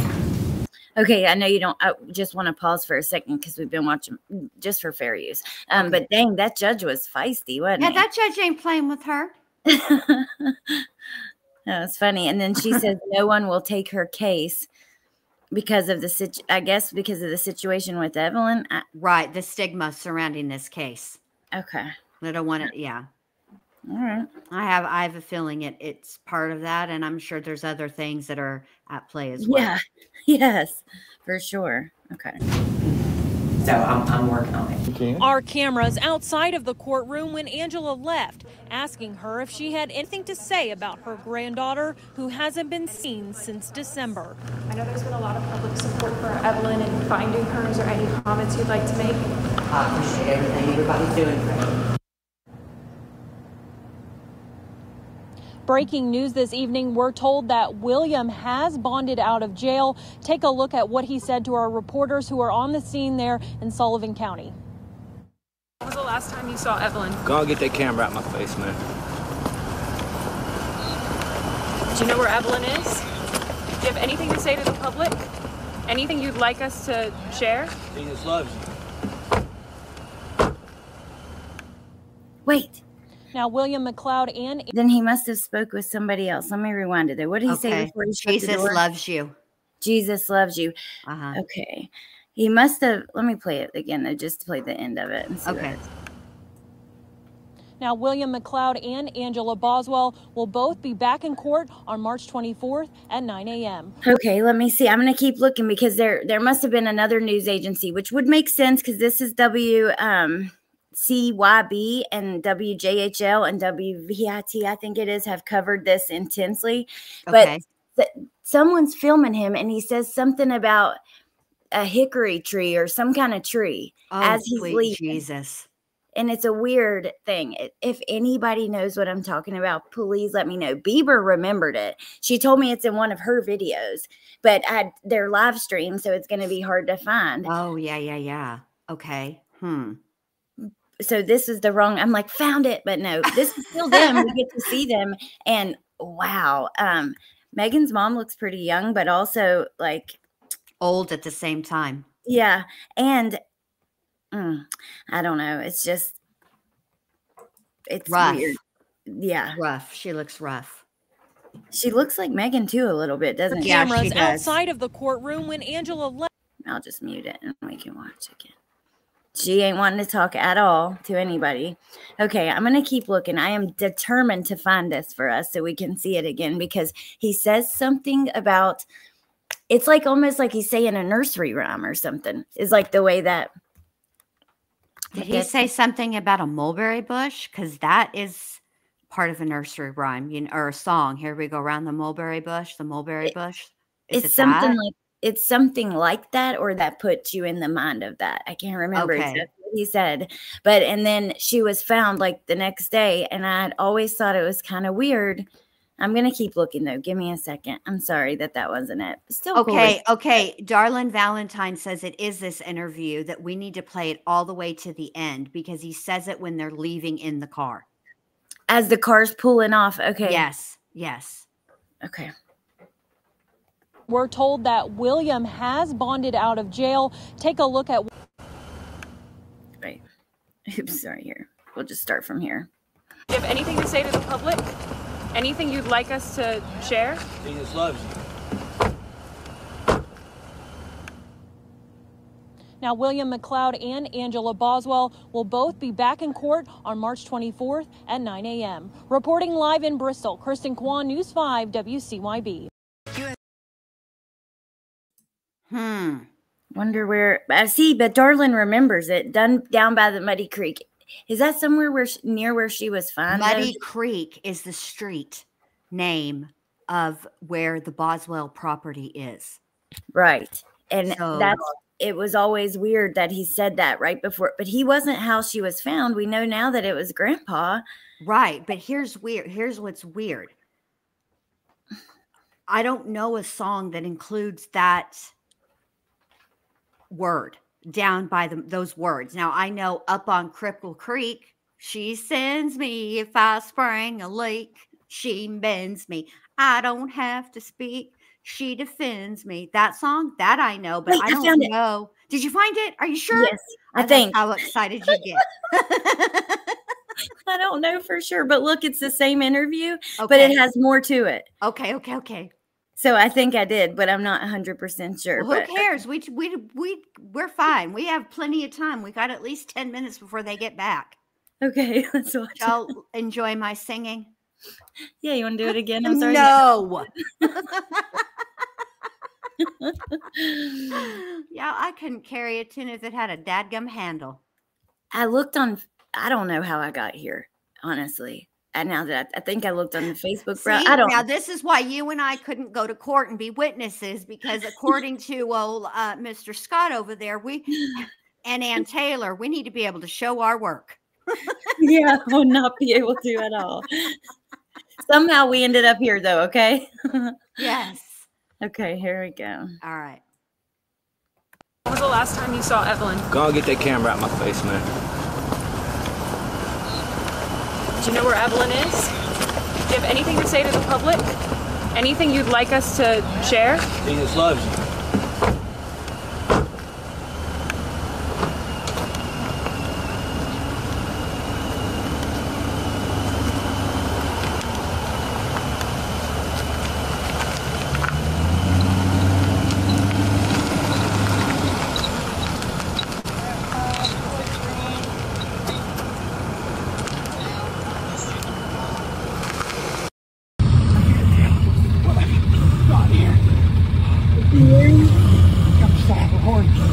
Hold on.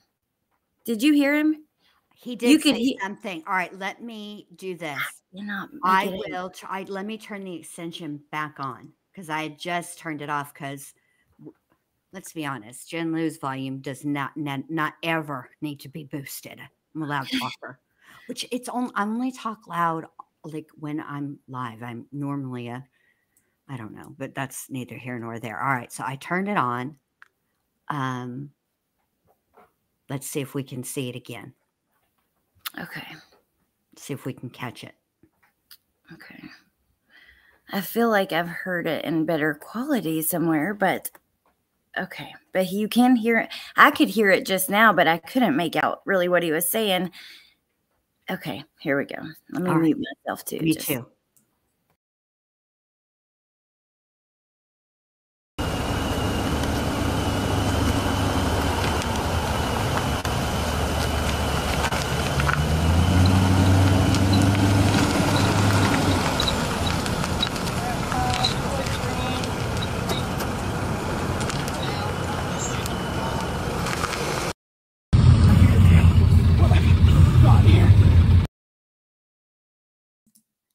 He says something like sycamore tree. Yeah, down by something about a creek, and it sounds like he's singing a song. Huh. I don't know. People said that something in what was the name again? Muddy Creek? Muddy Creek is the street that the Boswell residence is on. Muddy Creek. Mm-hmm. He says down by something creek and then down near a sycamore tree. Right. So okay, let's do this. Let me search songs with the lyrics. Muddy Creek. And Sycamore and Sycamore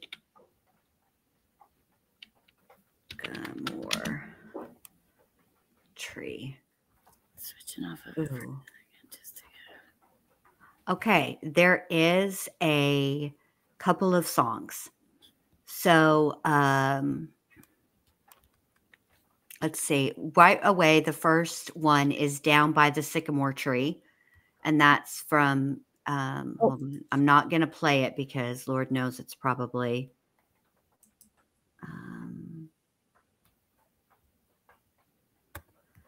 it's by Kevin Helder, excuse me. All right. The next one is Larry Fleet, Muddy Water. Ruth B sings Sycamore Tree. Royal Lynn sings 6 Feet Deep. Lyrics containing the term Sycamore Tree. Let's see. Well, I was going to play this during my live that I was going to do last night or this morning. And since I'm not doing it, and I'll probably just go over like these texts and her that interview with her dad. Yeah. If you want me to play it here, I can, because it's no. We're going to go over it on your channel, babe, and listen, you tell me what time you want to be live and I will be there. Okay. Well, thank you. Well, this is something with it, but his bail bondsman says William said over the phone, Evelyn's mother knows where she is. Because this has got what, 3 minutes and 47 seconds, and we're talking about William McLeod. So let's just go ahead and play this. Yeah. And then I'm going to check and see about how behind. Well, we're not behind at all. Come on. Where we're at. It should start at 1:15, you said, right? So we got about 5 minutes. Okay. All right. Well, here, I'll press play and we'll hear what it says. For a 15-month-old child at the center of a statewide Amber Alert in Tennessee. Good evening, I'm Sarah Diamond. Josh Smith has the night off. News Channel 11 learned late this afternoon a sighting of Evelyn Boswell was reported to Yadkinville, North Carolina police. Investigators are looking into a tip that the toddler was seen 2 or 3 weeks ago at a KFC restaurant there.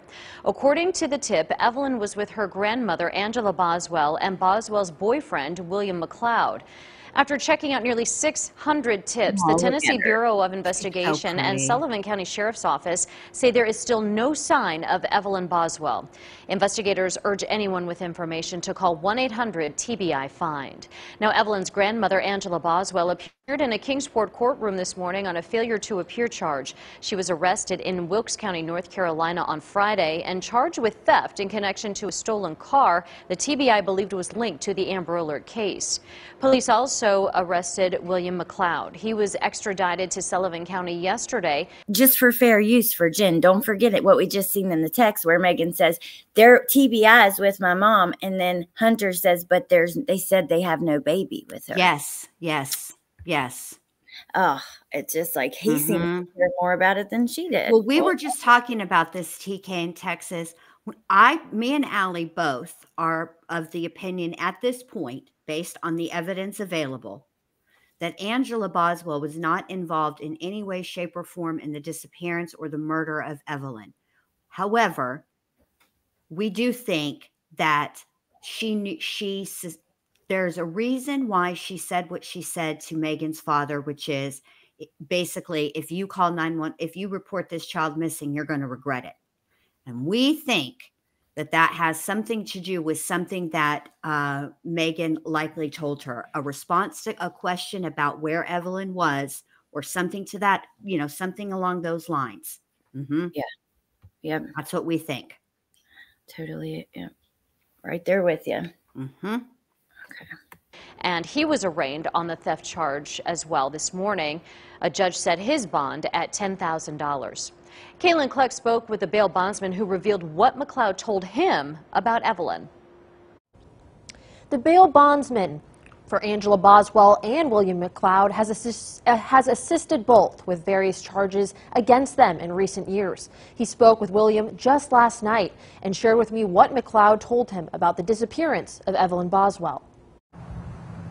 Bondsman Derek Bishop says William McLeod claims to have only seen the missing Evelyn Boswell twice. Once when he and Evelyn's grandmother, Angela Boswell, began dating, and at some point last November. And I just asked him if he knew where the baby was, and he made a comment that the baby's mother knows where the baby is.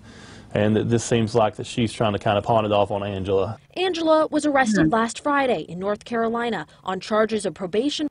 Because remember, at the time, the public, I remember I was shocked to see that Megan was charged and they weren't. Because I just, the way that everything was coming across, because think about it. You see Amber Alert with this car, mom's arrested or grandma's arrested. Like, I just expected them to be involved. But, you know, and this was the bail bondsman telling people, because everyone thought that, but telling people, hey, this might just be mom blaming grandma is what it's starting to look like. William says he only saw her twice and her mother knows exactly where she is. I mean, that's really interesting to me that that interview yesterday that we listened to, sorry, I had to fix something. My cords are all tangled up around me. That interview that we listened to yesterday with Megan, where she's in there with her dad. At first, I thought, okay, why is Megan gassing up her father to go after her mother? But then, out of nowhere, here comes Tommy Boswell talking about, look here, lady, if you know what happened, you better just talk. You know, why are you lying to the cops? You're going to get in trouble for lying to the cops or whatever, you know? So I think that both Tommy, at some point, I think Tommy was slower to come around than her mother. Yeah. But I do think that Tommy realized as well that Megan knew where Evelyn was. And I'll say this, you know, the cops are allowed to play one suspect against another, right? And during the investigation, at the very beginning, even Tommy would have been a suspect. Everybody is a suspect. And there is a point when the TBI agent does tell Megan, we got your mom. And how did he put it? He didn't say your mom's throwing you under the bus, but something to that effect. You know, that your mom's basically rolled on you. And they're allowed to do that. Whether Angela did or not, I don't know. We'll have to wait and see how the trial progresses. But at the end of the day, it would not surprise me if they did tell Tommy at one point something that Megan had said or something that they had learned through the course of the investigation that proved Megan a liar, something, because they are allowed to do that. Yeah. Wow. She's the same age as my brother, so she doesn't look very young. She is the same age as me. In fact, she's 6-7 months younger than I am. She was born in 1977. That's crazy. Okay, let me ask you something as a grandma. If your daughter... Yes. Like, don't you think, okay, I don't know. I can't even give you an example of what she could have said to her mom or dad that would have made them start knowing something is up. But don't you think if you hadn't seen your granddaughter for so long, you hadn't heard her in the background before you even moved there, heard her in the background of the calls with her mom and things like that, like you would catch on pretty quick. I know my kids pretty well. I can tell when they're up to something before anything bad even happens, just by the look on their face sometimes. Right. You know like, what I mean? I could have, like, even it could have been something just for me, because I don't think I'll ever be in that position. But you know how sometimes I can speak as a parent to an adult. I can tell if I've called my children or they've called me if something is wrong. And even if they tell me nothing is wrong, I can tell that something is wrong by their tone. Right. And that all they really want me to do is encourage them to talk, because they do want to tell, but they just got to be they got to, you know, like they want me to say, okay, I hear you saying that nothing is wrong, but I can tell by the tone of your voice that something is wrong. What's wrong? What's going on? Tell me. Yeah. So you would know something is up. And then Absolutely. even if they don't tell you, okay, like say that happens and they don't tell you, Mom, I don't want to talk about it or whatever. Okay, that's fine. But if you need me, I'm here. But within, you know, a couple months, you don't hear your granddaughter in the background, things like that. I would be asking. I would be absolutely asking. I can hear the audio from okay. courtroom. I'm gonna jump down. Everyone stand, please. Okay. All right. I'll be in the chat. All right, babe. Thanks for coming up and playing all these interviews. This helps to put the information we're hearing during the trial in context with the information that was coming out pre-trial, and that's important. And you're so welcome, and thank you for allowing me to. And all right, I'll be in the chat. All right, babe. Love you. Bye. Love you. Bye.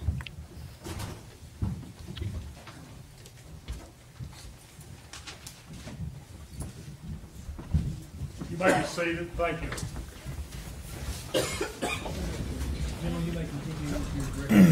Thank you, Your Honor. May I please have exhibit number 79?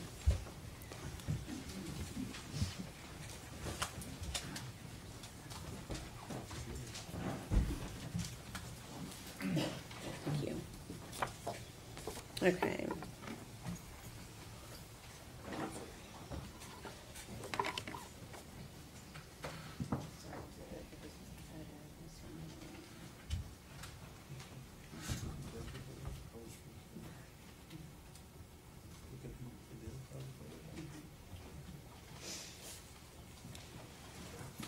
I'm going to pass you two documents. One has previously been marked as Exhibit 79. So for the one that's not marked, I'm going to ask if you recognize that. I do. Okay. Can you tell us what it is? It was a image found on the social media returns of Megan and Hunter at Blowing Rock. Okay. And based upon your analysis, were you able to determine a date of that photograph being taken? Yeah, according to the search warrant proceeds, it was taken on or about January 20th of 2020. Okay. Your Honor, we'd ask that that photograph be made exhibit number 241.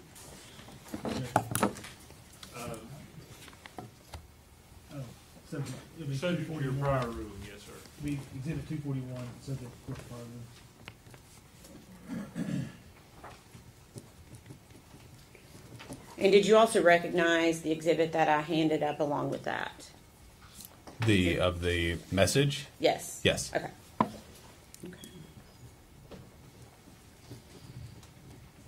Permission to publish, Your Honor? Go ahead. Okay. Okay. So, is this the photograph you were referencing?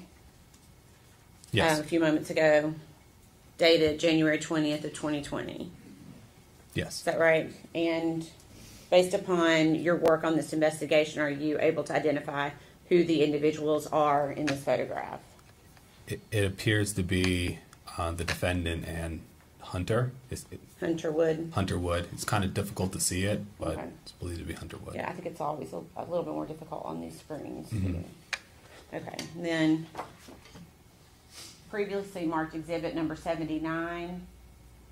Did you also locate that in your analysis of the defendant's social media extraction?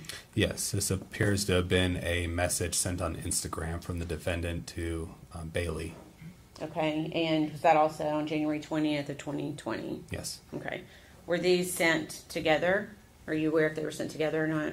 Yes, I think the photo came through first, and then the message came through right after the photo, but they were sent pretty much at the same time. Okay.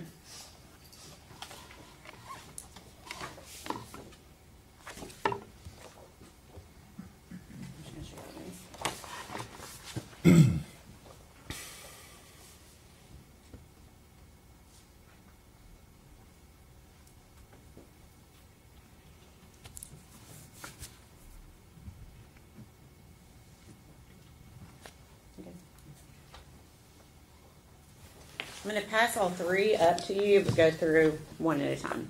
Okay.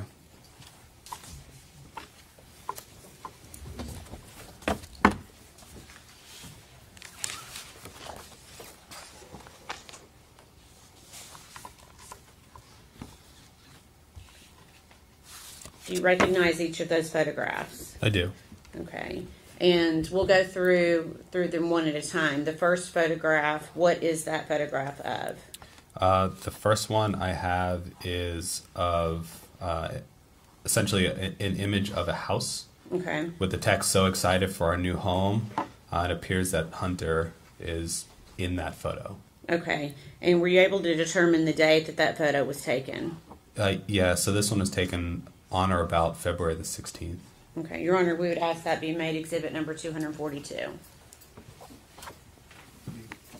242, subject to court file. And again, that came from the defendant's social media extraction? Yes. Okay. So on Instagram. Okay. On Instagram. Okay. Permission to publish, Your Honor? Go ahead. Okay. And is this the photo that you were referencing from February 16th of 2020? Yes. Okay. Okay. If you can tell me the next photograph that you have in your hand. The next one I have appears to be Hunter laying on a bed with the caption, "Picking out furniture for our new house," heart emoji. Okay. And were you able to determine a date of that photograph? Yes. So this was posted, this appeared to be posted on Instagram on or about February the 17th. Okay. So for both of the one before and this one, they were actually posted on the dates that you gave? They appear to be posted. Okay. According to the proceeds. And posted by whom? The defendant. Okay. Your Honor, we'd ask that be made exhibit number 243. 243.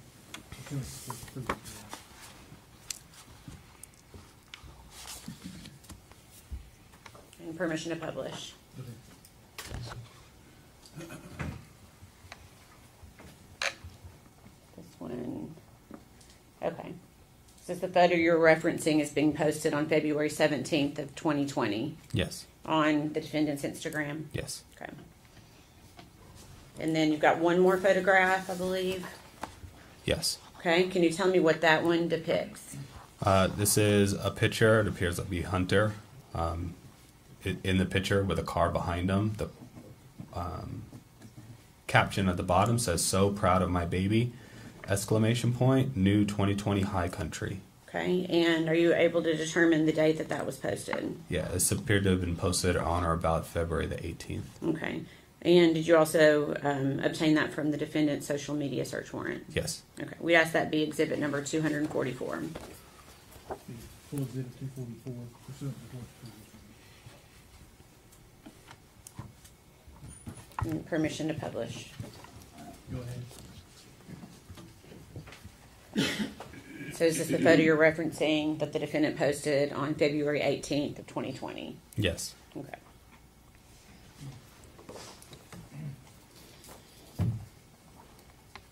One second.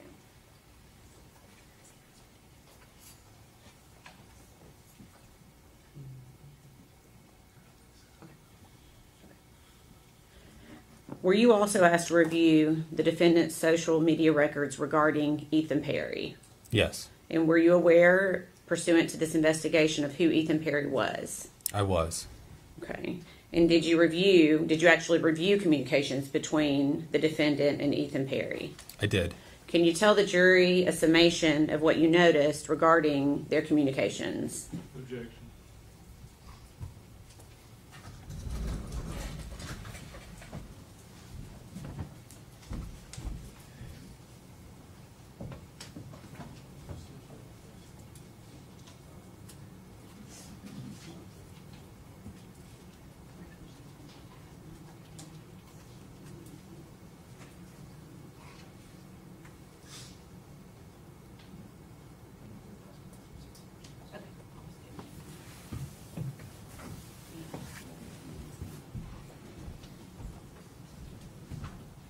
Sustained as to the form of the question.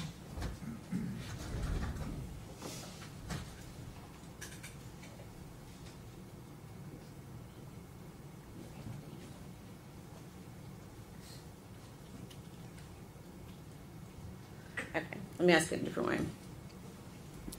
Can you please give us based upon your review of their communications, a pattern of behavior by the defendant to Ethan Perry?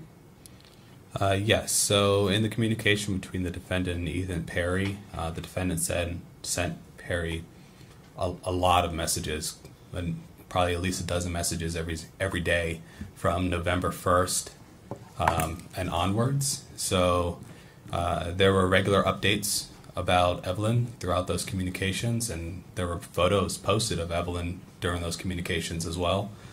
And the communications went until about December 3rd. As soon as December 3rd hit, the amount of communications between Ethan and Megan went down quite a bit, and no unique images of Evelyn were seen afterwards. So she did send more pictures of Evelyn, but they were old pictures of like Evelyn and Ethan together. So I didn't observe any new photos after approximately December the 3rd. Okay. All right. Thank you. Please answer any questions the defense has for you. Yes. We have just a minute, Judge. You may.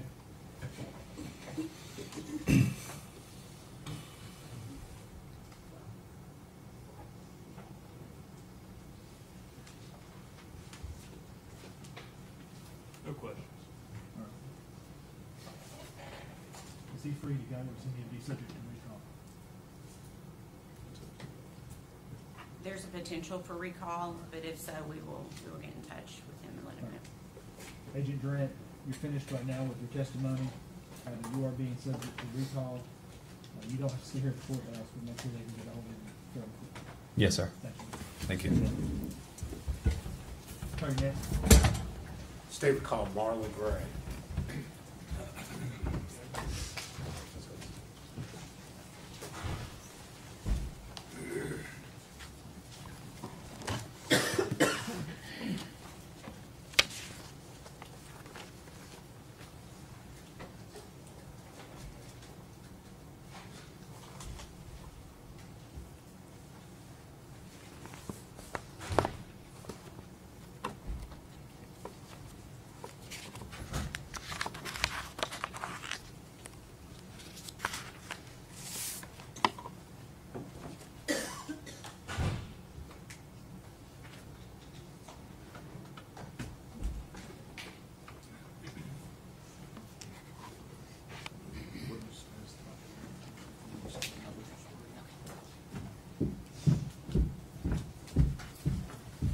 State your name. Marla Gray. You solemnly swear or affirm the testimony you're about to give will be the truth, the whole truth, and nothing but the truth. I do.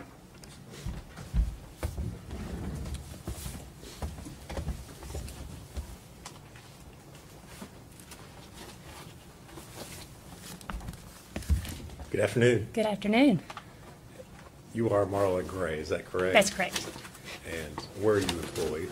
I am employed at the Tennessee Bureau of Investigation, the Knoxville Crime Lab. And what is your position there with the TBI? I am a Special Agent Forensic Scientist Supervisor, and I'm assigned to the Forensic Biology Unit. And Agent Gray, if you would, kind of give the jury an overview of what your duties are there within that division. So we analyze evidence for the presence of bodily fluids and skin cells, and then we determine who those fluids or skin cells belong to, doing DNA analysis. Okay. And what sort of educational background do you have that allows you to perform these duties? I have a Bachelor's of Science degree in biology from the University of Tennessee in Knoxville. I have also completed the in-house training program that is set forth by the TBI. And have you had specific training relating to serology and DNA analysis? Yes, during that 18-month training program, we cover serology, all the testings that we do, DNA analysis, and interpretation. Approximately how many examinations would you say you've performed over your years in the TBI? Yeah, I've been there for 14 years, and in that time I've worked almost 1,600 cases. Do you hold any certifications? I do not. Okay. Does the TBI provide technical equipment that you're able to use in the performance of your duties there? Yes, they do. All right. And is this equipment standard across the state and within the scientific community? Yes, it is well known, not just across the state, but in forensic labs all over the world. Have you been qualified to testify as an expert witness in the criminal courts here in Tennessee? I have. And in fact, have you been qualified as an expert here in Sullivan County? I have. All right. And after having been qualified as an expert witness, have you then gone on to give testimony as an expert witness? Yes, I have. And was your qualification as an expert in the field of serology and DNA analysis? Yes, or in forensic biology, which encompasses both of those. All right. Judge, we would tender Agent Gray as an expert in the field of serology and DNA analysis. Judge, I agree. She's an expert. All right. She'll be deemed to be an expert in the field of serology and DNA analysis.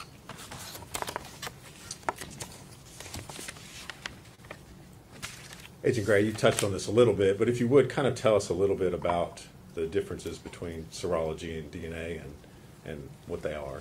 So serology is the screening process. When evidence comes in, we're determining if we're looking for blood, semen, or saliva, and then we'll take a portion of that through the DNA analysis. If it's an item that's been handled, we're not looking for a fluid, but we're looking for skin cells that were left behind. All right. And what sorts of things are you looking for when you perform those types of analysis? For, say, blood cases, we're looking for tests that change color, that indicate blood, and then we'll take that through the DNA process to generate DNA profiles for comparison. All right. And obviously you work in a laboratory down there in Knoxville, correct? I do. Do you all have a process for how you handle evidence that comes into the lab? Yes, we have policies and procedures that we follow. So in instances, every piece of evidence is worked one at a time. We don't have multiple items out at the same time. We wear lab coats, masks, gloves. Gloves are changed between every piece of evidence. Items are cleaned between touching evidence. Butcher paper is put out. Okay. And each case, is that assigned a specific case number within the lab? Yes, so when evidence comes in, the evidence receiving unit will give it a unique laboratory case number. All the evidence that is associated with this case will have that number, and all the requests for exams that come in. That way we make sure they match. All right. And I assume that you make sure that evidence, before you perform any testing, is secured and has not been tampered with in any way. Yes, before it is accepted into the lab, the evidence receiving unit will make sure that it is in a sealed condition. And then when we get it to analyze it, we also double check that it is in a sealed condition before we begin our testing. All right. Agent Gray, you were asked to perform numerous tests on evidence in connection with the Evelyn Boswell case. Is that correct? Yes, that's correct. All right. And you received items in the lab on several different occasions. That be correct? Yes, that's correct. Okay. So I'm going to start with the first batch of items that you received on March the 4th of 2020, which resulted in your first report that was issued on March the 10th of 2020. When you received those first items, what were you attempting to do or to find within the evidence that it was sent to you?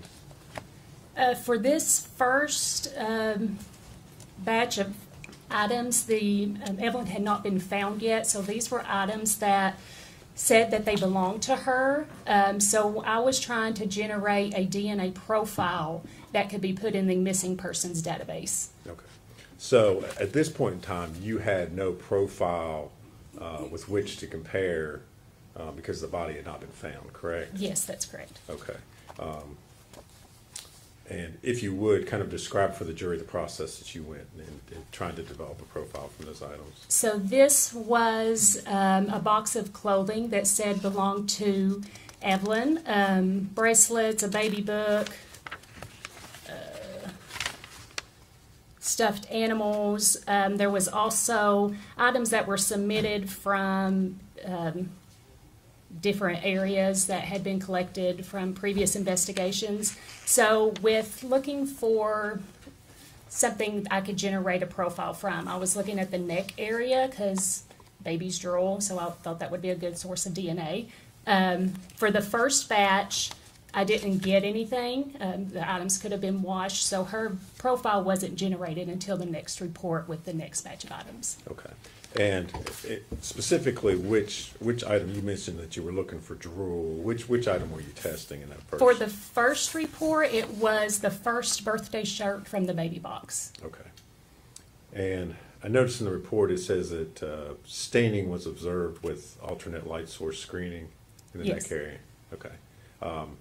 And was there any sort of profile you developed at all? It was a mixture of at least 2 individuals, but since it was a mixture, I could not use that as her DNA standard since it wasn't single source. Okay. So essentially, and also in looking at your report, it looks like there was a silver clip that you also, I guess, attempted to Yes, hair clips and a diaper. I believe these were found in Mendota, Virginia. Okay. And again, were you able to develop a profile from those? No, there was no DNA on any of those items. All right.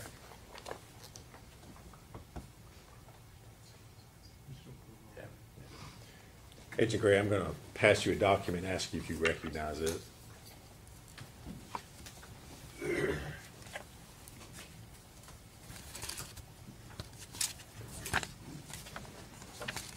Yes, this is a copy of my forensic biology report dated March 10th, 2020. Okay. And does that reflect your findings or lack thereof Yes. on the first batch of testing that you did? Yes. Judge, we move to make that exhibit number 245. No objection. Exhibit 245.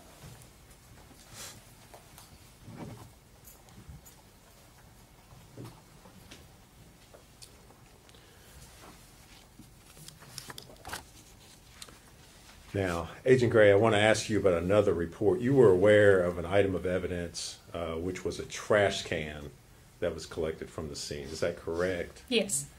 And if there are, I guess, different disciplines or different testing that's going to be done, for instance, if an item is going to be tested by forensic biology division as well as latent fingerprints, is it possible that a piece of evidence would be sent between the labs?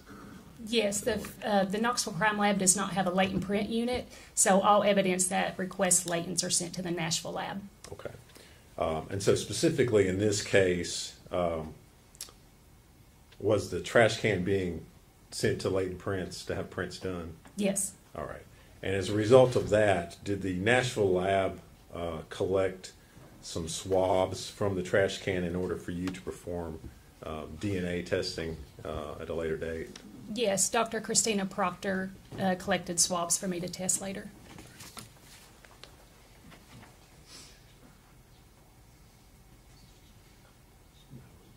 Okay. And Agent Gray, I'm going to hand you another document and ask if you recognize that.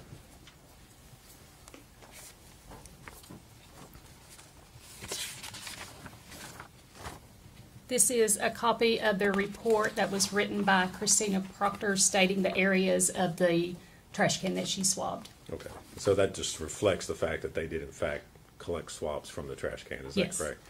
Judge, we move to make that report number 246. Objection? No, sir.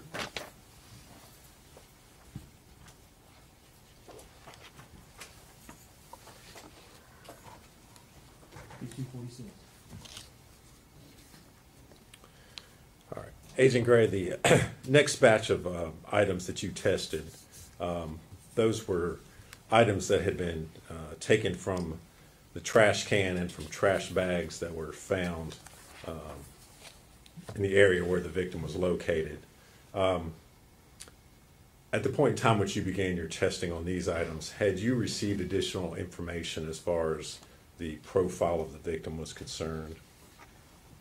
Yes, I received a call from Special Agent Brian Fraley the night that Evelyn was found regarding her condition, and they were just making sure that a body could generate a DNA profile after it had decomposed that badly. Okay. And did you subsequently receive items from the forensic pathology department at ETSU after the autopsy had been performed? Yes, I received a blanket that she was found wrapped in, her diaper, clothing, and an FTA card, which is a DNA standard from blood of the victim.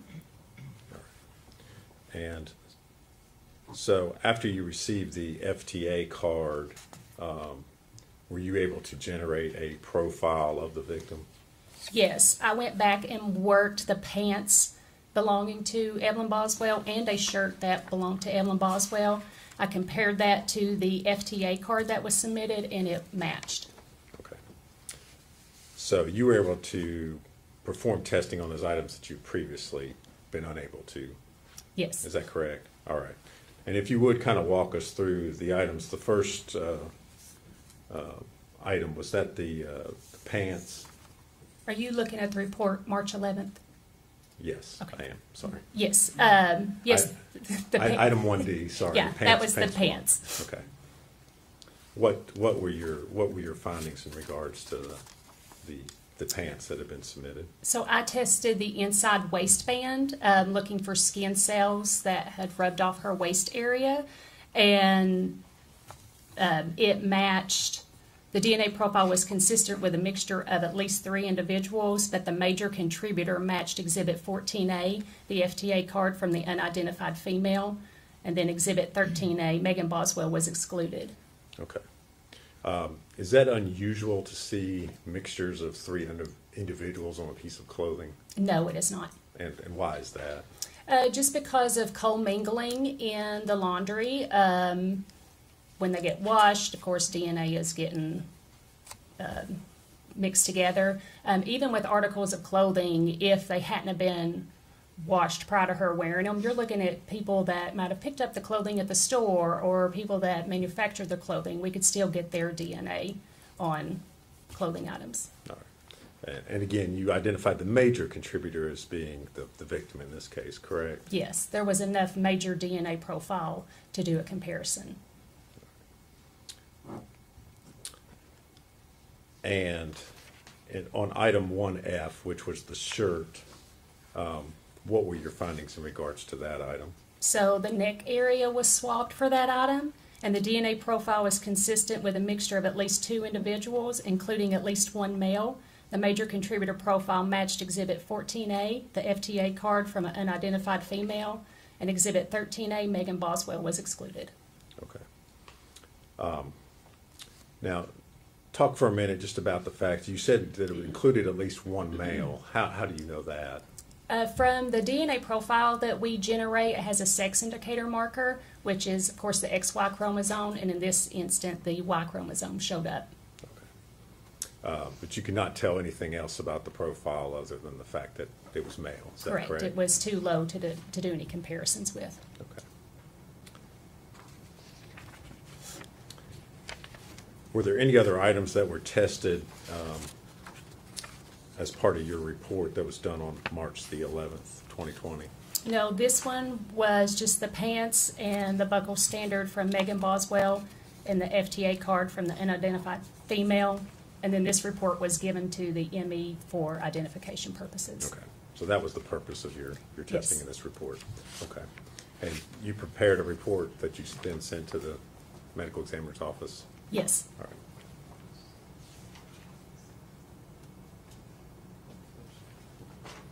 I'm going to hand you a document, Agent Gray, and ask you if you can recognize that. Okay, so what I'm understanding, sorry, you guys, let me fix my microphone just a second. All right, so the way that I'm understanding her testimony to answer Gretchen is that initially, prior to Evelyn being found, there were items that were collected that were given over to the lab for testing. And it is those items, they're not items that Megan was, or that Evelyn was wearing when she was found. They were items that Megan Boswell had. From those items, Megan's DNA was excluded as being a contributor. It's not her, it's not the actual items of clothing. So then when Evelyn's body was found, Megan Boswell gave a DNA sample.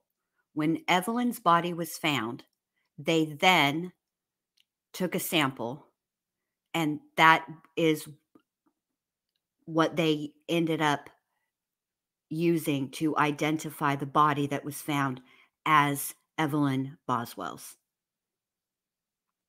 No, they were not on the body. No, because if they had been on the body, it wouldn't have been pants. It's what she was found in was PJs, the purple fleece PJs with penguins. Yes, this is a copy of the report dated March 11th, 2020. And is that a true and accurate copy of the report that you prepared of your findings? Yes. On that day? Judge will move to make that exhibit number 247. Any objection? No, sir. Full exhibit 247.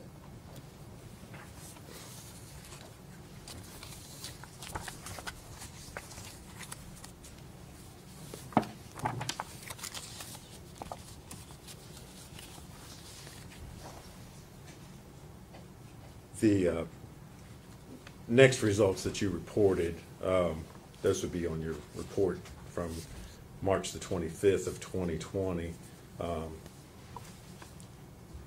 The items there were ones that were taken from the trash can and the trash bags. Is that correct? Yes. And we'll start with the first item, which was a piece of chewed gum from the trash can, identified in your report as Exhibit 7A. Did you perform testing on that I item? did. Yes, Okay. I did. If we could we pass Agent Gray exhibit number 197?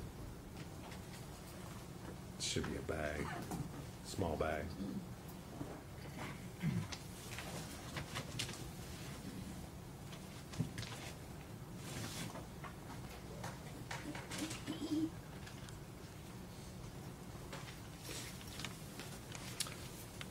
Agent Gray, will you take a look at that and see if you recognize it?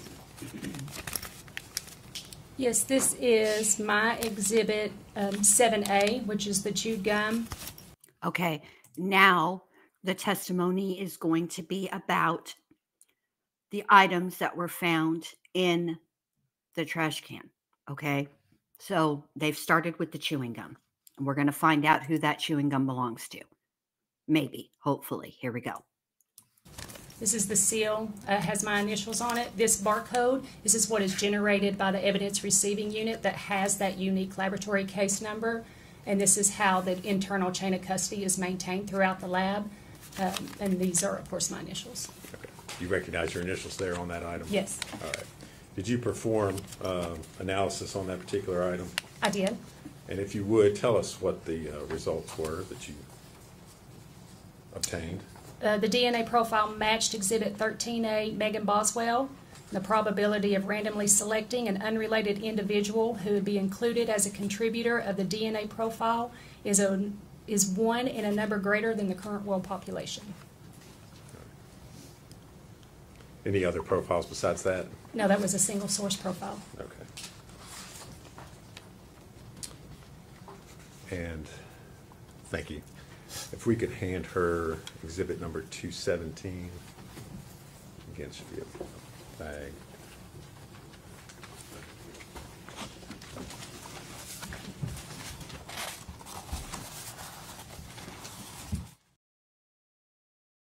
While the evidence lab technician is opening these things and being handed items of evidence, this is how I suspect. Let me push pause. I do not want to miss any of this testimony, but this is how I suspect that it was determined that Megan Boswell is the only person that had anything to do with that trash can, okay? Because of these results.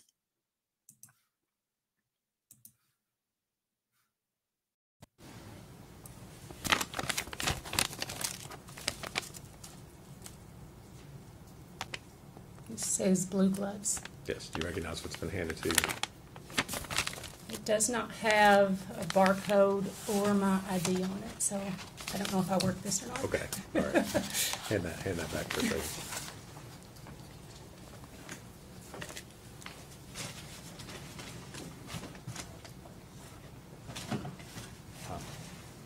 I'm gonna come back to that.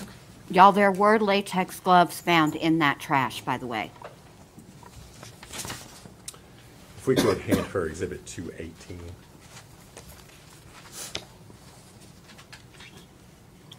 Carl, I don't want to be this person, but I'm just going to tell you now, probably don't sit back down. Item? Yes. And what is it? This is my Exhibit 18A, which was a cold and cough medicine bottle.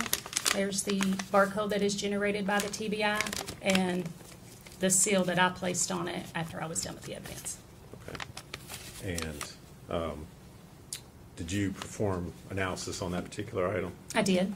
And if you would, tell us what the results were of your analysis. The outside of the bottle was swabbed. A limited DNA profile was obtained and is consistent with a mixture of at least 2 individuals, including at least 1 male. Due to the limited profile obtained and the unknown number of potential contributors, interpretation is inconclusive. All right.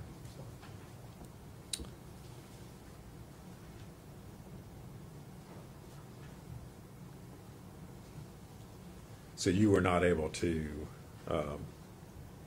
form any kind of profile at all, is that correct? That's correct. So regardless of whose DNA, other profiles you would have had, there would have been no way for you to match that with anyone, is that?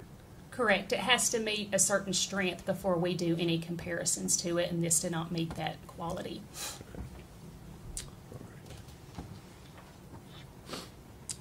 Okay. And can we next hand her exhibit number 200?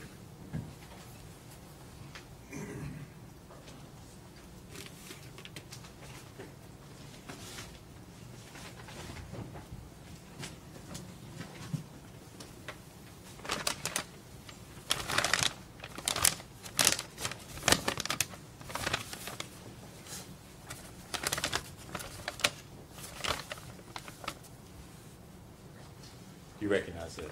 Yes, this is my exhibit number 19A, which is a Dasani water bottle. Here's the TBI barcode, and this was the seal that I placed on it when I completed it. Okay. And did you perform analysis on that particular item? I did. And what were your findings? So the mouth area and inside of the cap was swabbed for testing. The DNA profile is consistent with a mixture of at least 2 individuals. The major contributor profile is consistent with Exhibit 13A, Megan Boswell. It also had World Pop stats, and the minor profile was inconclusive. Okay.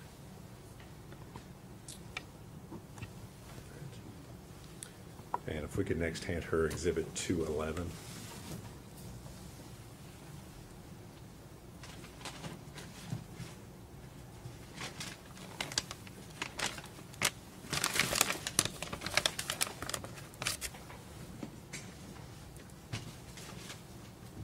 Do you recognize that? I do.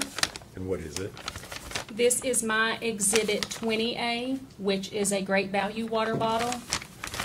There's the TBI barcode, my ID, and the seal that was placed on it with my initials.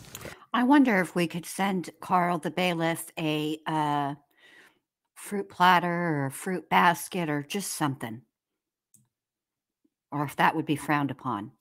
And again, I'd ask you, did you perform analysis on that particular item? I did. And what were your findings? The mouth and inside the cap area were swabbed in this item also. The DNA profile is consistent with Exhibit 14A, Evelyn Boswell, with World Pop stats.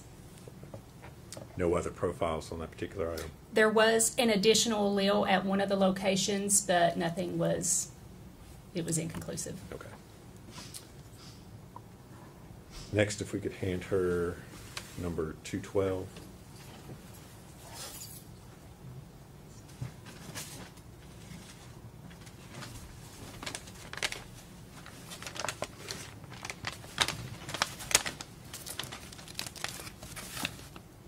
Do you recognize that item? I do. This is my Exhibit 22A, which is a Misty water bottle. The TBI barcode with my ID and the seal that was placed on it when I was finished. And did you perform analysis on that piece of evidence? I did. And what were your findings? So once again, the mouth area and the inside of the cap was swabbed for testing, and the DNA profile matched Exhibit 13A, Megan Boswell, with World Pop stats. Next, we could hand you Exhibit 213.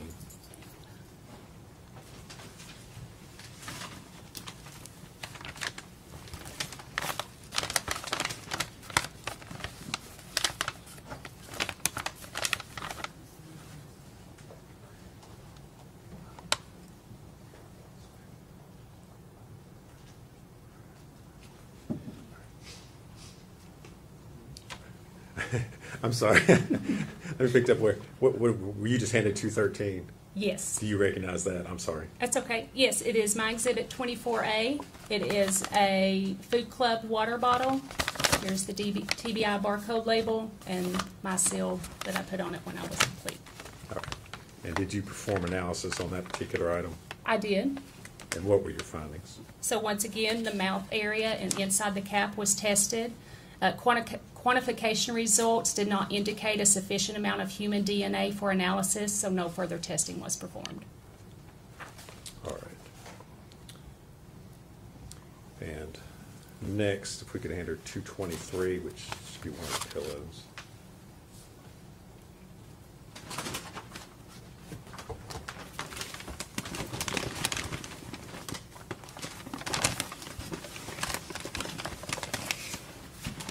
Do you recognize that item? Yes, this is my Exhibit 33A, which is a white pillow. There is the TBI barcode and my seal with my ID on it.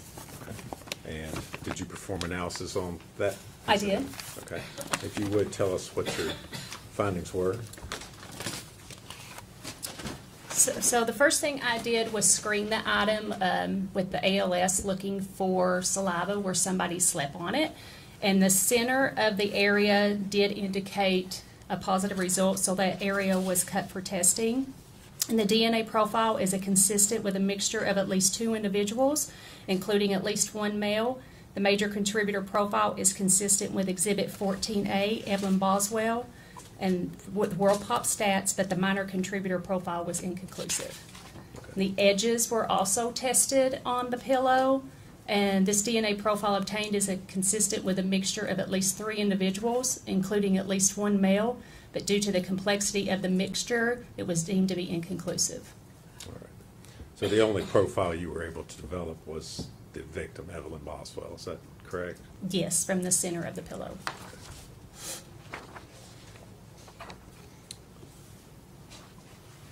We could hand her exhibit number 224 next. It also should be a pillow.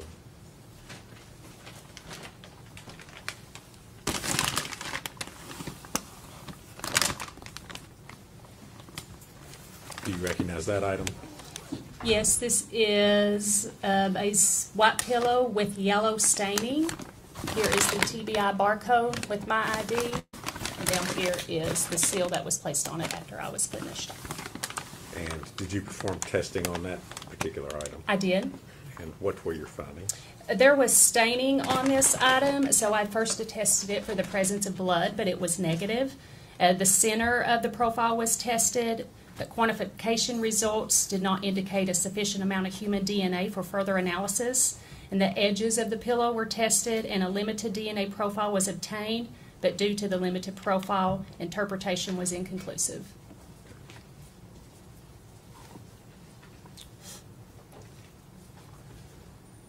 If we could hand her at 215 next.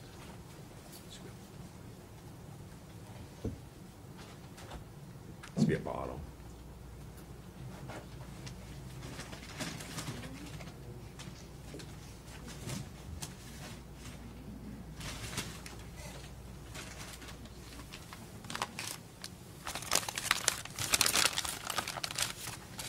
You recognize what's been handed to you?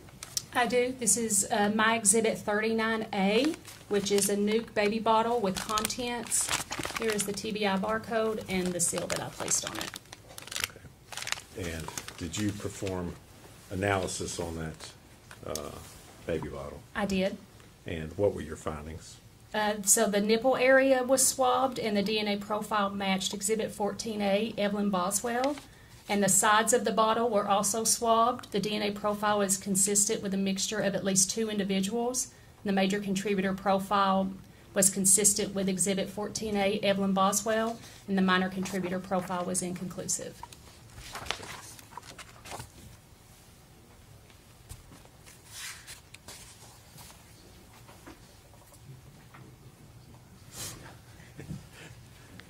Agent Gray, I'm going to hand you an item, ask you if you can recognize that.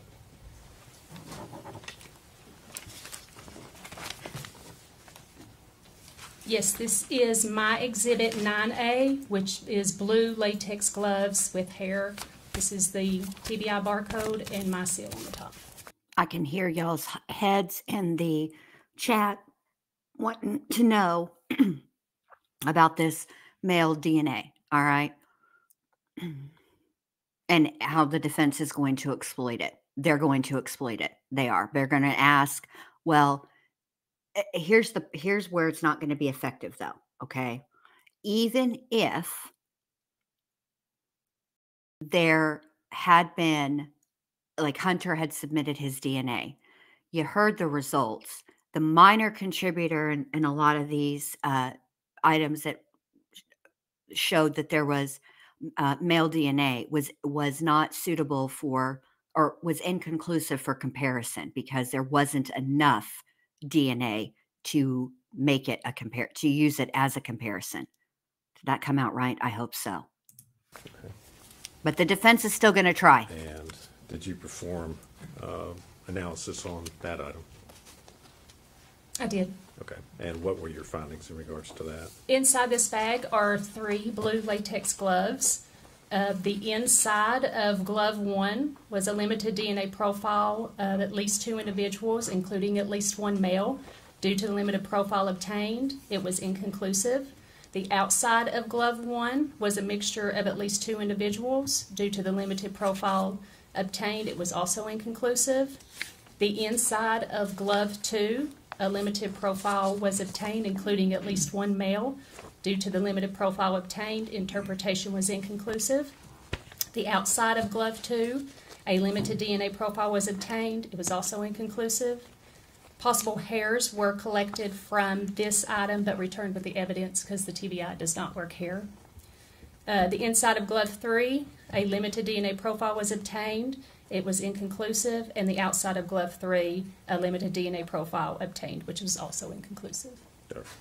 So no conclusive profiles on any of the gloves, is that correct? That's correct. And no, Evelyn didn't find any DNA profiles consistent with the victim on any part of the gloves, is that correct? Okay. Judge, at this time I would move to make the gloves as Exhibit 248. Any objection? I guess she probably needs to, I don't think, did you open those up? I didn't. Okay. Do you care to open those up? Yeah. So we can...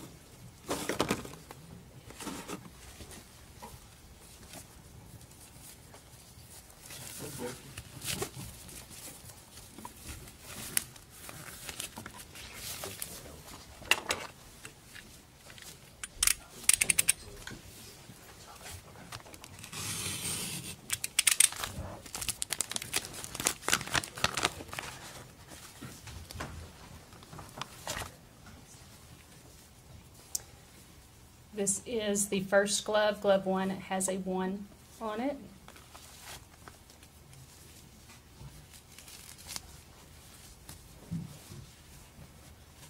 And this is glove number 2.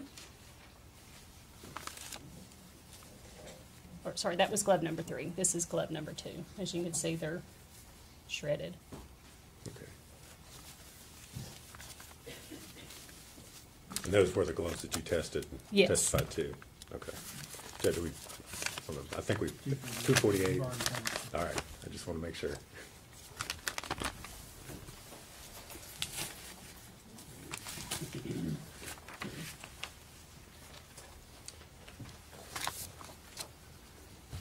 Agent Gray, did you prepare a report of your findings in regards to those items?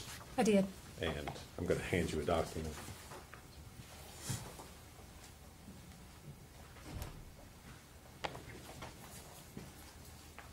Ask you if you recognize that.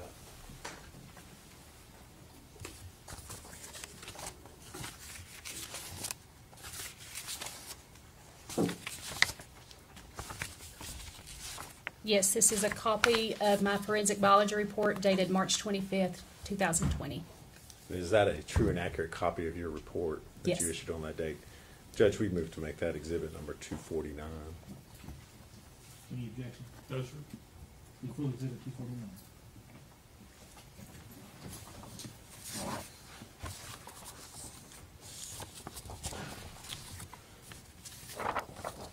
Now, Agent Gray, obviously you've tested a number of items in regards to this case.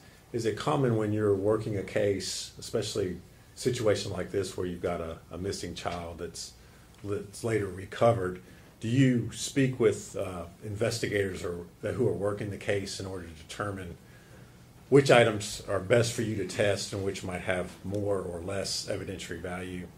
Yes, we do. And was that done in this particular case? Yes, I spoke with Agent Brian Fraley and Agent David Gratz on multiple occasions regarding this case. And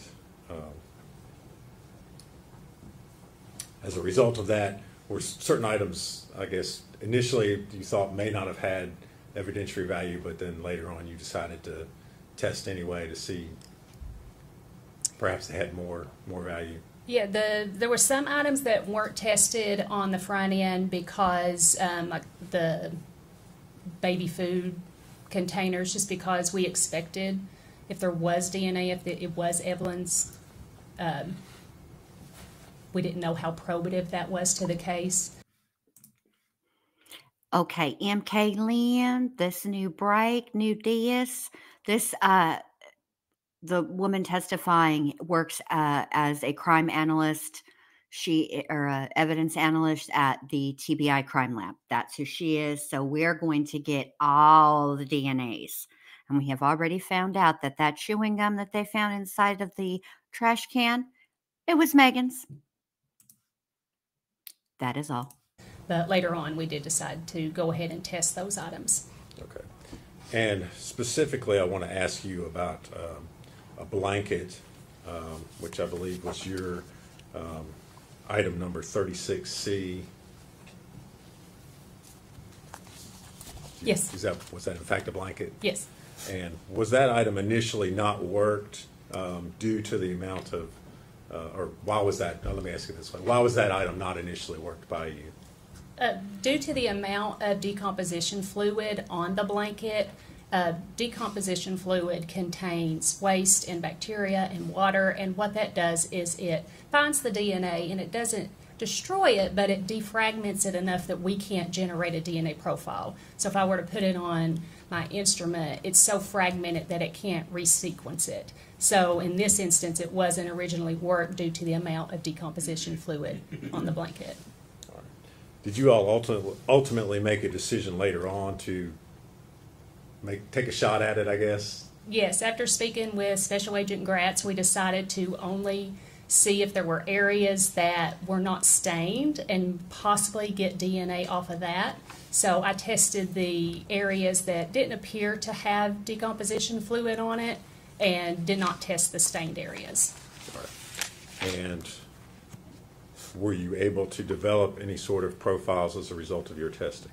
It was a limited DNA profile that was a mixture of at least 2 individuals, but due to the limited profile obtained, it was inconclusive.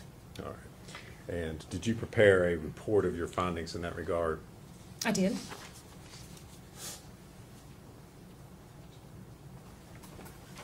I'm going to hand you a document, Agent Gray, and ask you if you can identify it.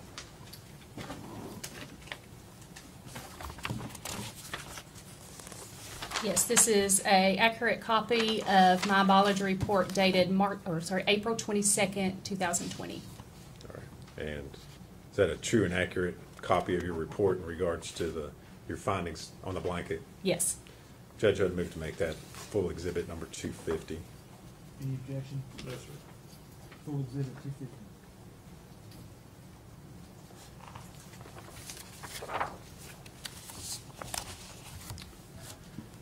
Agent Gray, the next item I want to talk about is the foil sheeting.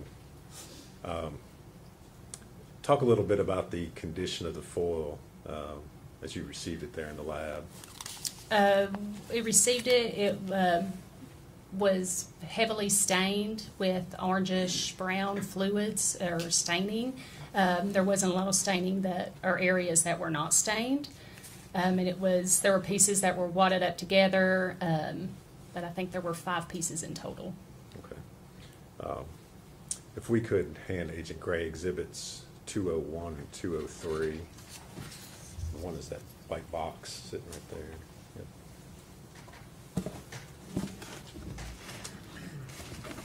Yeah, they may still put Angela on the stand. I mean, a lot of this has some of the order they put these witnesses in has to do with scheduling. You recognize those items? Yes, this is my exhibit 15A. This was my seal down here at the bottom. And this is my exhibit, also 15A, but it was just piece 3. And then my seal is at the bottom. Okay. And is that the foil sheeting that you tested? Yes. If you would, tell us what the result of your testing on those items were.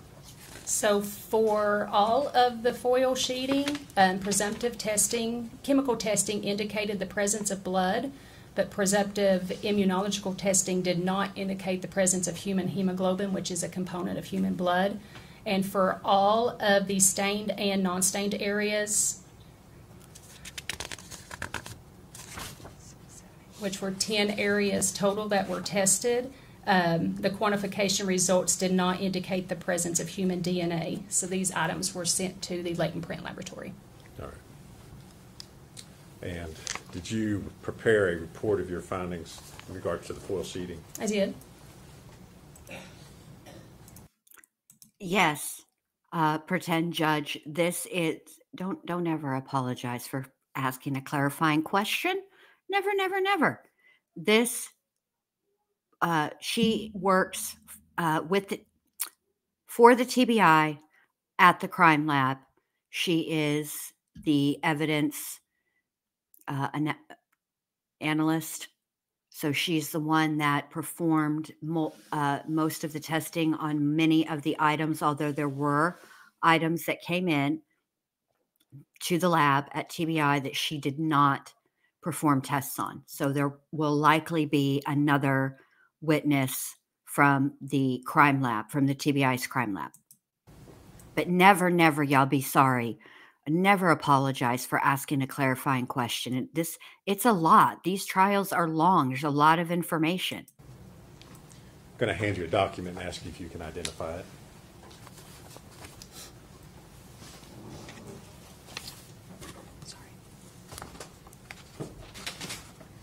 So this is a copy of my report dated March 12th, 2021. And is that a true and accurate copy of your findings in regards to the foil sheeting you've just testified to? It is. Judge, I'd move to make that exhibit number 251. Hang on just a second.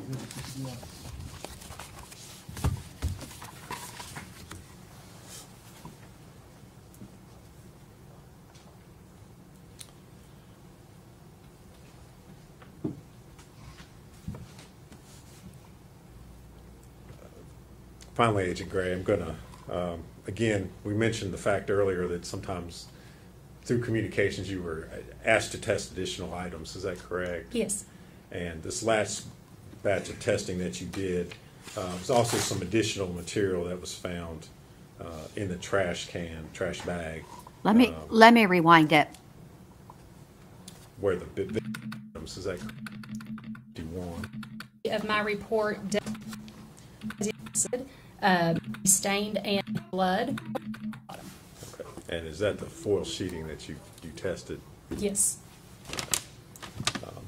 If you would, tell us what the result of your testing on those items were. So for all of the foil sheeting, presumptive testing, chemical testing indicated the presence of blood, but presumptive immunological testing did not indicate the presence of human hemoglobin, which is a component of human blood. And for all of the stained and non-stained areas, which were 10 areas total that were tested. The quantification results did not indicate the presence of human DNA, so these items were sent to the latent print laboratory. All right. And did you prepare a report of your findings in regard to the foil sheeting? I did. I'm going to hand you a document and ask you if you can identify it. No DNA and no blood. So this is a copy of my report dated March 12th, 2021. All right. And is that a true and accurate copy of your findings in regards to the foil sheeting you've just testified to? It is. Judge, I'd move to make that exhibit number 251.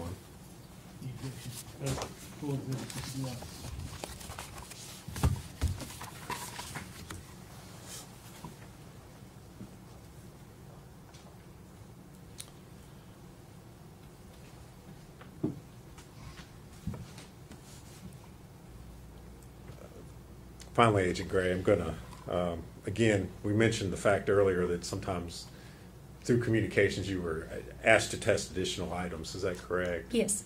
And this last batch of testing that you did, was also some additional material that was found in the trash bag, where the victim's body was recovered. Is that correct? Yes, there was a black spoon, some Gerber baby food. One was a apple mango strawberry flavor, the other was a banana blueberry flavor, and then there was a tissue. Kind of walk through these one at a time. You mentioned a black spoon. What were your results in regards to that item? So the mouth area was swabbed for testing, and quantification did not indicate the presence of human DNA, so it was not taken any further. Okay. And what about the Gerber apple mango strawberry baby food? The sides of the pouch was swabbed. There was still food on the mouth area of the swab, so I stayed away from it just due to bacteria and focused on the sides of the swab, the sides of the pouch. And quantification was inconclusive for the presence of human DNA, so no further testing was performed. And what about the Gerber banana blueberry baby food? So once again, the sides of the pouch were swabbed, and quantification did not indicate the presence of human DNA. All right. Could I see Exhibit 164?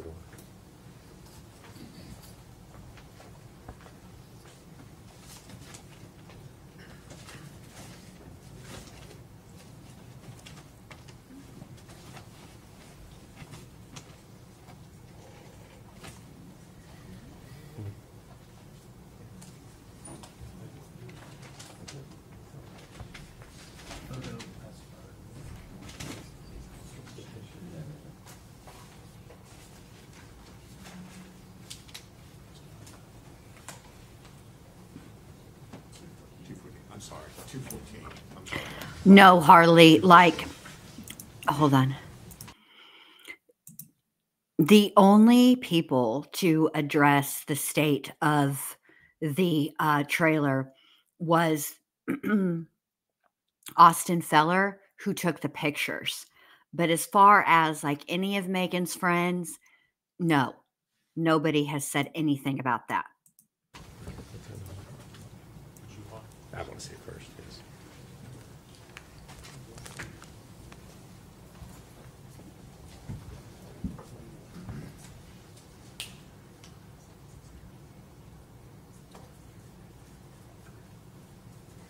Yeah, that's it. Okay. Agent Graham, I'm going to hand you what's been previously introduced as Exhibit 214. Ask you if you recognize that. Yes, this is my Exhibit 37A, which is a tissue.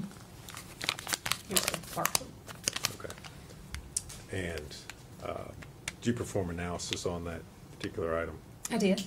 Okay. And what were your findings in regards to the tissue? So this tissue was heavily saturated in a reddish brown stain, so I initially tested for the presence of blood. and presumptive chemical testing indicated the presence of blood, and presumptive immunological testing indicated the presence of human hemoglobin, which is a component of human blood. And the DNA profile matched Exhibit 13A, Megan Boswell, with World Pop Stats. Okay.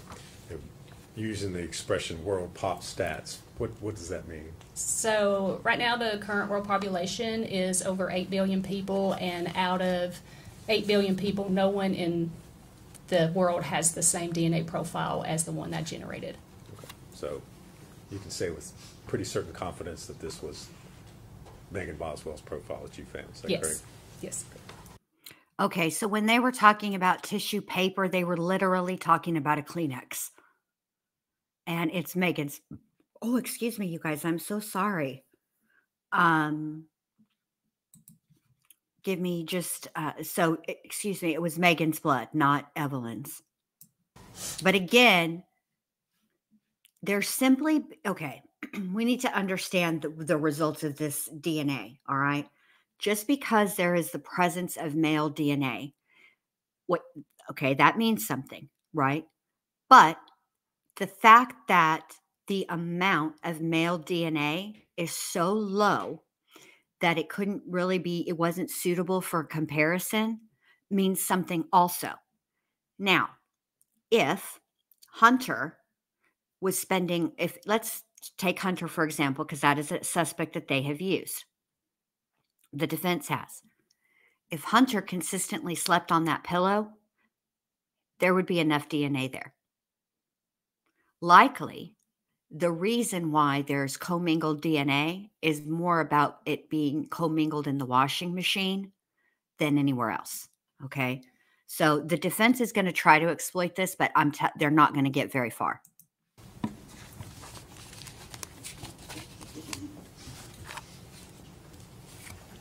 Let me look and see, Debly. I'll find out for you. Hang on.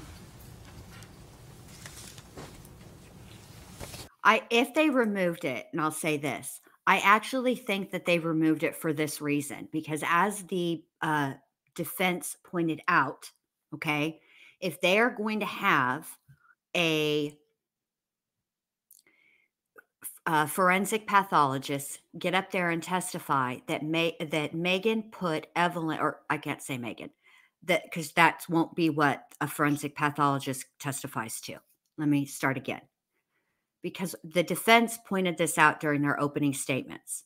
If the state is going to call a forensic medical examiner who gets up on the stand and testifies that Evelyn was placed in that trash can alive, that is conflicting with abuse of a corpse.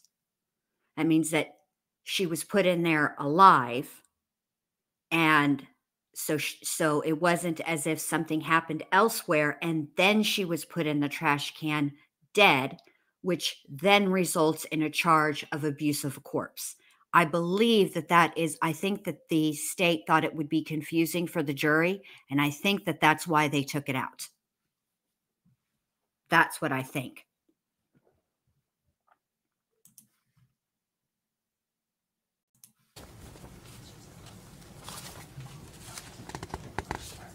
This is a copy of my forensic biology report dated October 22nd, 2021. Okay. And is that a true and accurate copy of your findings? It is. That was issued. Judge, I would move to introduce that as exhibits 252. 252. Before exhibit 252. Okay.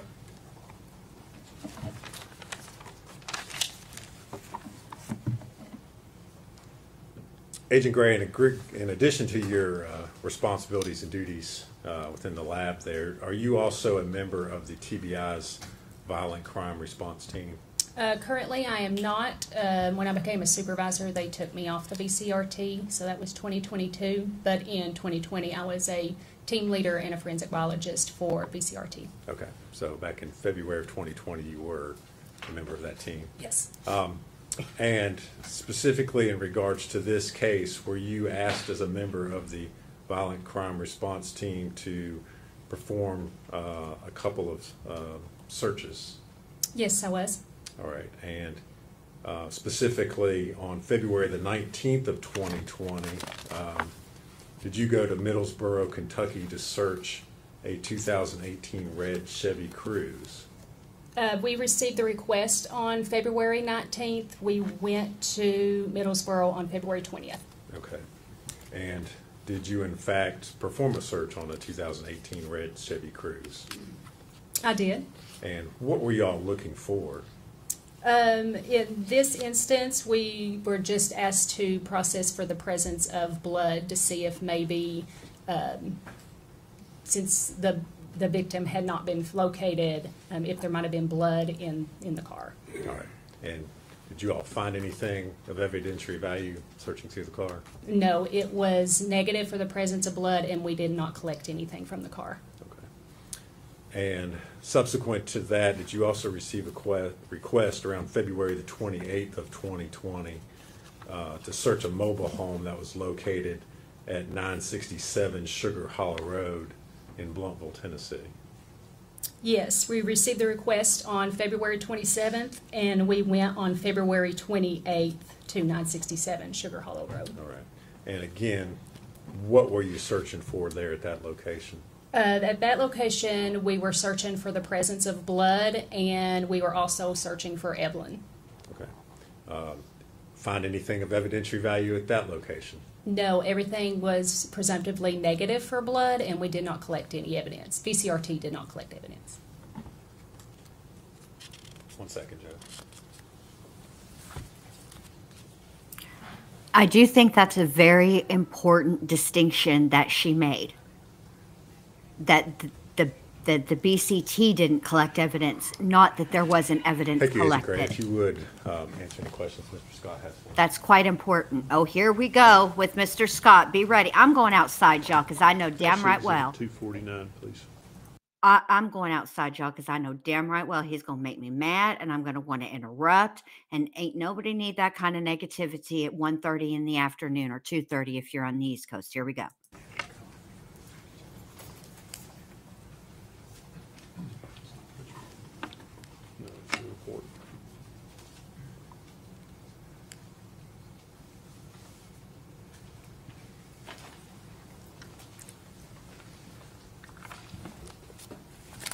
Good afternoon, Agent Gray. How are you? I'm good. How are you doing? I'm good. Thank you for asking. I am currently looking at Exhibit 249, which is your report of March 25th, 2020. Do you have that in front of you? I do. Okay. I want to ask you specifically about the blue gloves. Okay. The blue gloves, there are 3 blue gloves. Is that correct? Yes. And 2 of those gloves had male DNA. You can confirm that. Yes, the inside of glove 1 had male DNA, and the inside of glove 2 also had male DNA. And that was it. And if you would explain to the jury how you determine something is male DNA versus female DNA, just briefly. So when we see, it's called an electropherogram, which is a visual representation of an individual's DNA profile. You have your sex determining marker, which is called amylogenin. If it's an XX, that means it's a female individual. If it's an XY, then it is a male individual. And on those instances, that Y marker showed up. Now, you talked about some of these DNA profiles not being able to be tested further. Is that correct? Yes. Is that because of the TBI standards for testing, or it's just impossible to do? No, we could do it, but we've done multiple testing, and there is a quantitation limit that we know we're going to generate a DNA profile versus we're not going to get anything. So in this instance, I do believe that all of these were taken through all the way through the DNA analysis, and just it was too limited to say anything about. But mostly across the nation, we follow the same QAS guidelines, which are set forth by the FBI, so it's not just TBI specific, and they are specific into the quality of DNA before we can interpret it. Would other labs have greater capabilities? Not to my knowledge, if they are accredited by the same accrediting body. They have to follow the same QAS guidelines. Okay. So it's your testimony that no lab in the world would be able to perform more specific testing than the TBI lab? There's probably labs out there that might do a different type of DNA that we do, but that we follow like STR DNA. Okay. So to your knowledge, these profiles were not tested by anyone after you got finished with them. Is that correct? That is correct. Okay. What about the glove, outside of glove 2's mentioned hairs were collected from that exhibit? Yes. Did you photograph the hairs? No, I did not. I just documented the hairs. Okay. Did you make a note of, are they long hairs, are they short hairs, color, anything like that? I do believe.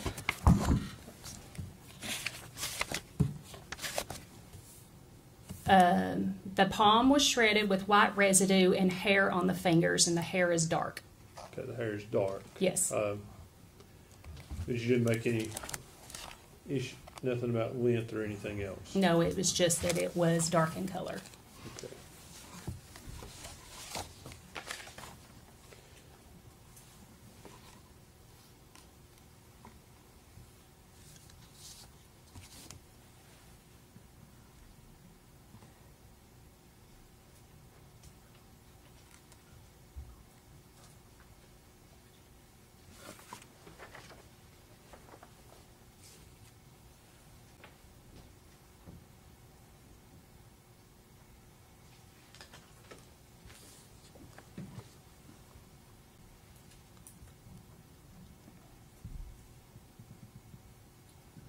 Let's talk about the pillow.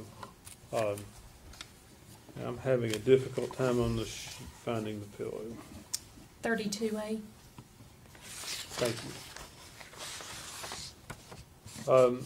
The pillow had Evelyn Boswell's DNA on it, is that correct? Yes, in the center of the pillow. Okay. Could you tell if that came from saliva or what that came from? I did not do any testing for saliva, but the area I did test tested positive for what was indicated luminescence, so it could have been sweat or saliva. Okay. And it also had male DNA, is that correct? Yes, it did. Okay. And were those two mixed in the same spot, or? Yes, it was the center area that I took a cutting from, so it would have been the same area. Okay. Bear with me 1 second.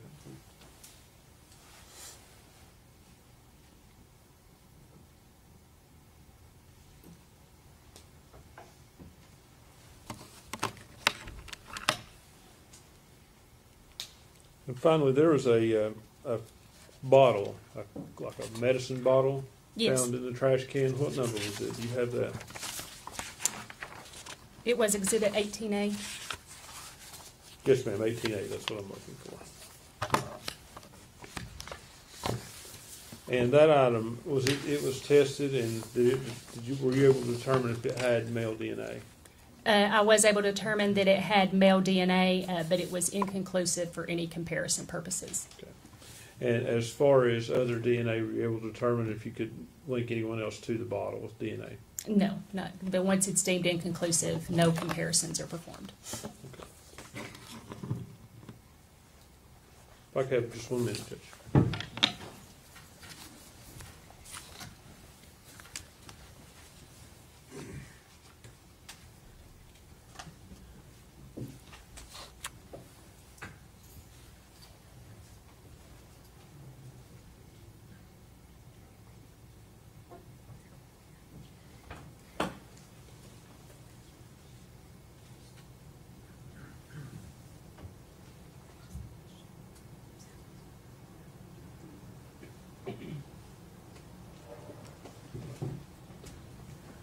Ms. Gray, were you ever asked to compare any of these items to Hunter Woods or Preston Hunter Woods DNA?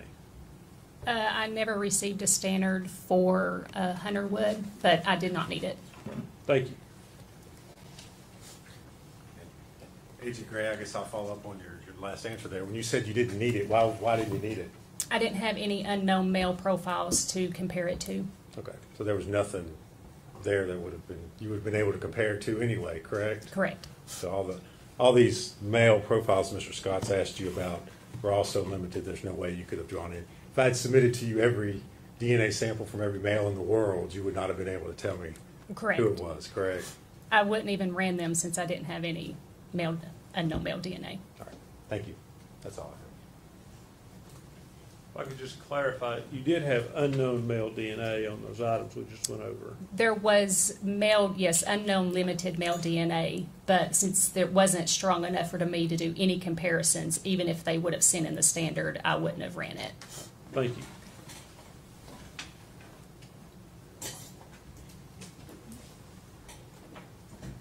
That's all.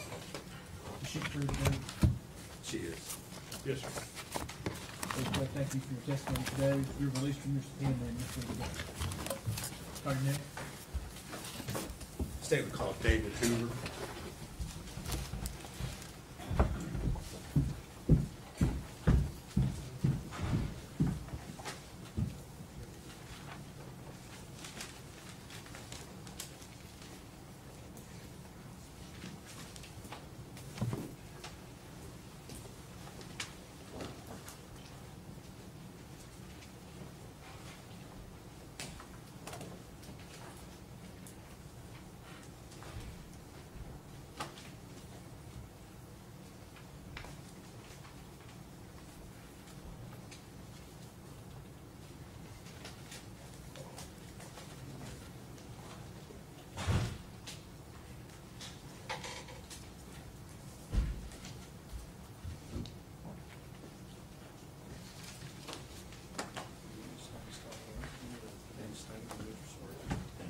Lord Jesus, where's this other witness coming from? The damn parking lot, for Pete's sake.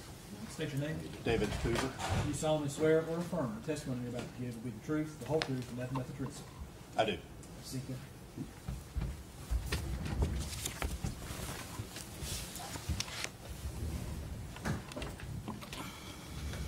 Good afternoon. Good afternoon.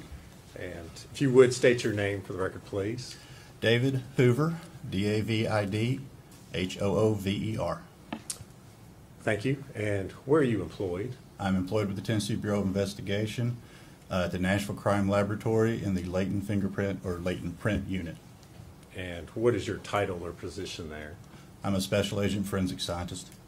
All right. And Agent Hoover, if you would kind of give the jury a brief overview of what your duties are there within the latent print division. My duties typically include processing evidence for fingerprints, any developed fingerprints or any developed prints that I find on the evidence I photograph or in some way capture them, then compare them and make identifications to individuals if that's possible. Also enter stuff into the APHIS database, search through the database for individuals as well. I also write my reports and testify in courts of law. You mentioned the APHIS database. Could you explain what that is? The APHIS database is essentially a database of fingerprint cards that we have on file at the TBI, and then we're able to search unknown fingerprints against that database to see if we can find an individual who may have left that print. And how long have you been doing this there at the TBI? I started in March of 2000, so about almost 25 years. If you would, tell us a little bit about your educational background that allows you to perform those duties there at the TBI. My background includes a Bachelor of Science degree in biology from David Lipscomb University with a minor in chemistry. Then at the TBI itself, I underwent a 2-year training period under court-qualified fingerprint examiners with over 100 years of experience. Since then, I've also had training from the Florida Department of Law Enforcement, the Mississippi State Crime Laboratory, Arizona State Crime Laboratory, I believe, other agencies that have produced classes, as well as gone to conventions and things that also had classes throughout those 25 years. All right. How many examinations would you say that you've performed over your almost 25 years there at the lab? At this point, I would think it was in the tens, if not hundreds of thousands. Okay. Do you hold any certifications in the field? I do. I'm a certified latent print examiner with the International Association for Identification. And what type of technical equipment do you have there that you use at the lab? We typically use a lot of the same things you actually see on TV. A lot of times you will see the dust fingerprint on a car or window or something, and they'll dust it and lift it. We actually still do that. We also use fluorescent dyes, which fluoresce at different wavelengths. So we have light sources that do different wavelengths as well. We now also have a system that we've had actually for quite a while. It's called RUVIS, which is Reflective Ultraviolet Light Imaging System, and they've learned that under certain wavelength of light, in this situation 254 nanometer light, it will the oils and the sweat of the fingerprints will reflect, and you can actually capture them photographically with that system. All right. And is this pretty standard equipment that's used across the country in various labs? Pretty much, yes, I believe so. Agent Hoover, have you been qualified to testify as an expert witness in the criminal courts here in Tennessee? Yes, I have. And after having been qualified as an expert, have you then gone on to give expert testimony? Yes, I have. And so then you've been qualified as an expert in the field of latent print identification, is that correct? Yes, in both state and federal courthouses. All right. Judge, at this time we would offer Agent Hoover as an expert in the field of latent print identification. He's an expert. All right. He'd be cleared to be an expert in the field of latent print or fingerprint identification. Agent Hoover, if you would, just tell us a little bit about what latent prints are. A latent fingerprint is essentially a reproduction of the ridges of your fingers or palms, and it can also include your feet. This is called friction ridge skin. It helps you hold on to things. So a latent print is essentially a reproduction of those ridges on a surface after you've touched them. Essentially, you've touched something, you've left sweat or oil in that reproduction of your ridges behind on that surface. Okay. And as a latent print examiner, when you look at an object or you're looking for prints, what exactly is it that you're looking for? I am looking for the ridge formations that we have in our fingerprints. Predominantly, we'll look for what is called level 1 detail first, which is the ridge flow and the pattern types within the fingerprint. Sometimes we don't have the pattern types and we can only look for the ridge flow itself. We're also looking for what we call level 2 detail, which is bifurcations, ridge endings, dots. These are the types of things that happen within the ridge flow itself. So a ridge is flowing along and then it suddenly stops and the two ridges on either side continues to go. That's an ending ridge. A bifurcation is essentially like a fork in a road. So you have the same thing except for that ending ridge touches one or the other side of that those other two ridges, forming essentially a fork in the ridge flow itself. A dot is essentially what it describes. It's defined. It's just simply a small area that's just a ridge, and it's just a small dot that shows up. All right. Are latent prints more than just what we talk about as being fingerprints? Yes. Okay. What all is? They can be fingerprints. There can be palm impressions. Your joints of the fingers also have the same type of detail that we can use to identify people. And like I said a little earlier, your feet even has the same thing, where you can actually develop feet footprints and then compare them to individuals, their footprints, and see if it's the same individual or not. It's rare, but it can be used for identification purposes. Okay. If you would, talk for a second about how a latent print is created or left on a surface. Like I said, when you touch something, you can leave behind that sweat and oil on that surface, and it can remain there, and then I can process it and develop it to be able to actually see it and capture it. Okay.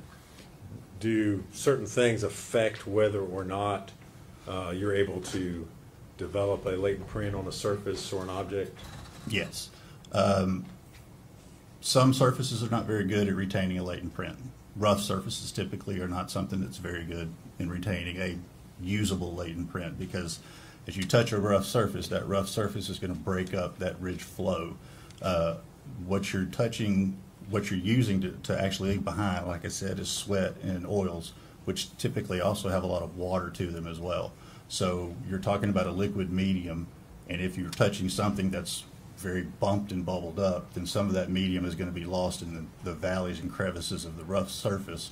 Some of it's going to be left on top. So it's going to be very broken up, and you're not going to be able to see or use it to actually identify somebody. because what we're looking for is enough information and enough clear information to be able to say this latent print was left by this person's finger or palm or footprint. Okay. And does whether or not a surface is clean or dirty, does that affect? That can also affect it, yes. Okay. Now, you work at the lab in Nashville, is that correct? That's correct. Okay. Do you have a process as far as processing evidence that comes into the lab there in Nashville? Yes, we do. If you would explain to the jury how that works. So an agency will bring in a piece of evidence. It will go through our evidence receiving section, in which case that piece of evidence is given a specific lab number and an evidence number. If that lab number is already created, then that's another lab number, or excuse me, another evidence number. As it goes through, it's then the case is assigned to an individual. In this case, I would receive the case. In this situation, I would receive the case. And then I would go pick up that evidence from evidence receiving to then do my testing. All right. And prior to testing any items, do you make sure that they have been secured and not tampered with in any way? The evidence receiving unit is involved in that, and they have a vault in which it is stored in, and that only they have the opportunity to get to. Once I get the evidence, I make sure that the evidence is in a sealed condition in some way, and then I go from there and then open it, process it from there. All right. If we could at this time, I'd like to hand Agent Hoover exhibit number 196, trash can.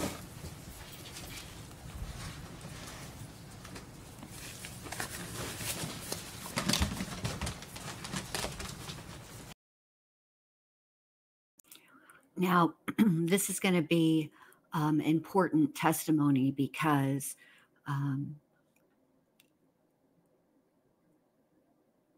I do think this is going to be what seals the deal on just exactly who had access to that trash can, or who touched that trash can, I should say. Not who had access. I'm sure, I mean, technically speaking, anybody who lived on that property had access to that trash can. However, did they touch it is the question. And I believe that this is going to show that Megan and Megan Boswell only touched that trash can.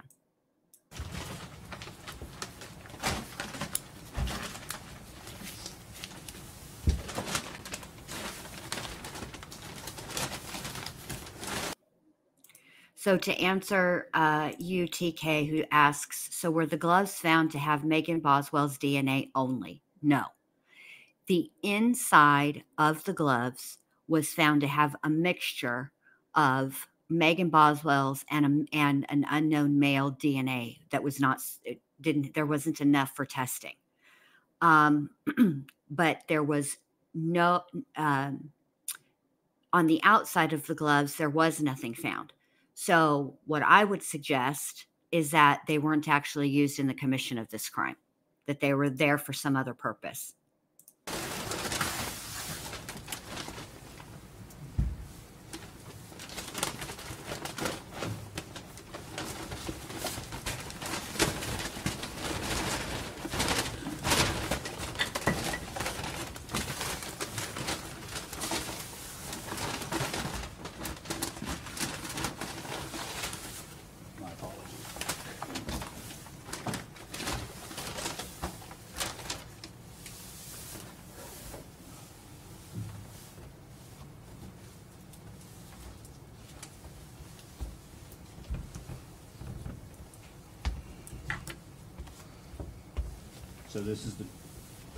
So this is the trash can that I received.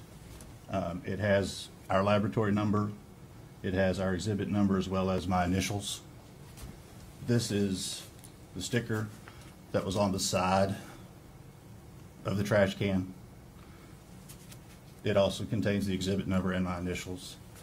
And these are pieces of the rim of the trash can that I removed to be able to process better. So at the time that you received the trash can there at the lab, the pieces that you just held up, they were actually attached. Yes, it was a full trash can with those pieces of the rim attached to it. Okay. You removed them. They were not broken or anything like that. Is that No, correct? they were not. And you mentioned you held up a sticker. Is that like a sticker that would come from the manufacturer? Yes, that was on there. Yes, it was on the side of the trash can. It's a Sterilite sticker, manufacturer of the trash can. Okay. And you removed that as well? I did. Okay. All right, Agent Hoover, did you attempt to develop any latent prints off of that particular item, the trash can? I did. And if you would kind of walk us through what your approach to analyzing that piece of evidence was. May I refer to my notes, Your Honor? Is that all right? Yes.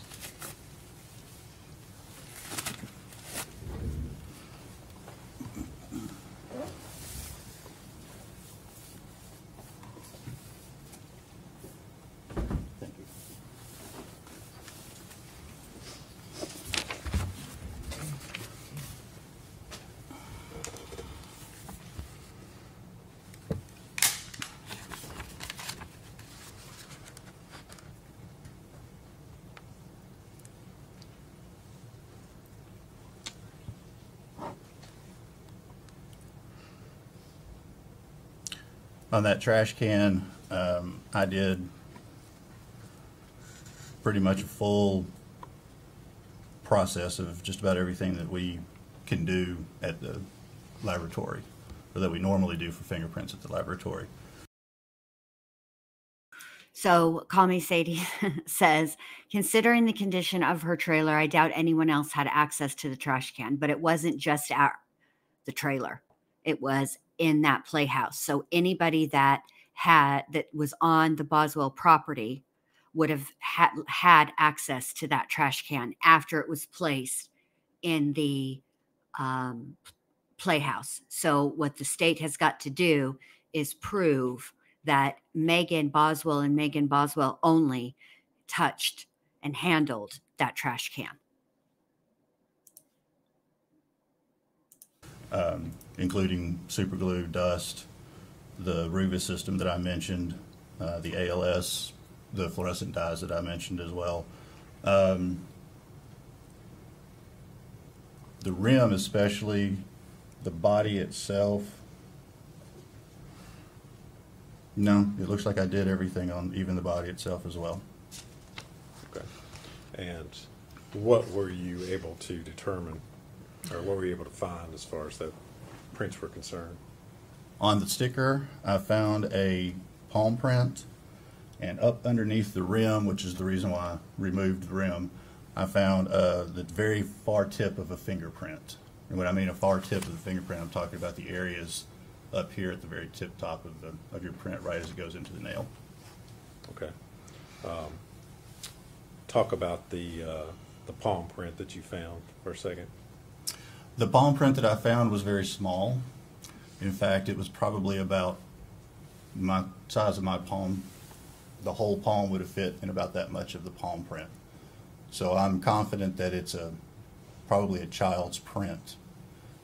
Some people do have smaller hands, and so I couldn't totally discount comparing it to some other people. But it was a very small print. Certainly didn't. Would you say it was not the size of a normal man's hand? Well, okay. Oh. You've already stated what you thought as far as that size was concerned. And so you excluded. I just want to point this out and why his testimony about the palm print is important, because the defense tried to intimate that the palm print could have been Hunter's, which is why they asked the TBI agent whether or not they had Hunter Wood's palm print on file. And this agent is saying, well, I mean, it was so small that it likely wasn't a man's, or it wasn't an adult's at all. It was more than likely a child's. Megan Boswell as being the contributor. I did compare it to Megan Boswell, and I was able to exclude it from her. Okay. So you've already stated what you thought as far as that size was concerned. And so you excluded Megan Boswell as being the contributor? I did compare it to Megan Boswell, and I was able to exclude it from her. Okay. And you mentioned the fingerprint. And again, where did you locate that? Up underneath the rim, I believe was on the right side. All right. And were you able to make any conclusions as far as that fingerprint was concerned? I was. And what did you conclude as far as that was concerned? Well, eventually I was. Okay. But, well, on the date that your initial examination was done and the report was issued on April the 2nd of 2020. That was inconclusive to her because, in general, when you do a fingerprint card, if you look at the finger when you touch it, if you're doing a fingerprint card and you're rolling the person's finger, this part of the finger does not touch. So you don't really get a good recording of that tip area. That happens actually quite often. All right.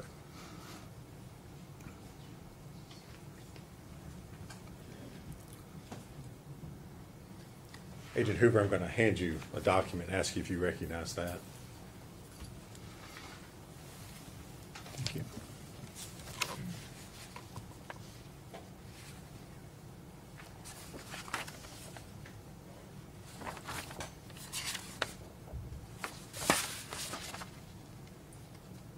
Yes, I do. And what is that? It appears to be a copy of my report from April 2nd of 2020. And is that a true and accurate copy of your report?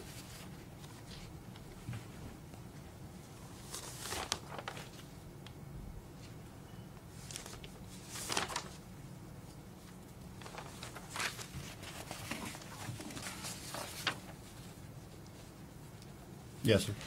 Okay. Judge would move to make that exhibit 253. Full exhibit 253.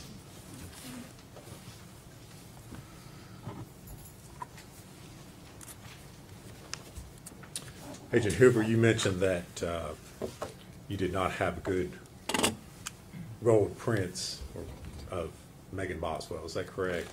I would say I did not have complete prints. Okay. At least in that tip area. Sorry. Sorry.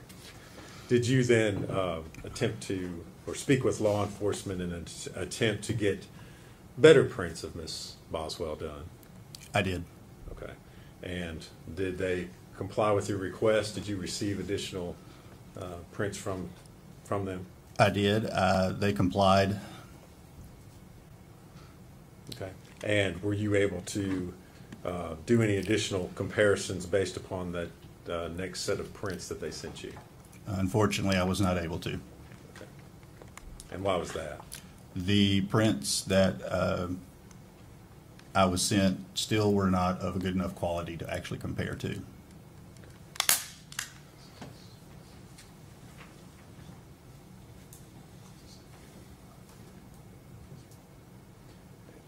And did you, Agent Hoover, did you prepare a finding in that regards?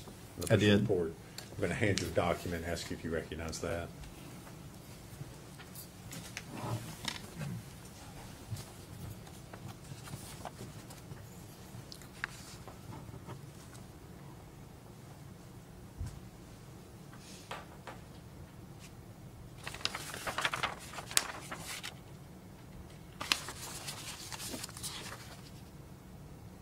Yes, sir, I do.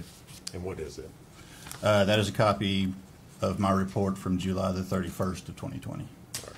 Reflecting that again, you still were not able to perform any. My result was inconclusive again. Okay. And is that a true and accurate copy? It appears to be, yes. Judge, I move to make that exhibit 254. Okay. That's 254. Full exhibit.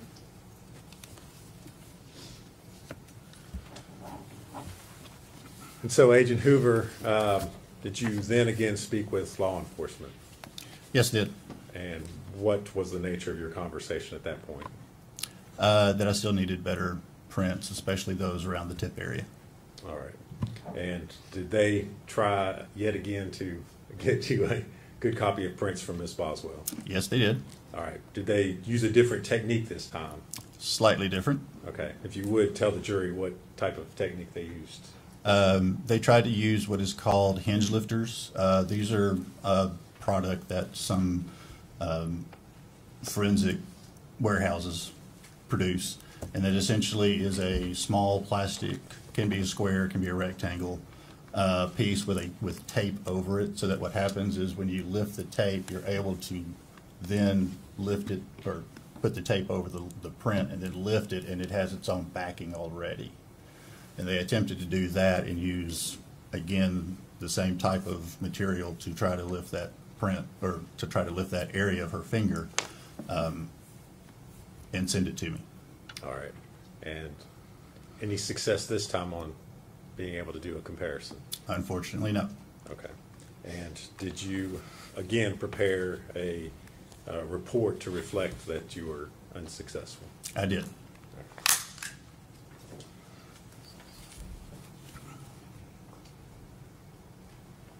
I'm going to hand you another document and ask you if you can identify that. Thank you.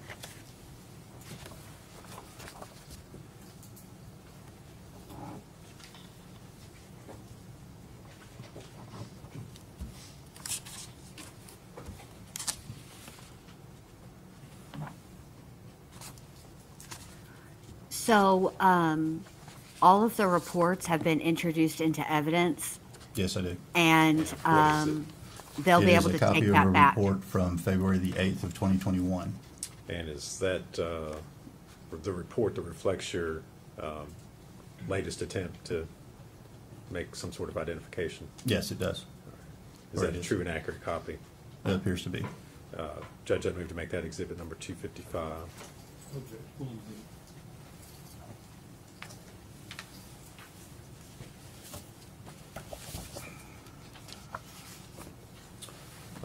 Agent Hoover, at that point, what did you speak with law enforcement about what needed to be done further? I did. Okay, and if you would kind of tell us how that conversation went. I finally volunteered to come to Bluntville and fingerprint Ms. Boswell myself. And did you in fact do that? I did. All right.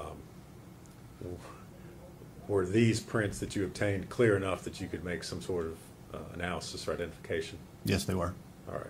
And did you in fact make findings in that regard? Yes, I did. And what were those? I was able to identify the fingerprint from underneath the rim of the trash can to Megan Boswell's number 2 or right index finger. Okay. And so that was, again, you found that underneath the rim of the trash can? That is correct. Is that correct? Mm-hmm. All right. And did you prepare a report of your findings in that regard? I did. I'm going to hand you another document and ask you if you can identify it.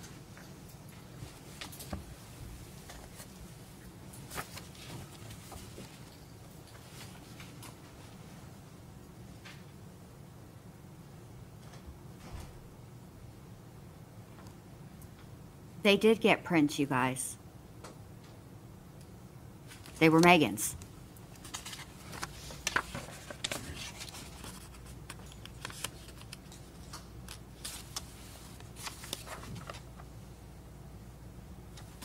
Yes, I do. And what is it? It appears to be a copy of my report dated July the 8th of 2021. Is that a true and accurate copy of your report? Appears to be. Judge, that would move to make that exhibit 256. Okay. Exhibit 256.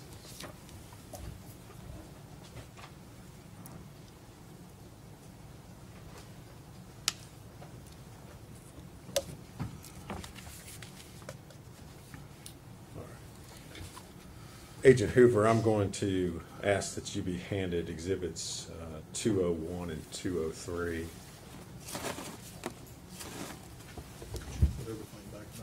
Yes, you can.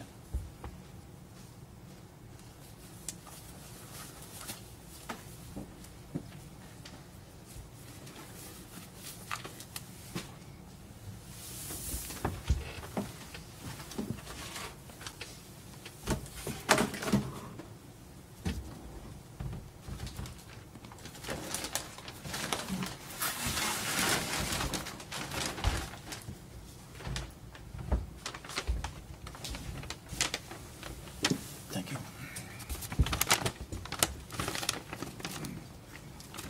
Do you recognize those items? I do. And how is it that you recognize them? Again, I have our laboratory number, exhibit number, and my initials on the bag, as well as on the box itself. Okay. And these items, were they the foil sheeting that you were requested to develop latent prints from?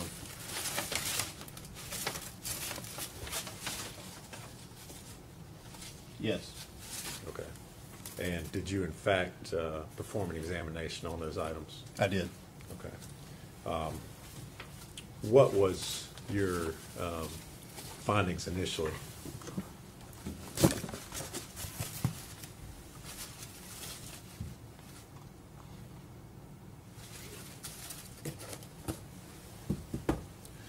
My initial findings? Yes. From the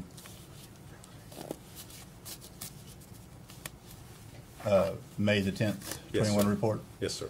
That I did not find any fingerprints of identifiable value on the foil. Talk about the challenges of trying to develop prints off of that foil. That foil was very wrinkled, for one thing, which is also very detrimental to fingerprint reproduction. The ridges of the wrinkling will break up the fingerprint. Secondly, there was either trash or decomposition that was all over much of the foil. All of that would also affect the ability for the fingerprints to remain or to develop on the foil itself. All right. And did you prepare a report of your initial findings with regards to foil? I'm going to hand you a document and ask if you can identify it.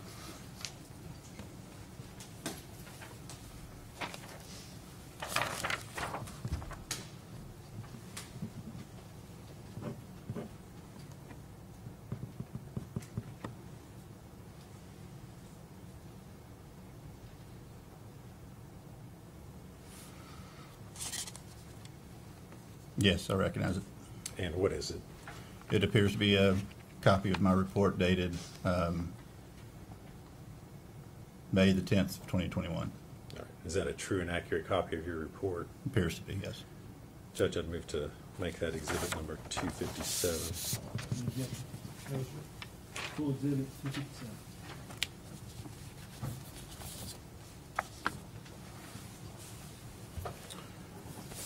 Now, Agent Hoover, in regards to the foil, were you later contacted by scientists within the lab about performing additional testing on the foil?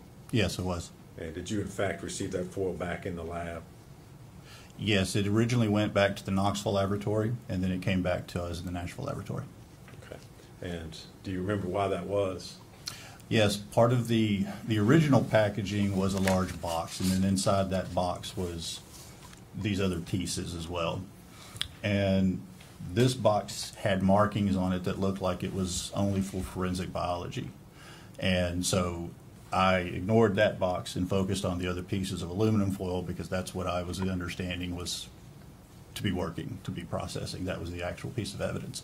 I did not know that the forensic biologist had separated one piece out because she actually saw ridge detail that would be considered fingerprints. And so she actually separated that piece out and sent it separate so that nothing got destroyed or damaged. And it was my mistake that I did not recognize that that box was actually also part of the full exhibit. Okay. And when you say the box, you're talking, it's actually in a separate, it's exhibit 203, is that correct? That is correct. Okay. And so you had not performed testing on that piece initially? No, I did not. Okay. After it was received back in the lab by you, did you perform testing on it? Yes, I did. And were you able to develop any sort of latent print profiles as a result? I developed a couple of prints on it. One print was not identifiable, meaning it did not have enough clarity or detail to be able to use to identify to an individual. One print was identifiable, and that print I identified. You're right. Yes, go ahead. Sorry. My findings on that one was that it did identify to Megan Boswell's left middle finger. So you had one print that there was no identification, you can't make any idea. It wasn't useful for it, no. Okay. And the only other one was identified to Megan Boswell. Is that That's correct. And did you prepare a report of your findings in regards to that piece of foil? I did. And there y'all have it. So, with regard to the trash can, only Megan Boswell's fingerprints were found on that trash can. The gum inside of that trash can belonged to the DNA extracted from that piece of chewing gum belonged to Megan Boswell. And the foil had Megan Boswell's fingerprint on it. There was a palm print on the sticker that said Sterilite on the outside of the trash can, but that palm was so small that the examiner determined that it was most likely that of a child, a small child, i.e. Evelyn. So there y'all have it. Those are there's other things they're going to talk about with this witness, obviously, but those are the key takeaways.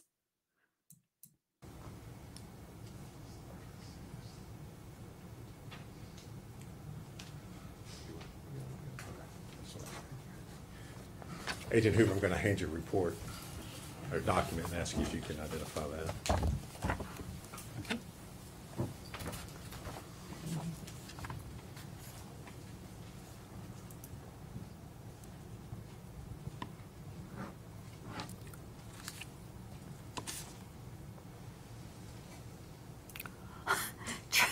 Tracy says, "Oh, didn't Meg tell you, Jen Lou? Hunter used gloves whenever he came over. Yeah, gloves and Yes, a I Tyvek recognize it. suit."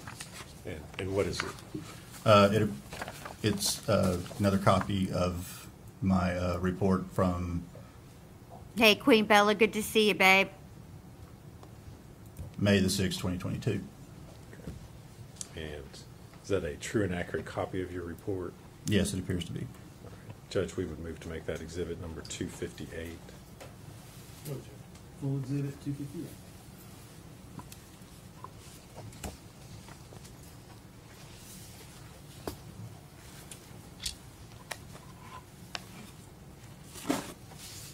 And Agent Hoover, you also received several other items that you were asked to work, and those included a candy wrapper and a bed sheet.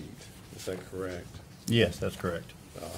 Were you able to make any identifications or get any results from those items? The candy wrapper, I was not. It didn't have any fingerprint detail whatsoever. Didn't have any ridges whatsoever. The bed sheet I did not examine as a latent fingerprint expert or individual because the bed sheet would not be something we would typically look for fingerprints on. It's a cloth folded up item that we wouldn't actually think of a fingerprint developing on. And finally, if we could hand you Exhibit 198. Plastic.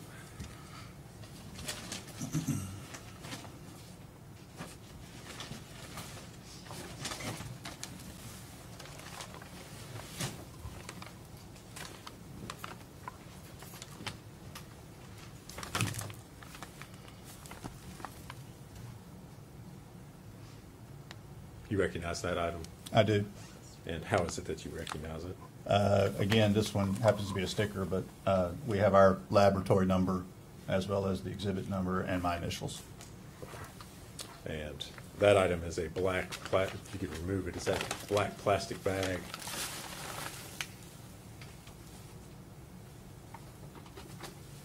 Yes, it is. All right.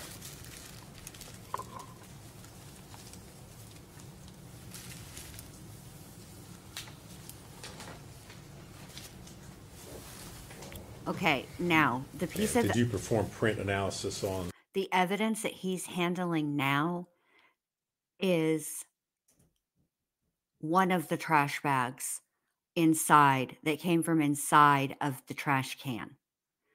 the way that I understood it, it sounded to me like it was there were two trash bags.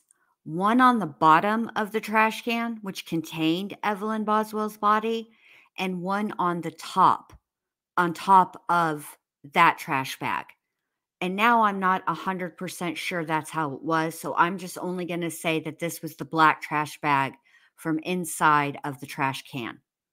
That also, the trash can containing Evelyn Boswell's little body.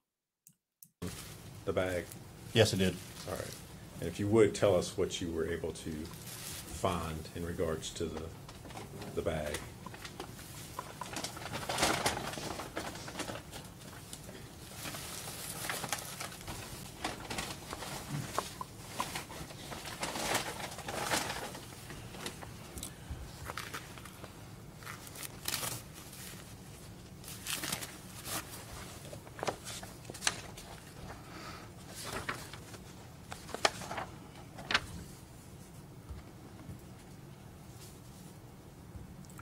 On 17A, I originally developed 2 identifiable latent fingerprints and 1 identifiable impression. And what I mean by an impression is I can't determine if it's a finger, a palm, a joint.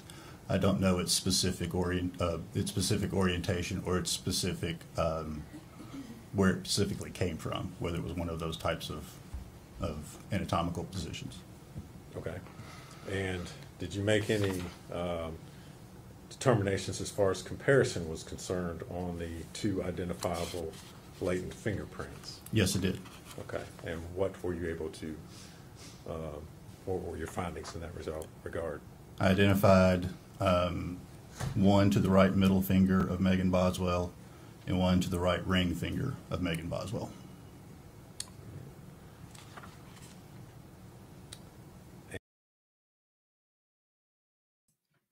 So there's that, which, let me just make this like abundantly clear, okay? The defense, yes, Mr. Scott, I am looking at you, has these results, and they still tried to bring in Hunter. And what about the latent impression? At that time, I reported that it was inconclusive with Megan Boswell. And did you prepare a report of your findings? I did. On that day? I'm going to hand you another document, Agent Hoover, and ask if you can identify that.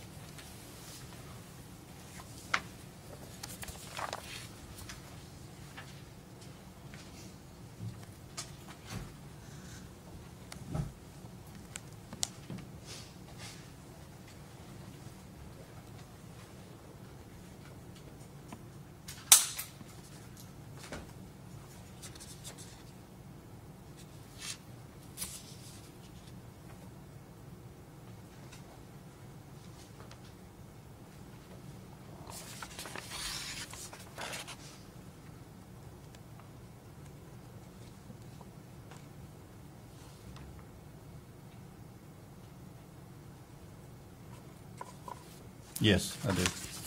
And what is that? It's a copy of my report from February 27th of 22. And is that a true and accurate copy? Yes. Of your report? It appears to be. All right. Judge, would move to make that exhibit number 259, I believe. You pulled exhibit 259.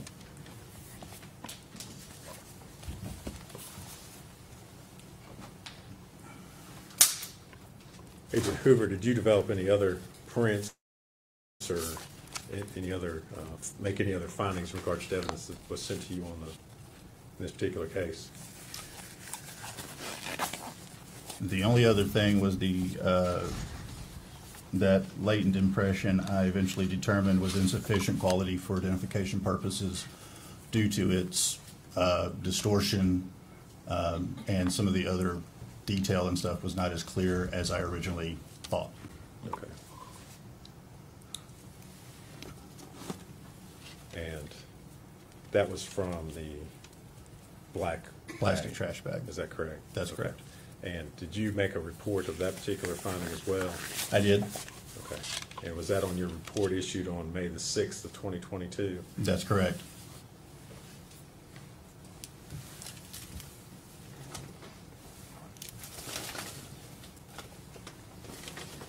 Agent Hoover, I'm going to hand you a document in that regard. Okay.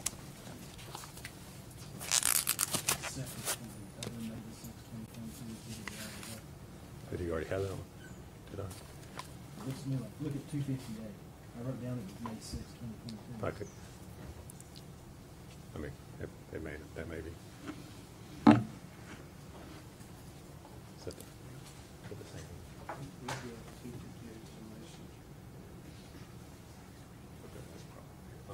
That may be the same one, Judge.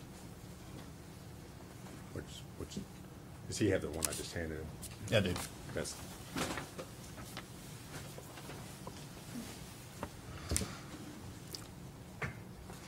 That's the same one. Okay. It's the same one.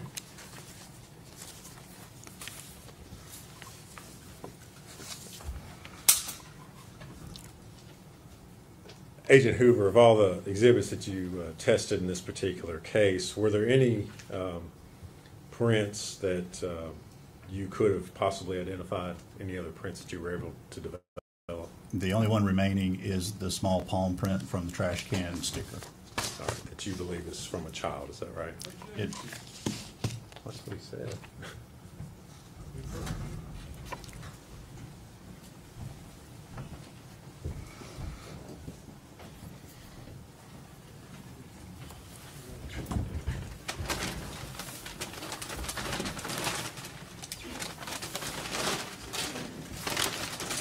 So while they're on this little sidebar, I just want to let you guys know that I have done some Google searching and I cannot find where any abuse of a corpse charge has been dropped. So let me just print that you developed, see if I can find it. To identify was the small print from the side of the trash can. Is that correct?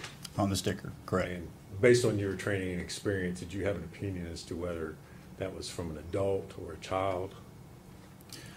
My opinion would be that it would be from a child. However, I can't discount a small individual, but I do not believe it's from a normal-sized adult. All right. Thank you, Agent Hoover. If you would answer any questions.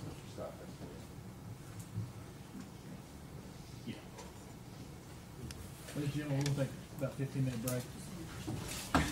Everyone stand, please. During the break, please do not sit.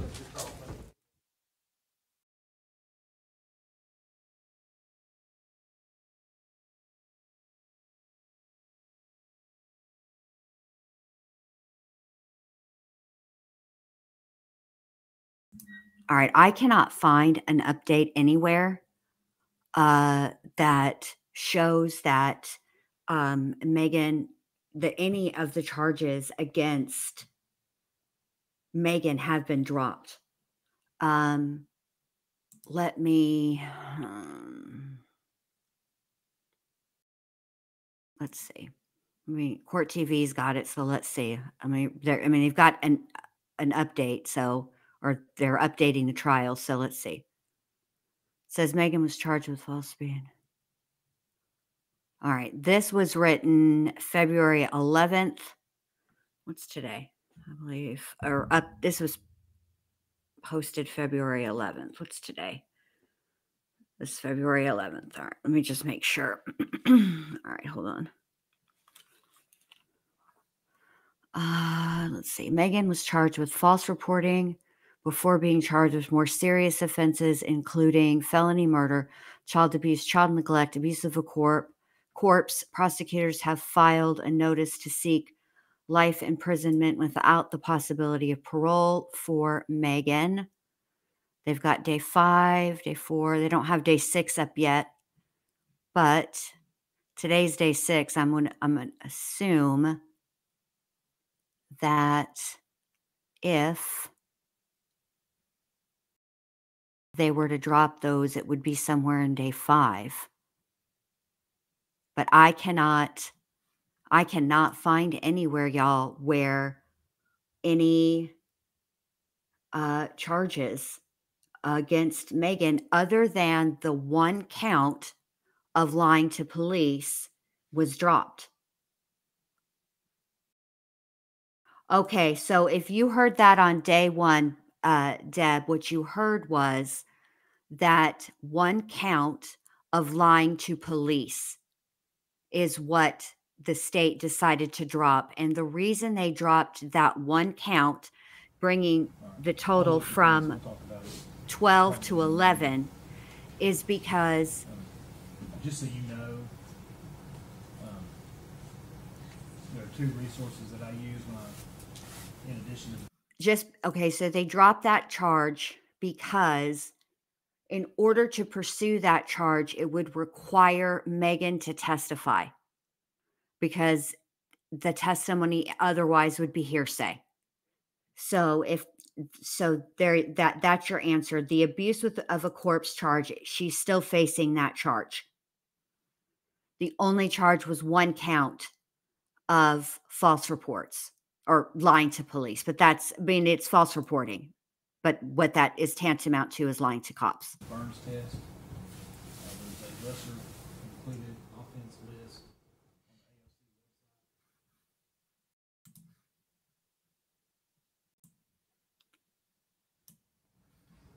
And it appears right now they're talking about some jury instructions, some jury this judge likes to include, which I like, jury in the jury instructions, the definitions of some of their findings, what they can find on the jury questionnaire or the verdict form, excuse me. And so cited the subsection of the statute that makes them lessers. That's what they're talking about right now. And I will say, We need to approach, Judge, if we could. hold on a minute, let me see. I believe what they're what the defense is arguing about is the definition of aggravated, which we went over during the break, during the lunch break, which are the aggravated child abuse and aggravated child neglect charges. I believe that it sounds like to me that there's some, I don't know, something that the defense wants pertaining to hold on a second. Oh, I can't find my shoe. To jury instructions. I'm just not exactly sure because I'm only getting bits and pieces of what they're saying.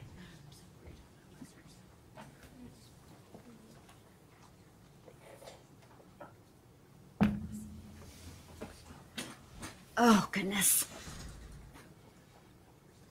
All right. Is the state ready to proceed?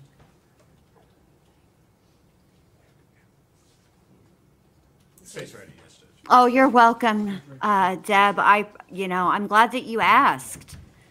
I'm glad that you asked. I hope I answered your question and I answered it thoroughly. Yes, Stand, please. excuse me, Your Honor, I don't want to be rude.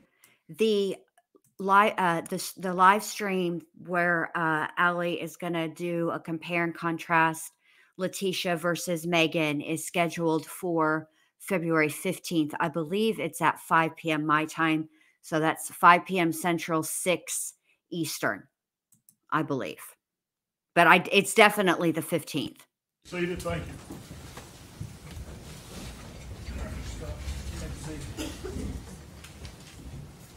Good afternoon, Mr. Hoover. How are you? Good. How are you? Good. My name's Gene Scott. Nice to meet you. Nice to meet you. I want to talk to you about that palm print that was discussed earlier. You did not include in your report, exhibit number 253, that was a small palm print. Is that correct? That's correct. Okay. But what you're describing to me sounds as though that could have been a child's palm print, could have even been Evelyn's palm print. It's very possible. Were you able to check against her palm print or not? Against Evelyn's? Yes. No, I actually did request to see if her body was still at the medical examiner's office, and if so, if they could send me the fingerprint cards, but I never received them, so I'm assuming the child was already gone. Okay. And as it relates to, in your report, it appears to me that you also wanted to check it against Ethan Perry and Eric Smith. No, I did not. You did not? Would you like to see your, but you said it will be compared with. I said it would be compared with once I would receive known finger impressions or known palm impressions of those two individuals, yes. So was it compared? No, it was not. Okay. So I guess you're saying it's probably Evelyn, but you're still going to compare it against these men. If they sent it in, I would, yes.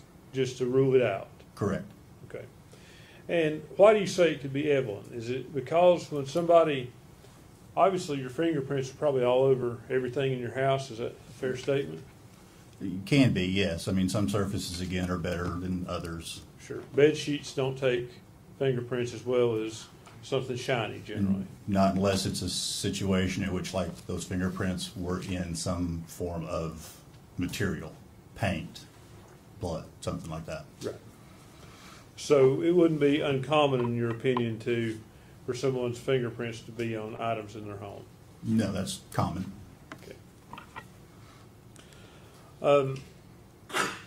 As it relates to the aluminum foil and the one fingerprint you find of Megan's, you can't say when that print was put there, can you? No, I cannot. It's possible it was on the aluminum foil before the foil was placed on the child. I have no knowledge of that one way or the other. It would be possible. That's a possibility. And again, you have no knowledge one way or the other if the print was, when the print was made there. No, that's correct. How long would the print stay there? That's something you really can't determine, depending upon the situation. If the print was protected and like in a closed off space inside of a box, like a keepsake box or something like that, it may last for quite a while. In fact, I had one that they know of. It was a ex-wife's fingerprint in a case, and it was on a box that hadn't been touched for 5 years, but it was in a closet inside a box. It was perfectly protected.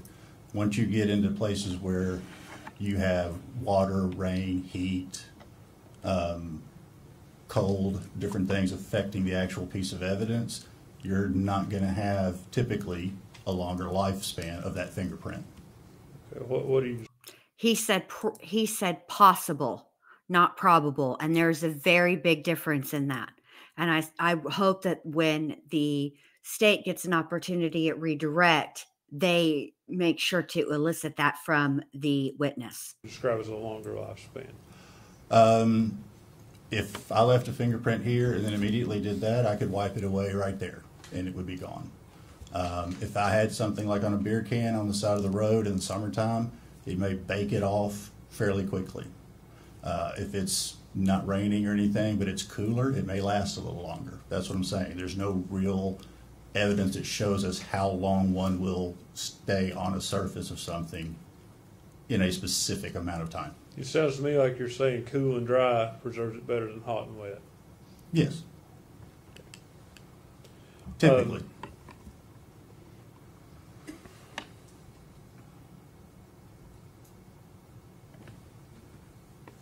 Give me just a second.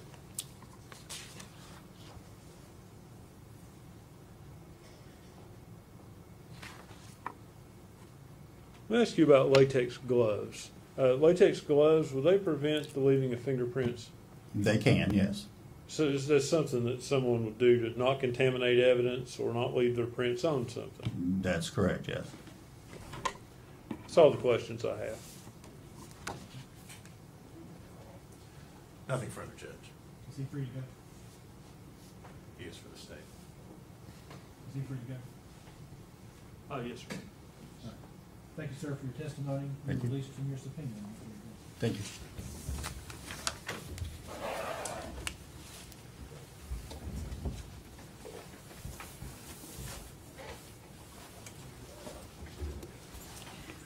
I know that feeling. Call me Sadie. Alice and Mac are napping together, and I'm quite concerned.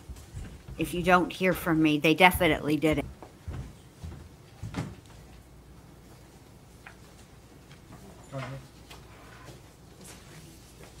Dr. Matrina Schmidt. All right. They have called the medical examiner.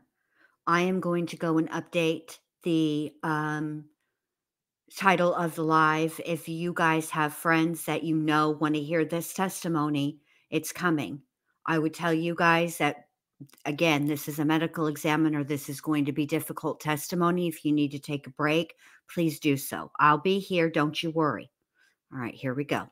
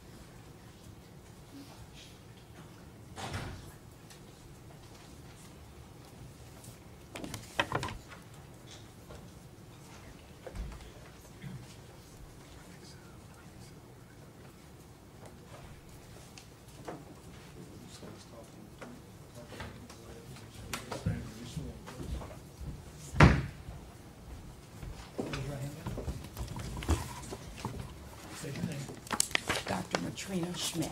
You solemnly swear or affirm the testimony you're about to give to be the truth, the whole truth, and nothing but the truth? Yes. Have a seat.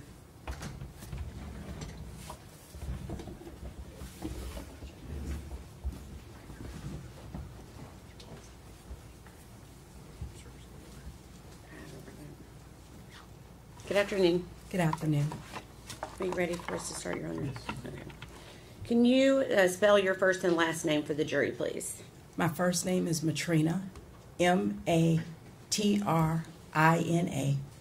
Last name is Schmidt, S-C-H-M-I-D-T. Okay. And where are you currently employed? Brevard County in Florida. Okay. And what is your official title there? I'm an associate medical examiner. Okay. And how long have you been there? March of 2023. Okay. And until present, I'm assuming? Yes. Yes. Okay. And can you give us a background of your education, please? I have a bachelor's in biology. Got it at Aquinas College in Grand Rapids, Michigan, 4 years. Then I went to medical school at Medical College of Ohio in Toledo, Ohio for 4 years. Then I did a residency in anatomic and clinical pathology at West Virginia University Department of Pathology. I did that for 4 years. I did a 1-year fellowship in forensic pathology at Bexar County Medical Examiner's Office in San Antonio, Texas. I returned to West Virginia and did another year of residency, and then I started practicing as a medical examiner. Okay. And where did you first start practicing as a medical examiner? West Virginia. Okay. And where are you licensed? Which states are you licensed to practice medicine in currently? West Virginia, California, Tennessee, Hawaii, and Florida. Okay. And so that would go to say that in 2020, were you also licensed to practice medicine in the state of Tennessee? Yes. Okay. And are you board certified in the field of forensic pathology? Yes. Okay. Do you maintain memberships in any medically related societies? Yes. Okay. Can you, have you published any scholarly materials in the field of forensic pathology? No. Okay. And you stated that you're currently employed as a forensic pathologist, correct? Yes. Okay. Can you tell the jury what you do as a forensic pathologist? I perform medical legal autopsies to determine the cause and the manner of death. Okay. Have you previously been qualified as an expert in the field of pathology and in your role as a forensic pathologist? Yes. Have you been so qualified here in the state of Tennessee? Yes. Okay. Your Honor, at this time we would ask to qualify Dr. Schmidt as an expert in the field of forensic pathology. No objection. Should be declared to be an expert in the field of forensic pathology. Dr. Schmidt, where were you employed in March of 2020? At the William L. Jenkins Forensic Center in Johnson City, Tennessee. Okay. And is that at East Tennessee State University? Yes. Okay. And what was your title there in March of 2020? I was an assistant professor in pathology / forensic pathologist. Okay. And during that time, were you called to assist with the processing and removal of the remains of Evelyn Boswell in March of 2020? Yes. Okay. Do you recall who notified you that Evelyn Boswell's body had been discovered? No, it was a law enforcement official called me. Okay. And did you go to the scene there, Muddy Creek Road, that night? Yes. Okay. Did you bring anyone with you to help assist you? No, I arrived on my own, but 2 of our medical death investigators arrived on the scene. Okay. And who were those 2 people? Laura Parsons, Kristen Osgood. Okay. And what was their role to be that evening? They're the medical death investigators. They investigate the scene, the death. Okay.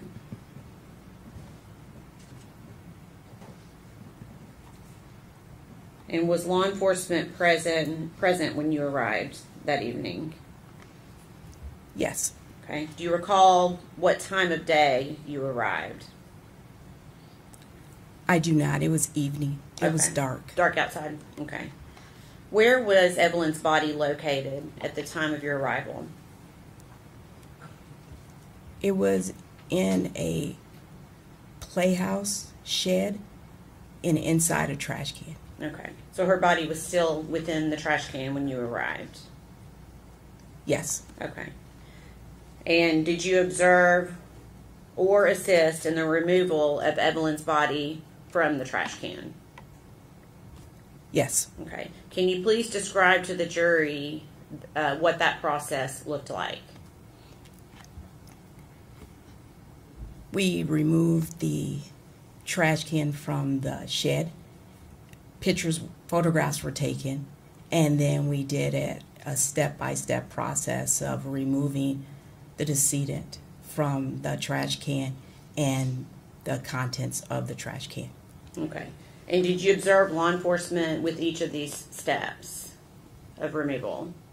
Yes, and our medical death investigators were also a part of the process. Okay.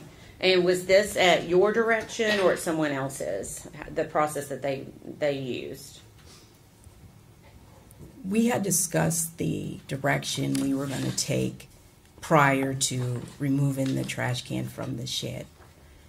So I was directing it, but I think we had all had a discussion on the best way to handle the process. Give me just a second.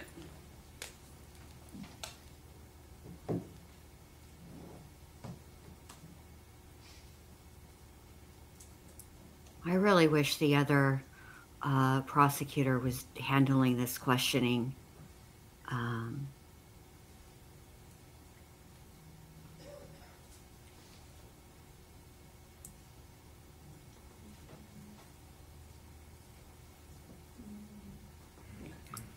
I think sometimes Miss Amber Massengale doesn't wait for the witness to answer her question before she goes on to the next. To ensure that the scene and Evelyn's body was maintained as secure as possible. TBI was present, our medical death investigators, and everything that we removed from the trash can, in addition to the decedent, was photographed and it was written down as evidence. Okay, and how did you protect the body from contamination? I don't remember, but we always have a sheet and the body bag ready and prepared. Okay. 1 minute.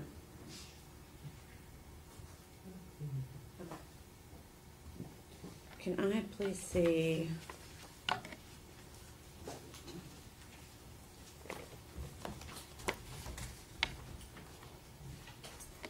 Exhibits number 20 through 38, please.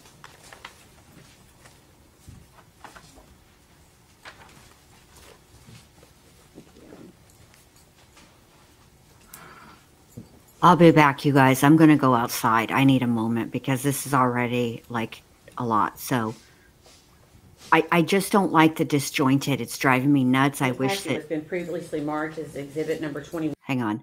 I just, it's, to me, it feels disjointed and there's too many pauses and hold ons, and that is not good for my ADD at all. It's not her fault. I know that she's got a lot on her plate. I'm not even being critical. It's just hard for me. It's a Jen Lou thing. All right, here we go. One.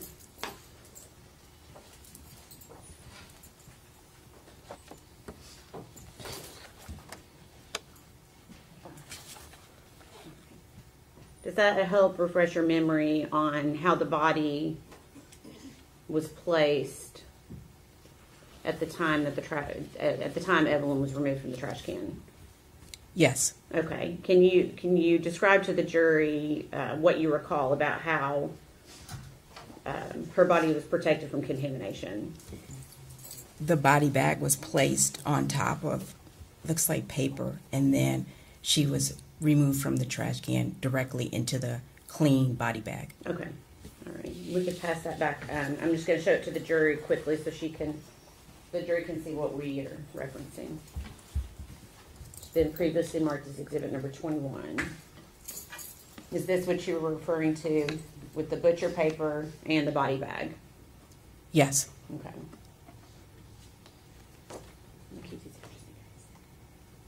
Okay.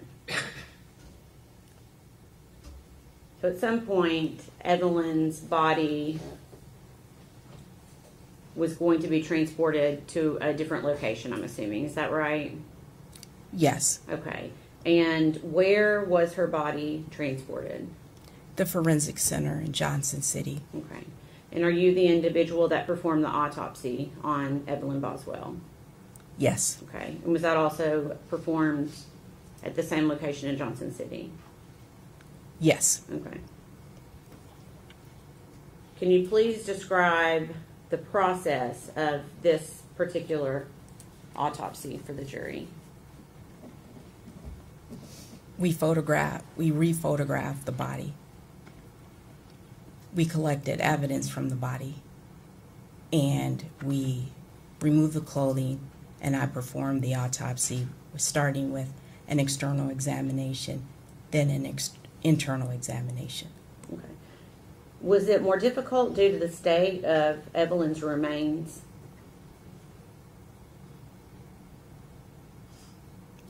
I don't understand the question. Let me ask it in a different way. Does decomposition of a body impact your ability to perform certain things during an autopsy? It can. Okay. Yes.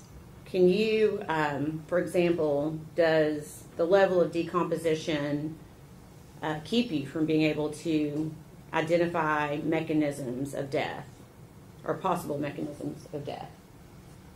It can, yes. Okay. Can you describe how? Sometimes with decomposition, the skin will change colors, and it can obscure bruises or contusions.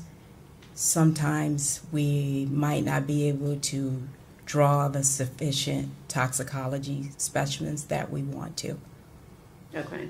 And did any of that happen in this case? Were you able to see any soft tissue, potential soft tissue injuries to Evelyn's body? I did not identify any soft tissue injuries. Okay. Did decomposition play a role in that at all? It's probable, yes. Okay.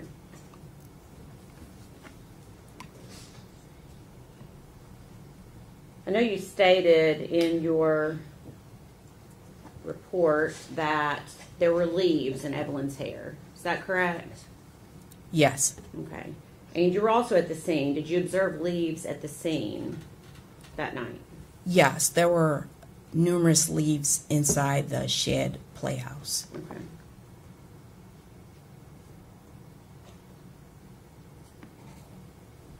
Okay. So I'm assuming when you conduct an autopsy, it's not just the body itself that's helping you make your determination. Is that a fair statement? That's correct. Okay. What other materials do you as a doctor use in order to make a determination when you're conducting an autopsy and trying to determine a cause and manner of death? Our investigators' investigation or summary, law enforcement's investigation. I can use medical records, sometimes histology. That's where I take the tissue and I look at it under a microscope. Okay. Okay. And after you conducted the autopsy of Evelyn, are those results essentially generated into a report? Yes. Okay. Is that report kept in the normal course of business? Yes. And have you reviewed your autopsy report for accuracy and completeness? Yes. Okay. I'm going to pass you a document.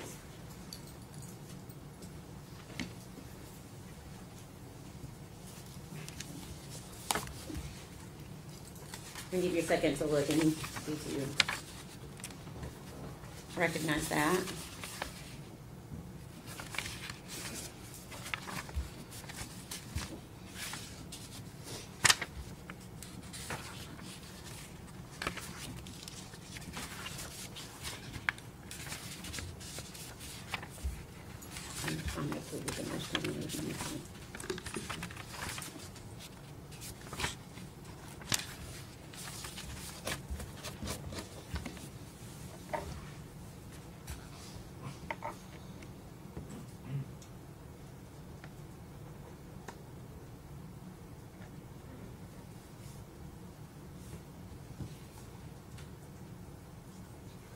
Oh, okay.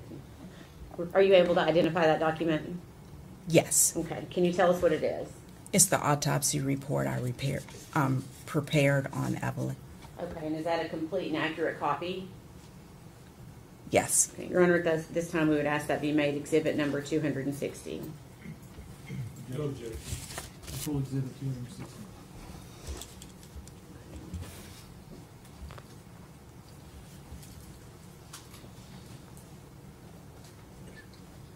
Dr. Schmidt, did you form an opinion as to the cause and manner of death of Evelyn Boswell?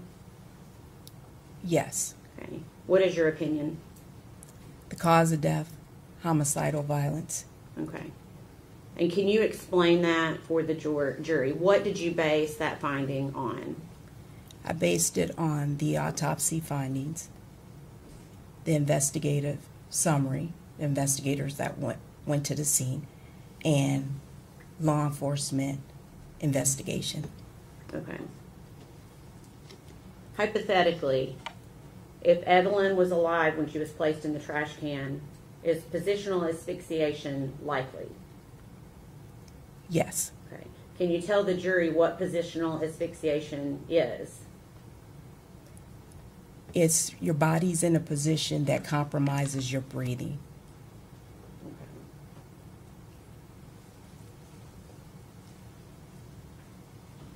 And were you aware how Evelyn's body was placed into the trash can? Do you recall? Yes. Okay. And when you say positional, are you referencing the fact that she was upside down? Yes, the body was in the trash can, upside down. Okay. I'm going to show you what's been pre-marked as exhibit number 34. Pre-admitted as exhibit number 34.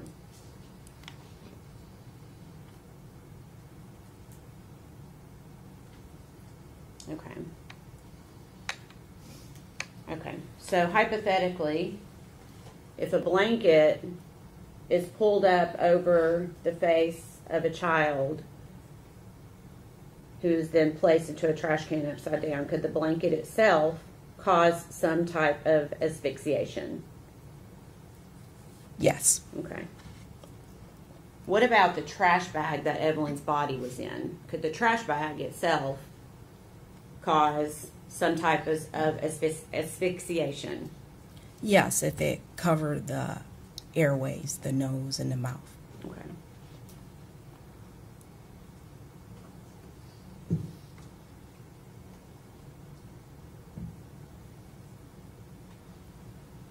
How many autopsies have you conducted over the course of your career, just approximately?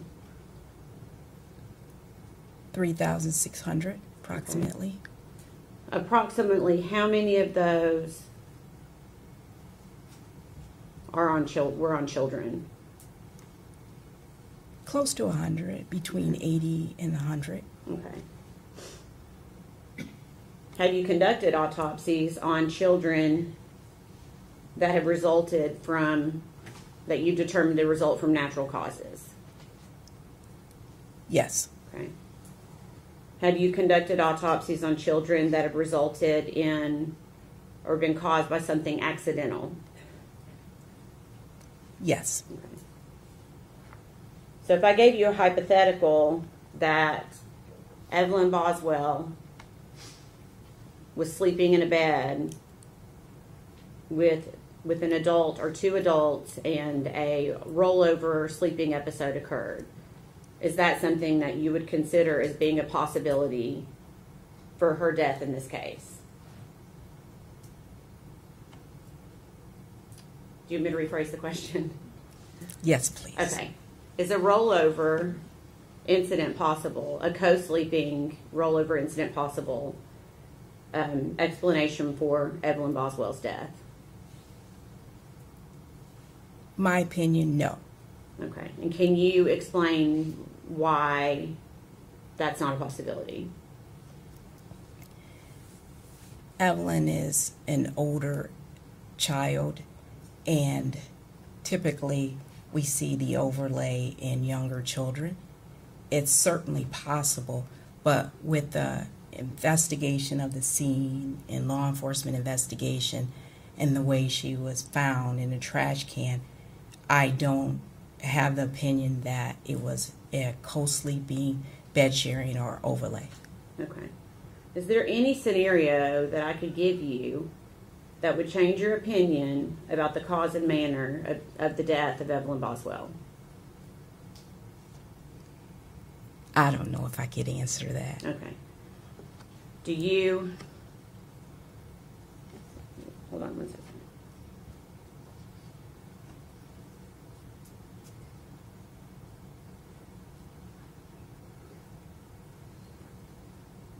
Let me ask it a different way. Anything about the autopsy as well as the other things that you had said that you used to come to your conclusion that led you to believe that Evelyn Boswell died from natural causes? No. Okay. Same question. Anything based upon the history that you were given from law enforcement, the scene itself, plus your autopsy of Evelyn's body that led you to believe that Evelyn died from something accidental? No. Okay. Please answer any questions that the defense has for you.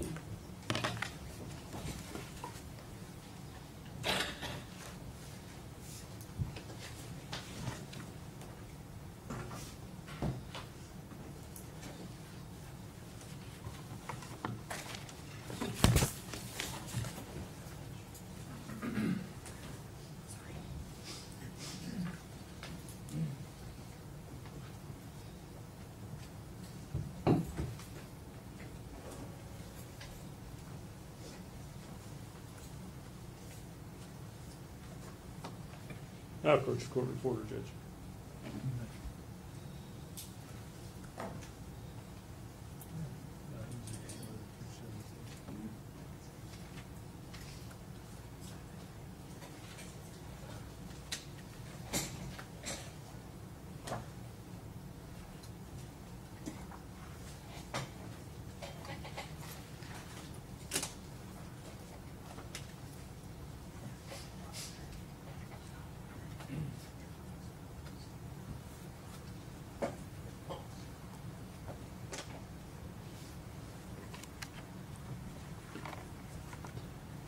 Good afternoon, Dr. Smith. I'm Gene Scott. How are you? Good afternoon. I'm good. Thank you. Okay, yes, I am also a little shocked at the length of time and the amount of questions by the state. However, I'm given to understand that there are going to be other medical examiners that will be testifying. So perhaps that is why. Let's hope that is why. Although I think she did a good job. I mean, I think it's good enough. It's just, I'm not sure. I don't know. Let's keep going. Thank you. I think we've met once before. It's good to see you again. I do have some questions about your report and your conclusions. And I guess I'd like to know what you relied on in forming your report. You talked about the investigations of law enforcement. Obviously, you did an autopsy on the body. Did you go through Evelyn's medical records, the OB records from when her mom was pregnant with her, and her pediatrician records? I routinely go through the medical records. I remember going through the pediatric records, but I don't remember the OB/GYN, but I might have went through them. Do you think it would have been helpful to have done that? Yes, I always review the medical records on children.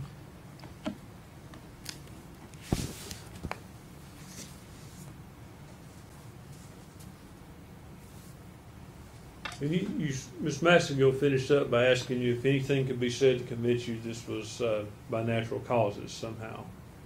And it's your opinion it could not be, I assume. Based on my autopsy examination, no. Okay. Let's talk about your autopsy examination. Are there any medical findings of a cause of death, or is it simply the way the body was placed?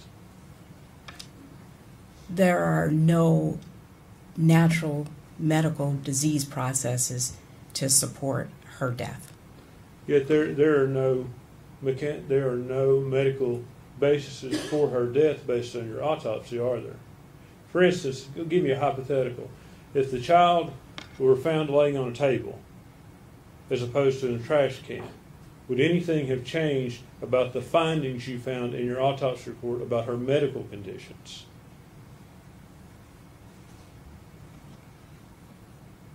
No. So, you mentioned in your report that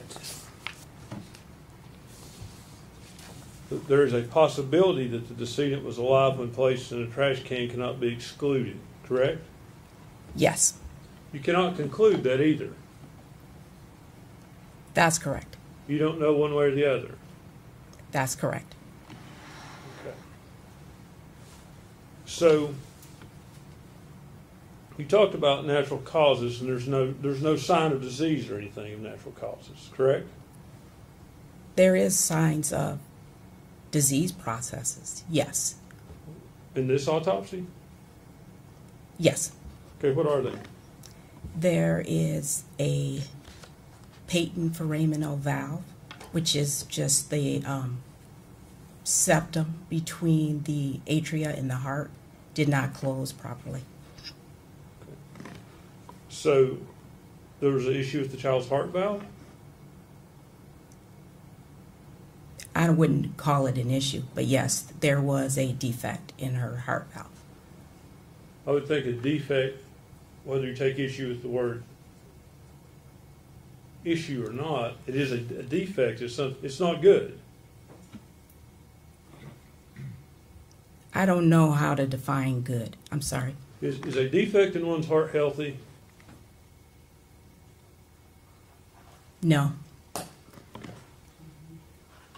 Could that defect have led to the child's death? Is that possible? It's a possibility. You can't rule it out in this case, can you? Based on the findings of the histological examination, looking at it under the microscope, I didn't see any changes in the heart. The decedent in the medical records had no symptoms. Normally it closes around age 4 or 5, and they're not symptomatic. They can be symptomatic. but it's usually documented. So you cannot rule out that as a cause of death? I think I ruled it out as a cause of death. How? She did not have any symptoms or signs of there being trouble with her heart. Is that not something that could come on instantly with your heart? Yes. So how do you rule out that that didn't happen? There were no changes to that show the effect of that. It's common to see it. Okay. How did you rule out sudden infant death syndrome? Sudden infant death syndrome is a diagnosis of exclusion. If you're found in the manner that the decedent was, upside down in the trash can, it's not sudden infant death syndrome. You can't say that, doctor. If the child died of sudden infant death syndrome and then was placed in the trash can, that is possible, isn't it?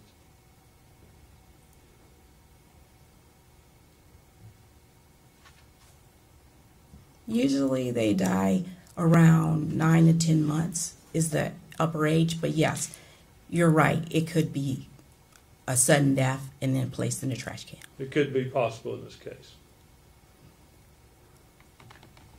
I wouldn't rule it a sudden infant death syndrome. Okay. You said they usually die younger, but sudden infant death syndrome goes up to the age of around 12 months, and there's really not a defined end to it, is there? It becomes less common. Is that right? Yes. Okay. And there are factors that we really don't know what sudden infant death syndrome is, do we? That's correct. Okay. But there have been factors determined that can maybe lead to that. That say there's higher incidence of SIDS with kids who have these conditions, certain conditions. Would you agree with that? Yes. Okay. Were you aware that there was an intrauterine growth restriction when Megan was pregnant with Evelyn? Yes. That can be one of the factors that leads to a SIDS death, can it? Yes.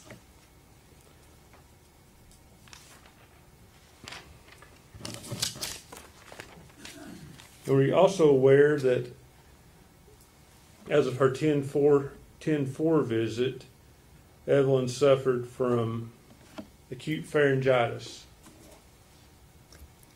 I reviewed the records, but I can't remember everything that was in the records. I reviewed the records. Would it help you to see the records? Sure.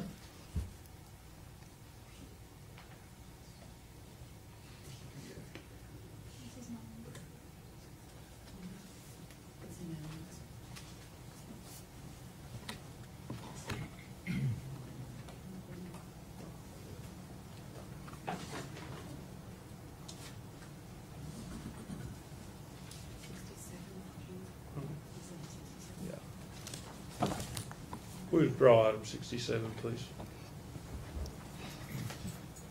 Okay, may I show this to the witness?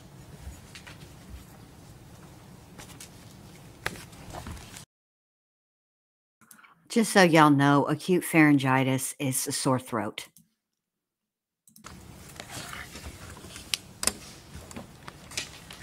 Doctor, I would direct you to her October the 4th visit.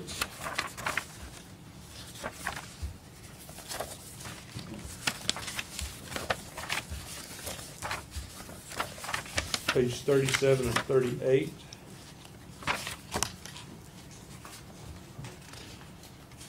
I'm sorry.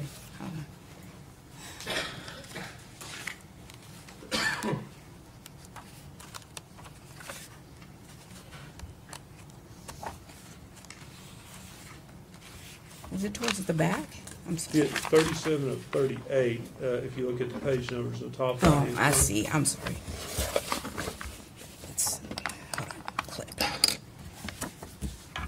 Okay. Child suffered from acute pharyngitis, is that correct? Yes. Okay.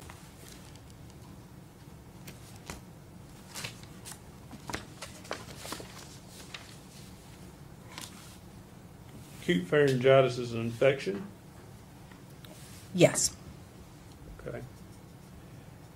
And it's a virus, is that right? A viral infection? It can be. Okay. And that infection can progress toward the respiratory system, can it not? Yes. Viral pharyngitis itself can increase the risk of SIDS. Yes or no? Yes. I'm sorry.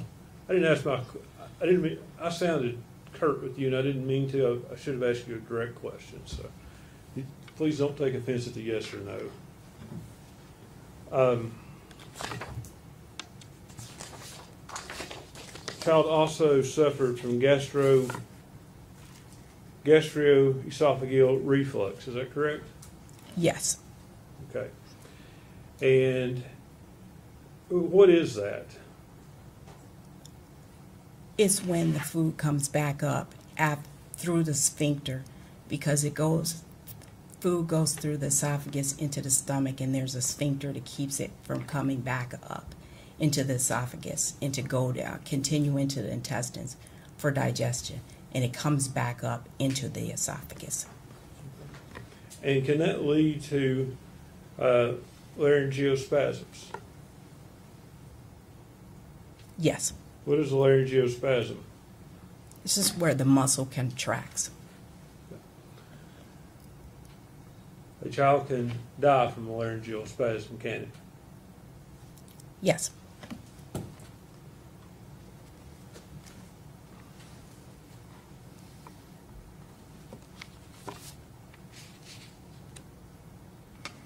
Child also suffered from ankyloglossia. I may not be saying that right, but you know what I mean? It sounded good. Yes. Okay. What is that? They call it tongue tie. Your lower frenulum is not long, it's short. And so they really can't poke their tongue out very far. Okay. The research shows that can lead to an increased cause of sudden infant death syndrome, doesn't it? I don't know. Okay. You don't know one way or the other? I don't know one way or the other.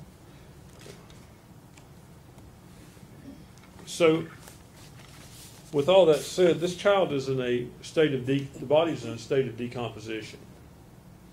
That's correct. You can't rule these things I've asked you about out as the cause of death, can you? I ruled them out as the cause of death. But how? Based on what? Based on the autopsy examination and the circumstances surrounding the death. Please tell me what medical evidence in the autopsy report rules them out. I'm not talking about that the child is found in a trash can. What medical evidence in that report rules those things out? You can't rule out SIDS with an autopsy, can you? Remember, I'm going to ask that he asks only one question at a time. Yeah, sustain. Sorry. No, you cannot. So you can't rule that out in this case, can you? I ruled it out. You did, but you don't have any reason to do that, do you? Yes, I do. What is that? A forensic examination is not based only on the autopsy. The autopsy helps you out. It's based on all the circumstances surrounding the death. What circumstances allows you to rule that out without medical proof, doctor? I did not see any bone fractures. I didn't see enough natural disease that I thought it would account for her death. Bone fractures have nothing to do with SIDS, do they? No. Natural disease has nothing to do with identifying SIDS, does it? Yes, it does. What does it? It rules out SIDS. Okay, so does natural disease, you say it rules out SIDS, it doesn't identify SIDS, does it? No, it does not. It rules it out. Correct? That's correct.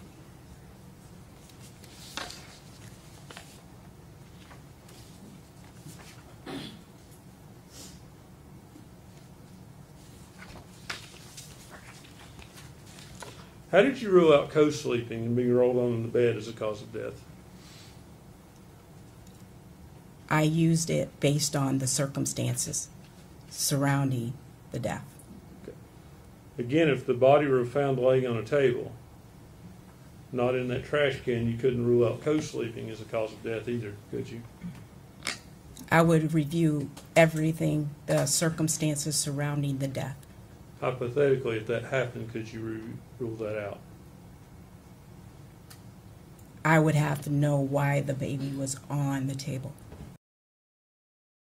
All right, so let me just give y'all a little bit of encouragement here, okay? And I think the jury is going to see this. What Mr. Scott is doing here is cherry picking little things, right? And saying, could this have, you know, could you rule this out? Could you rule that out? Here's the deal. What she's saying is I didn't just use one thing to deter. It's not like she was presented with a body that had, you know, what appeared to be a bullet hole going through it, right? And then an internal examination revealed the shell. Okay. What she's saying, what he's trying to do is cherry pick, and what she's saying is, I used the totality of all of the information to base my opinion of cause and manner of death. I used the results of the autopsy and also the way that she was found in the trash can, the circumstances of under which she was found in the trash can, i.e., upside down, wrapped in a blanket tightly, and foil. That's what she's saying, and I think that the jury is getting all of that, and I don't think they're buying what this man is trying to sell. So it is possible that a child that size and age could die from co-sleeping? Yes, it's possible. It's possible in the way that anything is possible, but it's not probable. Stop playing with these people. Let me ask you about the leaves you talked about in the baby's hair. Yes. Okay. Was that wrapped up under the blanket and the tinfoil? Yes. Okay. So you testified that there were leaves in the shed. Yes. Are you saying inside of the shed? Yes.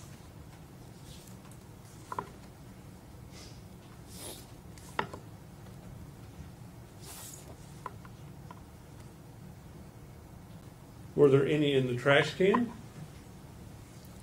I don't remember that. I don't recall that. I'm sorry. Okay. So. But yes, I'm sorry. They were in her hair inside the trash can. I think I followed your logic there, but my question was more specific than that, doctor. There were leaves inside of Evelyn's hair, wrapped in a blanket, wrapped in tinfoil in the trash can, in a bag, correct? Yes. Other than that, were there other leaves in the trash can? I don't recall.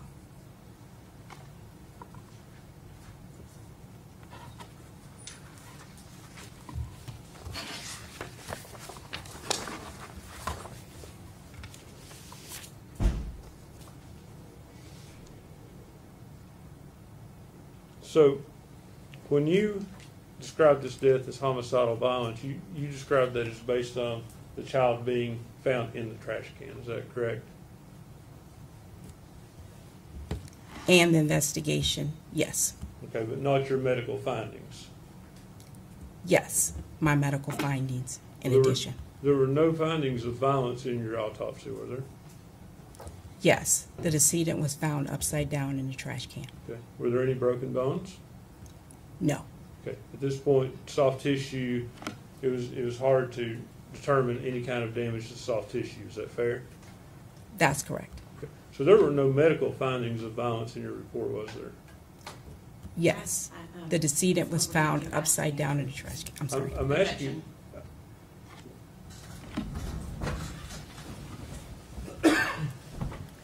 Okay, Allie.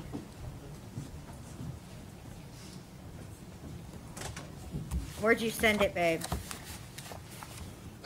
I'll just keep an eye out for it. Not a tear, not a peep from this one right here.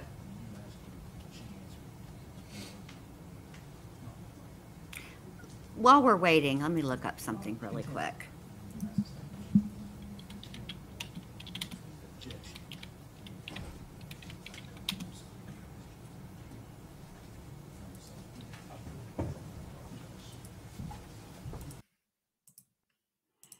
All right, so I just looked up what homicidal violence is, okay? Let's see.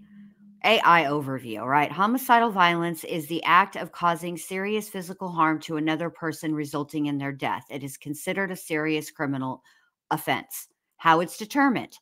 Forensic scientists and coroners analyze evidence to determine if an attack was homicidal violence. Medical examiners rule on whether a death was homicidal violence, not accidental or natural. So, I mean, nobody puts nobody who has an accident, whose child accidentally dies, stuffs them in a trash bag inside of a trash can. It's ridiculous.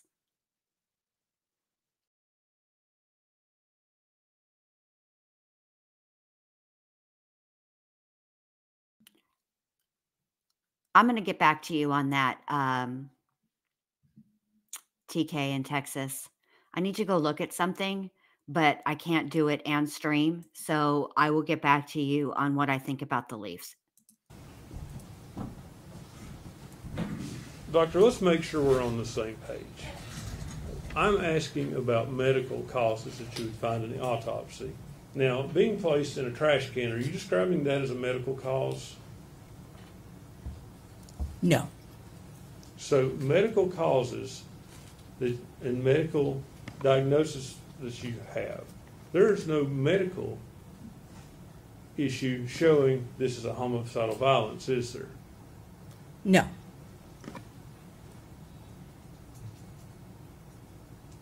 And you can't say that the child was dead or alive when it went in the trash can you?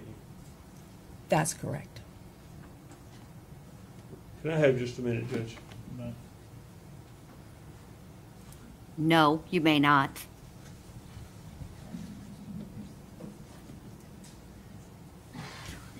What he's asking is, were there physical signs of violence? Did she have a broken bone? Did she have contusions? Did she have a skull fracture? That's what he's asking. In the shed, you were there directing when the baby was taken out of the trash can? Yes, that's correct. And I assume that you and your team were very careful that the baby, nothing got on the baby once it was taken out of the trash can and the trash bag before being placed on the body bag.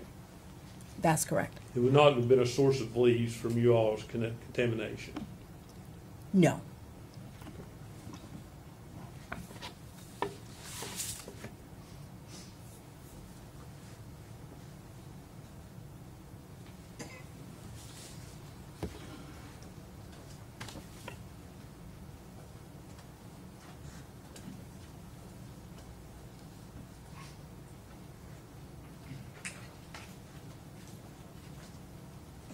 So, Doctor, based on your medical findings, not based on the baby being found in the trash can, but based on medical findings, is there anything to support abuse as a cause of her death?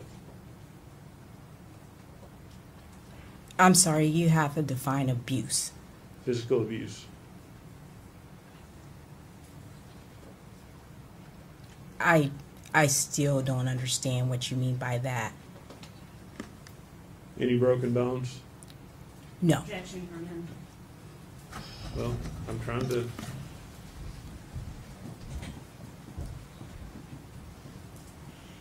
Okay, my thing with the leaves is I need to go back and listen to the testimony about the picture that they ultimately used for Evelyn's Amber Alert picture. The one with her sitting outside on that bench. I need to go back and listen to when they said that picture was taken. Any broken bones? No. Any signs of prior broken bones? No. Judge, that's all the questions I have. Dr. Smith, thank you and good to see you. Nice to see you. Redirect.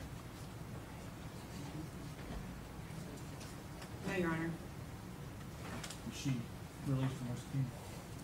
By the state, yes. Mr. Scott? Yes, sir. Dr. Smith, thank you for your testimony today. You are released from your subpoena and your plea. Thank you. I'm actually quite interested in that picture for other reasons. Oh, shoot, I missed who he called. Hold on.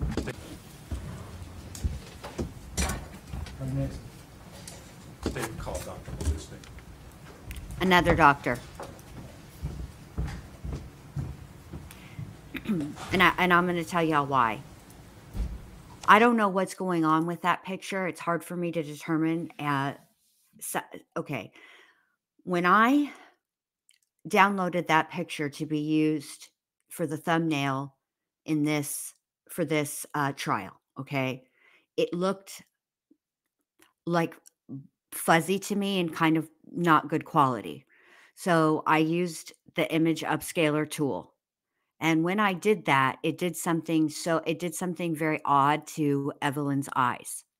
And I noticed today when they were going through pictures of Evelyn, you can see in a lot of them how bright, clear blue her eyes are. She has beautiful little blue eyes.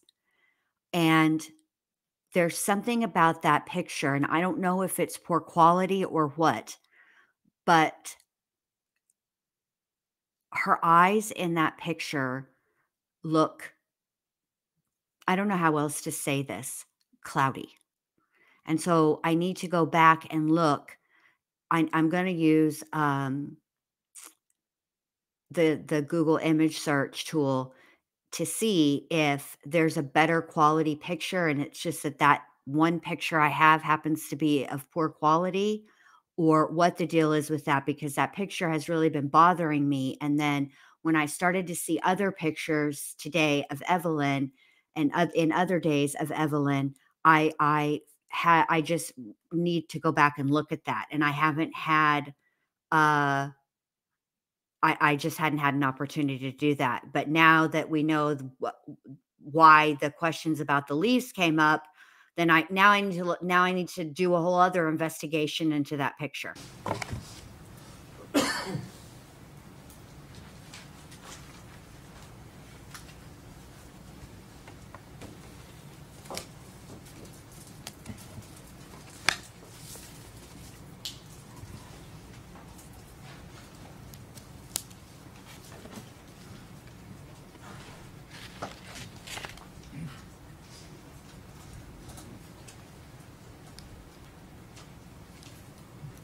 And let me just say this. If Allie is correct, where is this comment?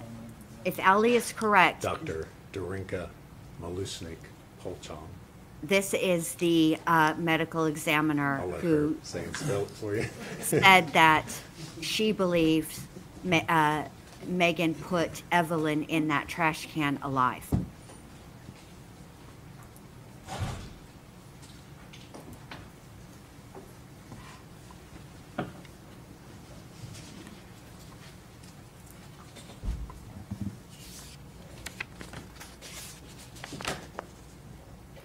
Hey, Lynn, you over here gifting memberships? Thank you so much. I appreciate that. Thank you. If you're one of the lucky recipients of the gifted memberships from MK, please be sure and thank Milosnik Polchan. You solemnly swear or affirm MK for your gifted membership. I do. Thank you. Doctor, good afternoon. Good afternoon. If you would say and spell your full name for us, for the record, please. My first name is Darinka, spelled D-A-R-I-N-K-A, and my last name is Milosnik Polchan. Milosnik is spelled M-I-L-E-U-S-N-I-C. Polchan is P-O-L-C-H-A-N. Thank you. And where are you employed? I'm the Chief Medical Examiner for Knox and Anderson counties and the Chief Medical Officer for the Regional Forensic Center in Knoxville, Tennessee, and also hold the position of Clinical Assistant Professor Associate Professor of Pathology at University of Tennessee Medical Center in Knoxville. And how long have you held those positions? I've been acting chief and chief since 2008. I've been in Knoxville since 2002. All right. What, if you would, give us a little bit about your education that allows you to hold those positions? So I graduated from medical school, University of Rijeka, R-I-J-E-K-A in Croatia. It's a 6-year medical program with the last year of internship because it's a different kind of system of schooling in Europe. And then I stayed at the same university teaching medical students and doing research for approximately 4 more years. And then relocated to Chicago area in 1991 to continue research and teach. And I joined the Department of Pharmacology and Neuroscience at Loyola University Medical Center in Chicago. And then during those research years, while I was completing my PhD, I also joined the Department of Pathology to get a training in neuropathology, anatomic pathology. That's where I spent about 3.5 years. And then after completion of those studies, decided actually to go into the field of forensic pathology. So finishing training in pathology at Loyola University at the same time as I was getting my PhD actually enabled me then to switch to Cook County Office of the Medical Examiner and then complete the last year of training in forensic pathology in Chicago area. And I stayed there with the Cook County Office of the Medical Examiner in the city of Chicago for about 4 years prior to relocating to Knoxville to continue the same line of work essentially. And during that time I became board certified in anatomic pathology and forensic pathology. All right. Are you licensed to practice medicine here in Tennessee? Yes. All right. And are you certified in anatomic pathology and forensic pathology? Yes, I am. Do you maintain membership in any sort of medical related societies? Yes, there are a number of societies such as American Academy of Forensic Sciences, the National Association of Medical Examiners, and then just the regular pathology groups that College of American Pathologists and American Society of Clinical Pathologists. The membership in the name, actually, National Association of Medical Examiners, is important because actually that's the accrediting body for the forensic centers in the state of Tennessee, and then of course we are accredited by the name, by the National Association of Medical Examiners. All right. Have you published any scholarly materials in the field of forensic pathology? Yes, I've published some papers and platform presentations and book chapters with the main interest in kind of intersection of forensic pathology and anthropology, and then those mainly book chapters. And as far as the publications, I have a special interest in toxicology and child abuse. All right. And have you done any presentations on asphyxia in children and strangulation? That was actually one of the old presentations at the National Association of Medical Examiner meetings. It was a platform presentation. All right. Now, you are currently employed as a forensic pathologist, correct? Yes. And are you board certified in the area of forensic pathology? Yes, the anatomic pathology and forensic pathology is kind of dual certification. All right. And so what is it that you do as a forensic pathologist?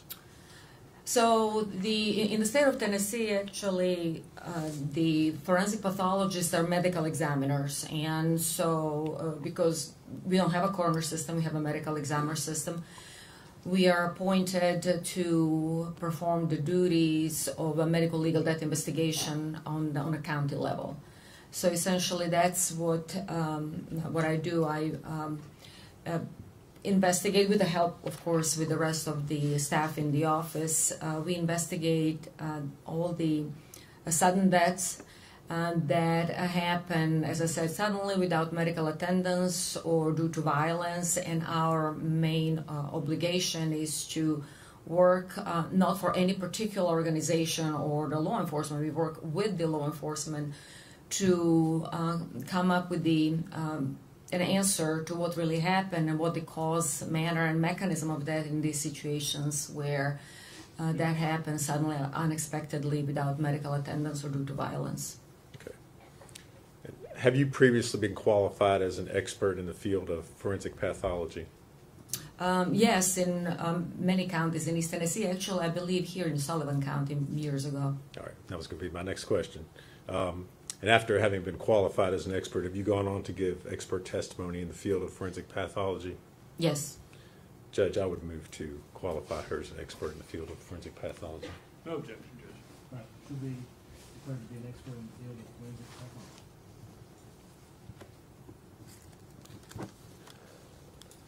Dr. Malusnik, at the request of the District Attorney's Office here in Sullivan County, did you review an autopsy that had been performed by Dr. Matrina Schmidt, as well as other case materials involving the death of Evelyn Boswell?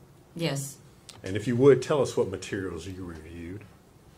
So I reviewed everything that was available when I was approached to originally look at the case, and I can list all the entries that I compiled in my report if that's sure.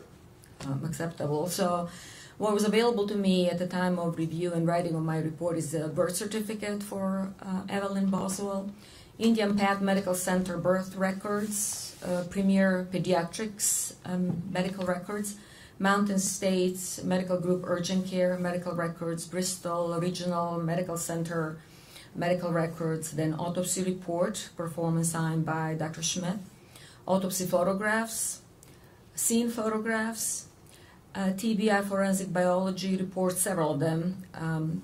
They were dated from March 11, March 25th, April 22nd, and then TBI toxicology report dated March 19th, that's 2020. And then National NMS, which is the National Medical Toxicology Lab, both technology forensic case report, summary of facts by the Attorney General's Office, and the presentment State of Tennessee, Sullivan County Criminal Court case S72869. All right. And these materials, are they typical of what you would normally review in preparing an autopsy? Yes. All right. And based upon your review of those materials, did you form an opinion as to the cause and manner of death of Evelyn Boswell? Yes. And what was that opinion? So my opinion was that Evelyn died of asphyxial death, and that the manner of death was homicide. All right. And again, you reviewed the autopsy that had been done by Dr. Schmidt. How, if anything, did your opinion differ from what she had concluded?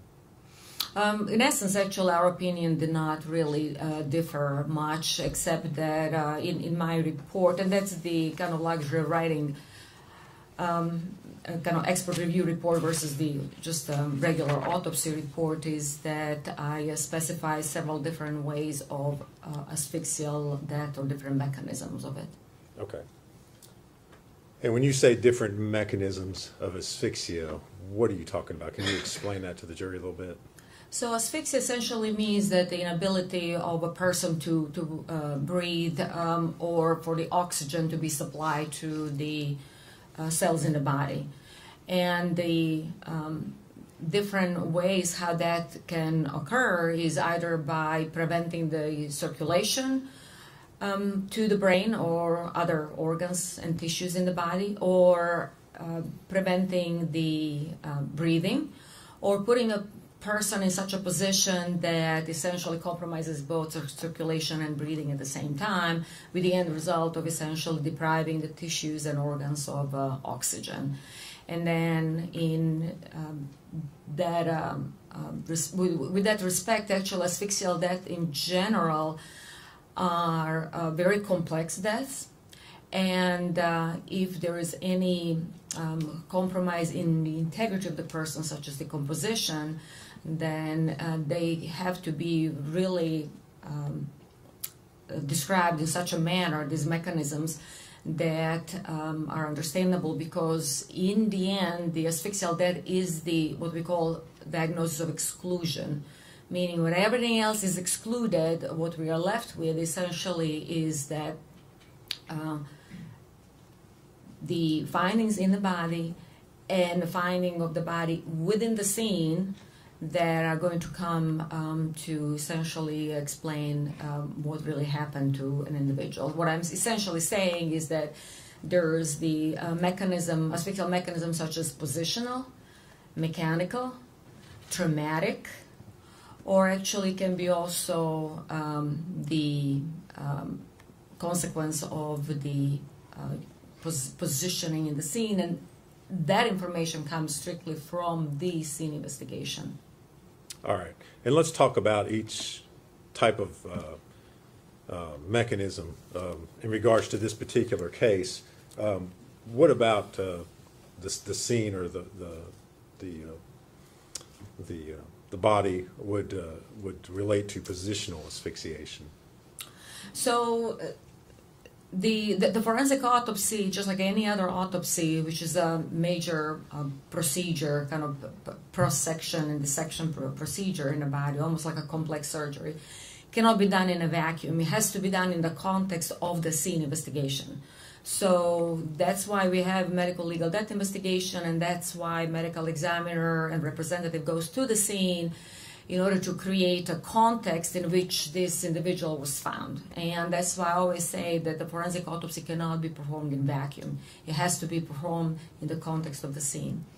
And then that's how essentially we approach this particular case, whether it's Dr. Schmidt or me reviewing it, is that in the context of the case, we have an individual who is now wrapped in multiple layers, so we can talk about it in a minute, who is positioned upside down in a confined space and in a position that prevents essentially breathing. And that's why I say the components of positional asphyxia, that's being upside down in a contorted kind of letter S position, mechanical asphyxia with the different objects essentially covering the individual's face or the body, and then traumatic asphyxia because of the positioning that is going to prevent the movement of diaphragm and breathing. And then, as I said, finding the individual in a trash can essentially creates a confined space, which is going to lead to confined space asphyxia. And that's why essentially, that's where I listed all these 4 different categories of or mechanisms of asphyxia. All right. Could I see exhibits 19 through 38, please?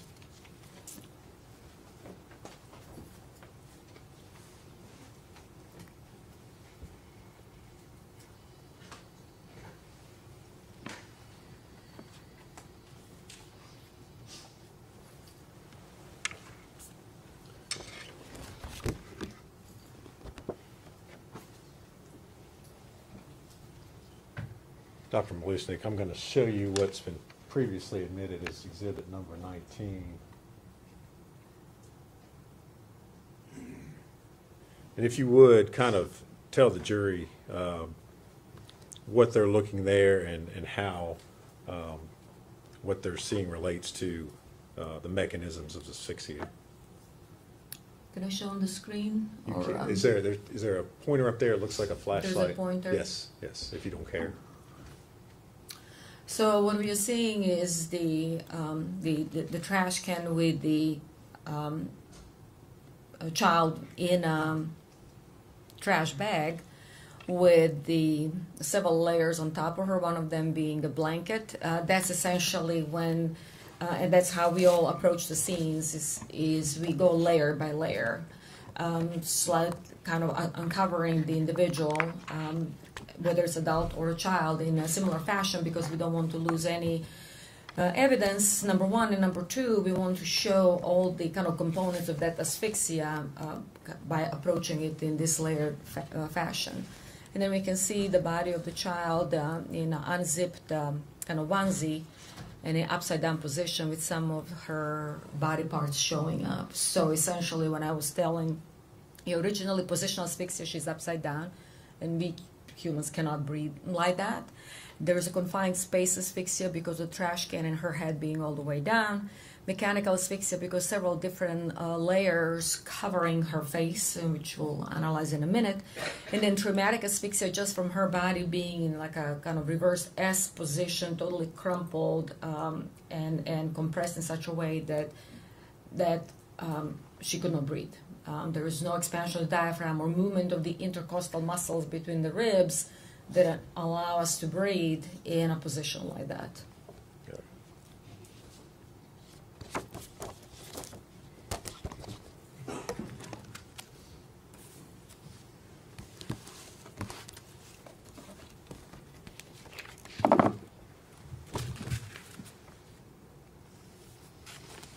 Now I'm going to show you previously admitted as exhibit number 30. So on this exhibit number 30, that's actually now several stages down the investigation path. So the key is always, as I said, as little manipulation as possible and then go again layer by layer. We lost several layers here. The garbage can, the trash can, there was also, the trash bag. There was also a black bag on top of all of that. That was all removed. And now the child is in the blanket, and there is a foil, which is actually a very curious piece of evidence because it was so tightly applied to the child's face and upper body that looked like a wrapped, almost like a part of the kind of mechanism that prevents her from breathing, because that would be another kind of example of mechanical asphyxia because the object is covering the face and preventing her from breathing. And the other thing that can be also seen is that the body is actually contorted. And usually that would happen with kind of force applied because we know now she's upside down, and the force applied for her body actually to kind of fit in the bottom of that garbage can. And that would be part of the traumatic asphyxia component. Now I'm going to show you exhibit 31. So this exhibit 31 actually is kind of process of removal of the foil, because it was very voluminous and it was tightly applied to her face and her hair. One thing that actually happens with the decomposition of the body following a prolonged time interval after that is that a lot of our tissues start to actually break down and detach. So the hair starts detaching, the epidermis, first layer of skin, starts detaching. And so removing foil like this that is tightly applied actually takes a lot of time and a lot of effort to preserve the child and the facial features. And part of the problem was not just the tight application, of course, of the foil, but also all the composition fluid that kind of almost created a glue between the foil and the face of the child. And we can see her head starting to emerge in this particular area. All right. Doctor, if you could talk a little bit about the decomposition. Is there anything as far as what you see there that would show you how long the child had been in that position or anything based upon the amount of decomposition? So the only thing that we can say really that it was advanced decomposition, and there were two types of decomposition that happened in this particular situation because of the position that Evelyn was in.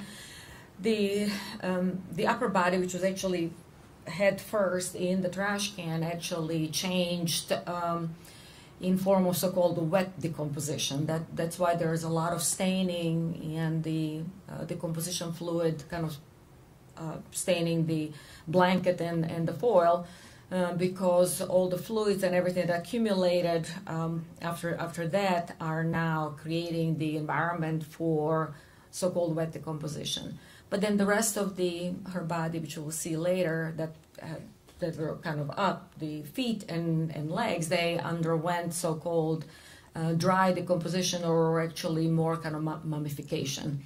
So the only thing that we can say it's advanced, but how long really it took, it really just depends on many factors such as temperatures, around that body, and of course on the layers applied on the body surface, because that will prevent some of the flies or some other predators from coming to the body and expediting, fastening the decomposition. Okay.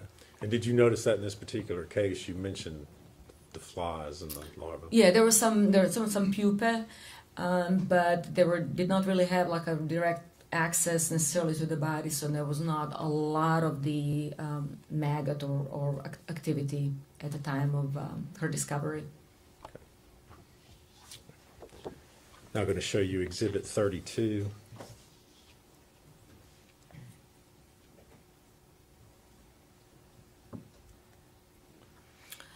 So the exhibits 32 yes. is actually just another kind of painstaking removal of all the layers. Again, the foil is being further detached, and now we can see her head and face, and then part of the upper body, her arm, while the legs are still covered.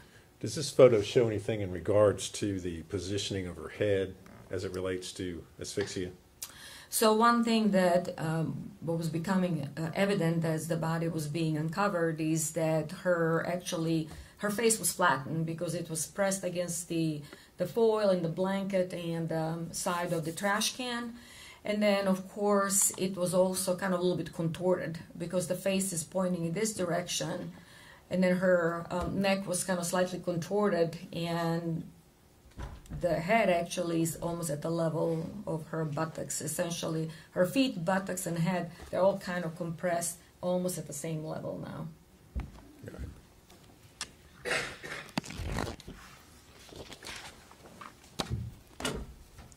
Now I'm going to show you Exhibit 34.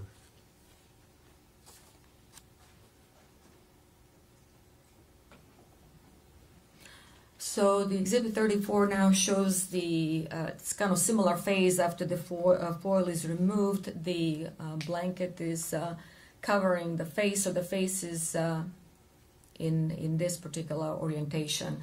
And again, the difference between all the fluids and wet decomposition staining the blanket versus just dry desiccation of the arm and then feet. So two kind of different processes happening at the same time, wet decomposition and dry decomposition or mummification. Anything that you could tell in regards to, I know that the foil's been taken off in this particular photograph, but in regards to the positioning of the foil and the blanket as well, is there anything you could tell as far as whether that was haphazard or intentional? Well, the child appeared to be wrapped, so that would show intentionality, because it's not that she was just put in a garbage and then a blanket on top of her. She was definitely wrapped in a blanket, and it took a while to actually remove all the layers and unwrap her.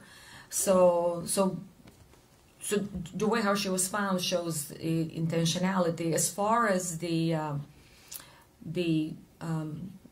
changes on the blanket, one thing that happens with the wet decomposition and the fluids kind of creating, things do become kind of slippery in a way. So there was definitely some shift in the layers from the wet decomposition. Wasn't a lot of it, but there was some. And then we will see when the blanket is removed, actually, that her face was pressed against the garbage can because the pattern of the blanket actually remains on the face. Next, I'm going to show you Exhibit 35.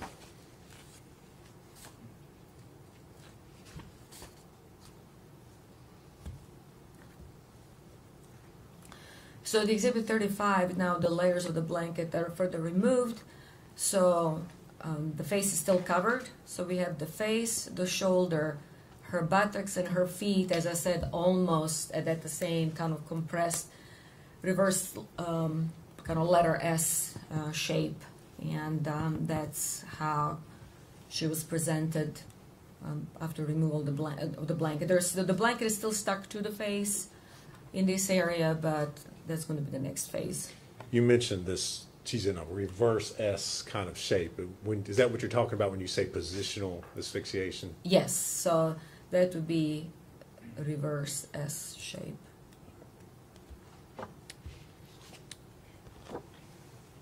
Next, I'm going to show you Exhibit 36.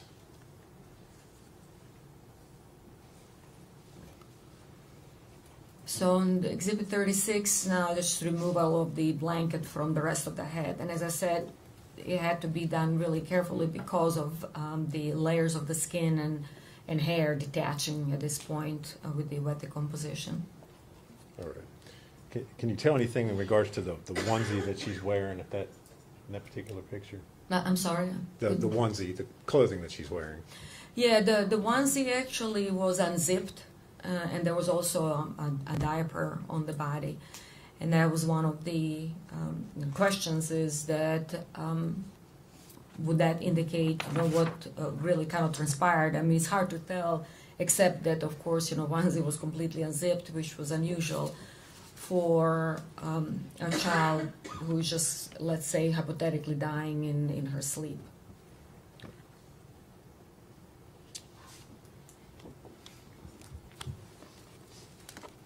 Now showing you Exhibit 37.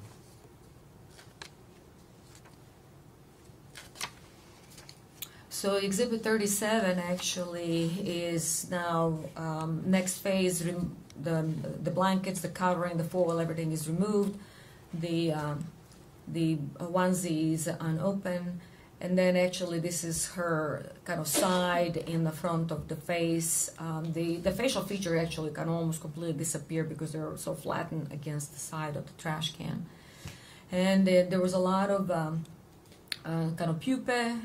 There was no maggot activity, which would essentially help potentially with some timing of the postmortem interval, because from what I reviewed and from what Dr. Schmidt described, we didn't really see direct maggot activity, so they did not injure or damage the body to that extent yet.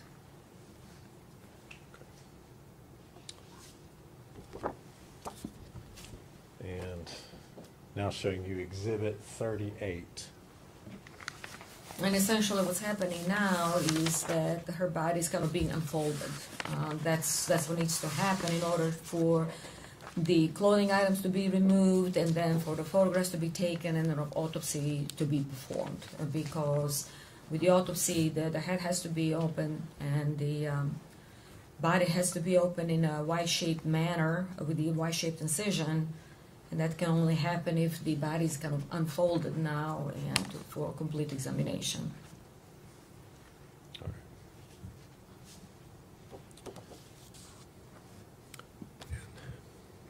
Dr. Malusnik, did you, as part of your review of the records in this case, review the child's pediatric records? Yes. Do you see anything in there that would indicate to you that she would have died from something that was medically related, any medical conditions? No, she was considered a healthy child, and all the milestones were reached in timely manner. All right. And what about the possibility of her dying from some sort of rollover death? So she was not an infant anymore, so she would already be in a kind of toddler stage, and I've never seen overlaying on a child older than 8 months. Actually, 6 months is even pushing it, because it's just not easy to overlay a child who can already move, flip, and it's just not that easy, even for an adult, to overlay a child of that age. And I've never had a case like that. The only overlay of a 2-year-old that I had was actually a homicide. All right. Dr. Malusnik, are you aware whether the state of Tennessee Department of Health maintains statistics on rollover deaths as far as the age of children in Tennessee? Yes. And have you had an opportunity to review those statistics? Yes. How many children last year under the age of, or over the age of 12 months died of rollover deaths in Tennessee? None. How many children in the last 10 years over the age of 1 in the state of Tennessee died from rollover deaths? Yeah, we all of those we call like unsafe sleeping environment deaths, and none of the children who died of overlaying, rolling over, unsafe sleeping environment were older than a year.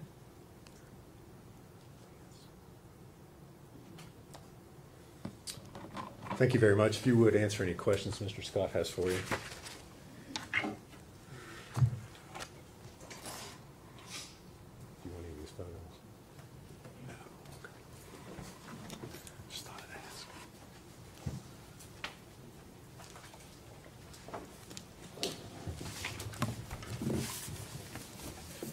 Good afternoon, Dr. Lewis. How are you? Good afternoon.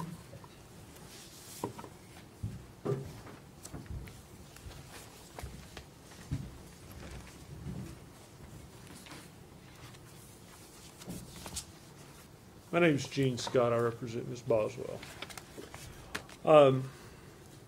First thing I want to ask you about is you did not conduct this autopsy.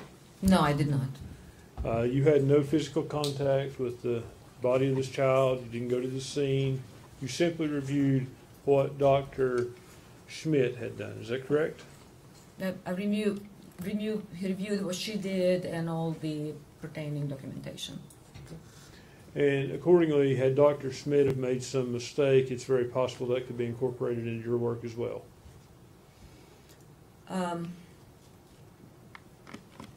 That's a very complex question.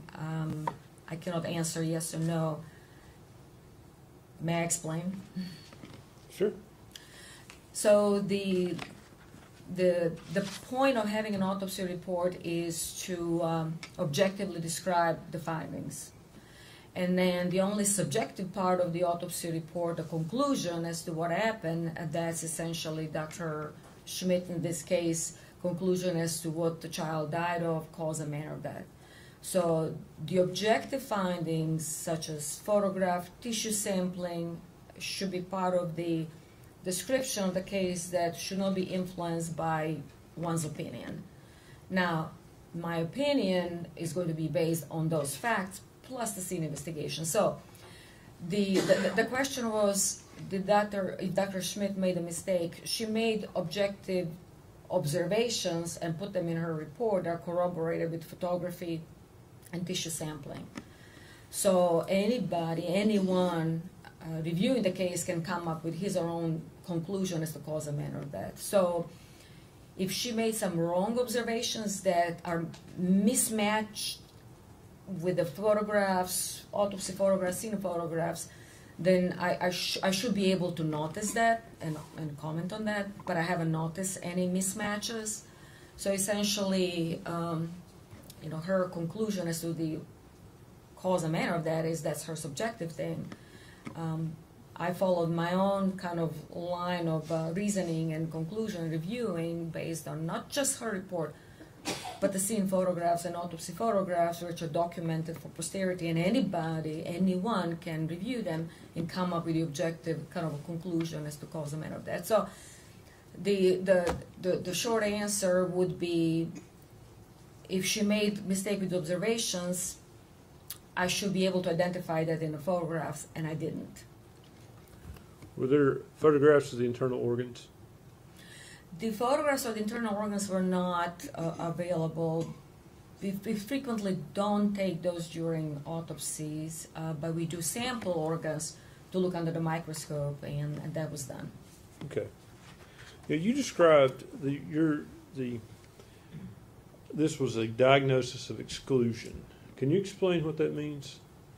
So by saying asphyxial deaths are frequently diagnosed exclusion means that we found an individual in a position that prevents breathing, but there is no mark on the body. And I've done thorough investigation.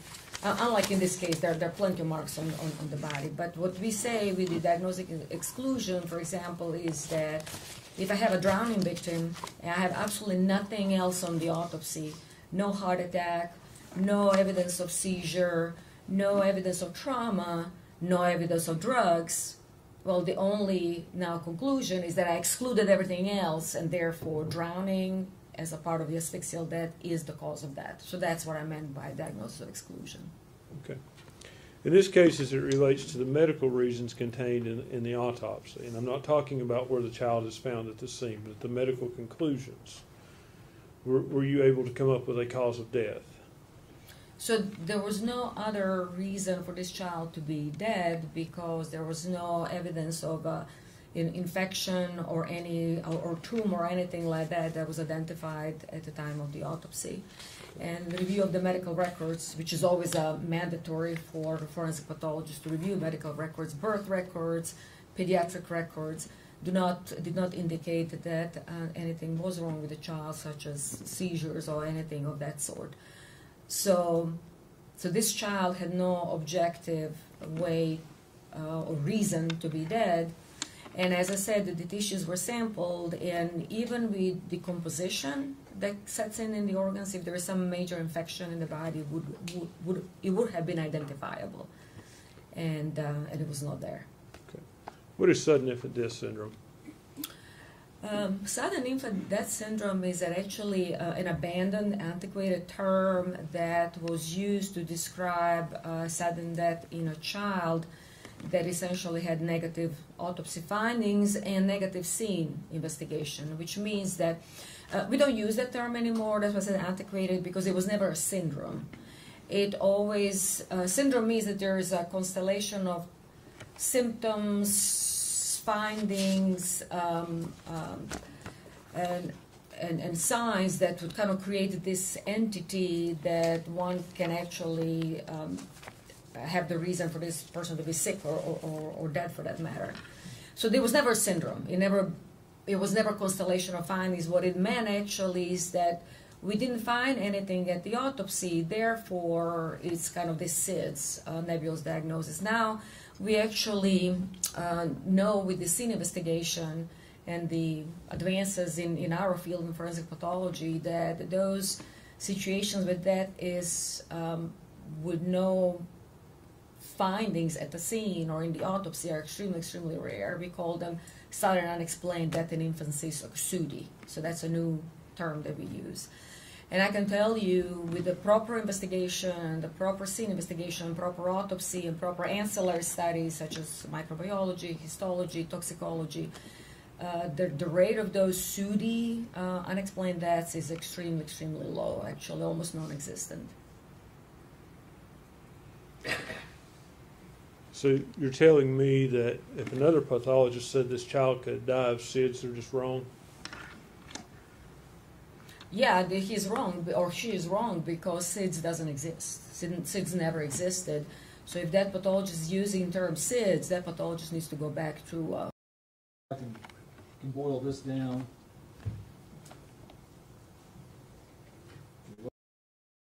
There's no reason for this child to be dead, other than being in the trash can or being in I have no idea say conclusively she was why it did alive that. in the trash can you? She doesn't have a reason to be dead, and I never had an autopsy on a child older than 1 year old for no reason to be dead, except that she could not breathe in that particular position where she was placed. Yes or no, can you say conclusively that she was alive when she was placed in that trash can? She could not breathe in the trash can, so that's my main conclusion. Are you refusing to answer my question, doctor? No, I'm just saying that the child could not Hold breathe on a in minute. the trash can. And I'm asking... Somehow we got to, I don't know what the stream did. So hold on. It's just not easy to objectively describe reason to be dead. And as I said, the tissues were sampled, and even with decomposition that sets in the organs, if there is some major infection in the body, it would have been identifiable, and it was not there. Okay. What is sudden infant death syndrome? Sudden infant death syndrome is actually an abandoned, antiquated term that was used to describe sudden death in a child that essentially had negative autopsy findings and negative scene investigation, which means that we don't use that term anymore. That was antiquated because it was never a syndrome. It always, syndrome means that there is a constellation of symptoms, findings, and signs that would kind of create this entity that one can actually have the reason for this person to be sick or dead for that matter. So there was never a syndrome. It was never a constellation of findings. What it meant actually is that we didn't find anything at the autopsy, therefore it's kind of this SIDS, nebulous diagnosis. Now we actually know with the scene investigation and the advances in our field in forensic pathology that those situations where death is with no findings at the scene or in the autopsy are extremely, extremely rare. We call them sudden unexplained death in infancy, so SUDI. So that's a new term that we use. And I can tell you with the proper investigation, the proper scene investigation, proper autopsy, and proper ancillary studies such as microbiology, histology, toxicology, the rate of those SUDI unexplained deaths is extremely, extremely low, actually almost non-existent. So you're telling me that if another pathologist said this child could die of SIDS, they're just wrong? Yeah, he's wrong, or she is wrong, because SIDS doesn't exist. SIDS never existed. So if that pathologist is using the term SIDS, that pathologist needs to go back to forensic school. Probably not competent. Exist. I'm sorry? Probably not competent. If he or she is using SIDS, that's not a competent pathologist. At this day and age, that's not a competent pathologist. Okay. What did you call it? The new syndrome? But it's actually not really a syndrome. It's a sudden unexplained death in infancy or unexpected death in infancy. It means that we exhausted all the investigative capacity and thoroughly done autopsy with sampling and ancillary studies, and we found absolutely nothing.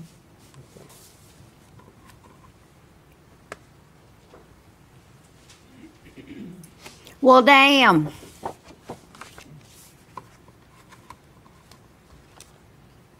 So how do you rule out that this child couldn't have died from a laryngeal spasm?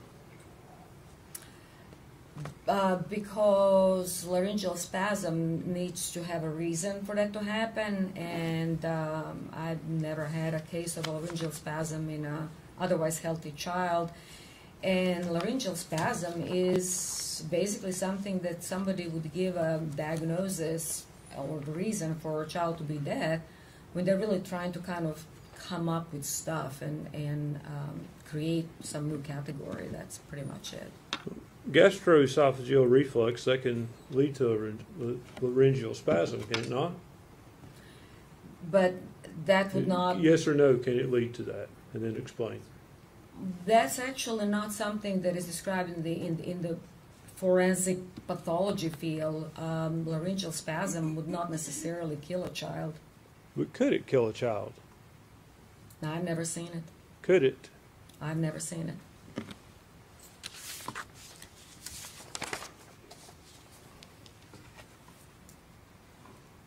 In Dr. Schmidt's report, she states that the possibility that the decedent was alive when placed in the trash can cannot be excluded. That's correct. That's what she stated. Okay. Is that your opinion as well?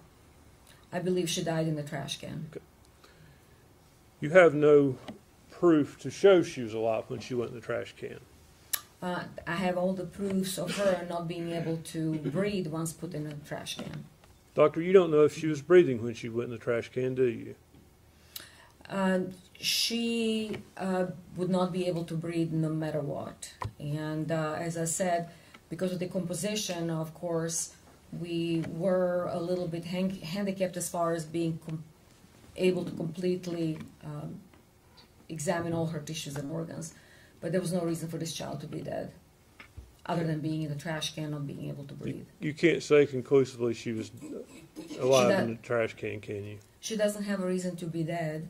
And I never had an autopsy on a child older than 1 year old for no reason to be dead, except that she could not breathe in that particular position where she was placed. Yes or no, can you say conclusively that she was alive when she was placed in that trash can? She could not breathe in the trash can. So that's my main conclusion. Are you refusing to answer my question, doctor? No, I'm just saying that the child could not breathe in the trash can. And I'm asking, if I may, yes or no, can you say conclusively she was alive when she was placed in the trash can? No, she might have been dead because her foil was on the face before being placed in a trash can. She could have been dead because she was put in a plastic bag before she was placed in a trash can. Obviously, the foil, the bag, 2 bags, the blanket, tightly covering her face would prevent her from breathing. So all of those things had to happen before she was put in a trash can. So all I'm saying is that all those components, could have they actually brought her to brink of being dead before being put in the trash can? Sure. But the trash can definitely did not help. Okay.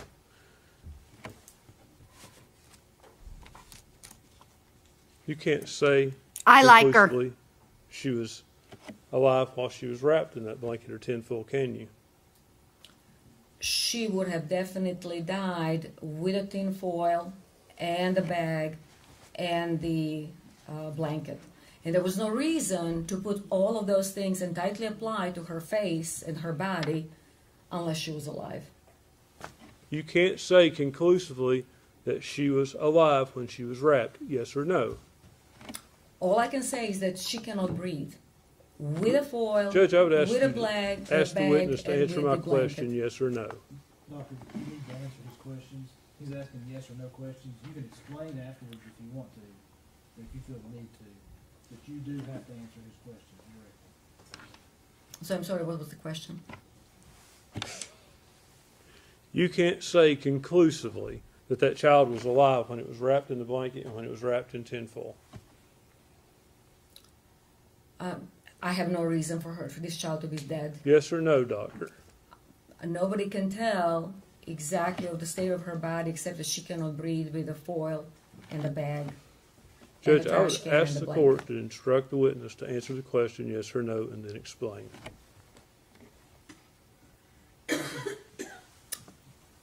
I'm not really sure. I'm not being mean to you.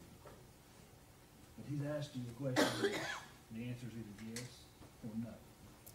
And I'm instructing you to the best of your ability. Answer yes or no. And you'll have an opportunity to explain.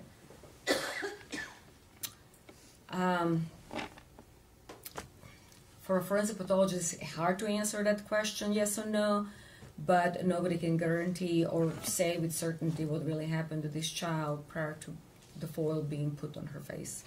So you can't say whether she was alive or dead, can you? She has no reason to be dead, other than Judge, that. this witness is being evasive. May we approach? She just answered you. What she said is, nobody can say what happened with 100% certainty because nobody else was there. You jackass. And you're not going to get her to testify to something, putting her professional career on the line by saying that it's the way that you're asking the question. That question, when you're asking it of a forensic pathologist, cannot be answered by a simple yes or no.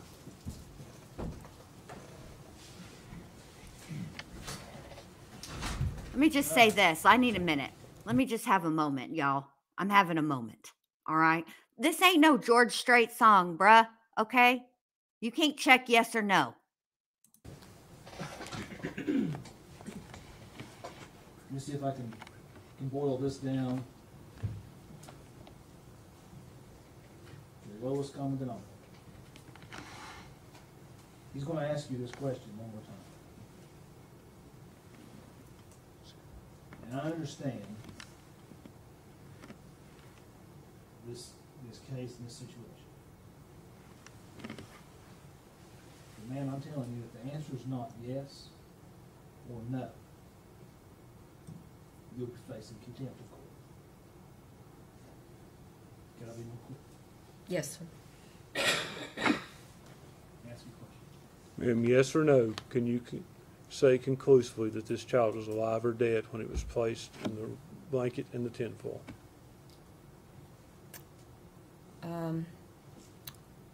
the blanket, tinfoil, the trash can, which one? Okay, the answer is no. She could have been murdered differently. Thank you, doctor. Redirect. And there you have it. No, she could have been murdered a different way. Good job, doctor. Because she was definitely murdered, which is what the point of all of this was.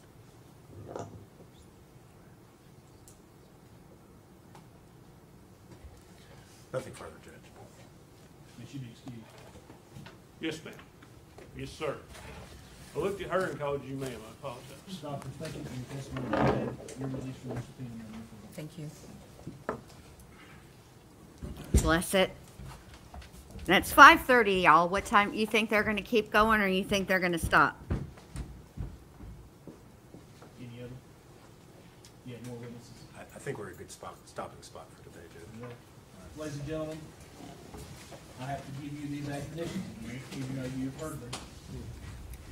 You're not to communicate We're with not other done, jurors though. or anyone else regarding any subject connected with this trial. You're not to form or express any opinion about the case until it is finally submitted to you. You're to report promptly to the court any incident involving an attempt by any person to improperly influence any jury member, or See, now this is why I'm tired of you, Court TV. Hold on a minute. Let me go over to Law and Crime, because they did not address whatever the issue was this afternoon or this morning. They didn't talk about that. So let me go and find, hold on a minute. This is the problem. Let me see what Law and Crime is up to.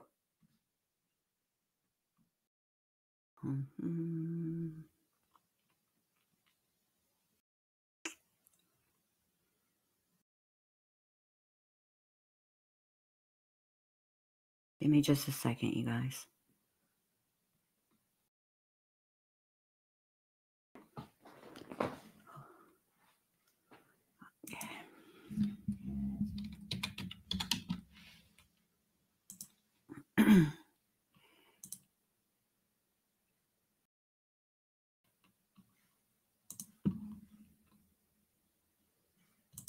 Well, evidently they did end for the day. Hold on a minute. Oh, no, this is the dadgum. Hold on. Oh, that's so weird.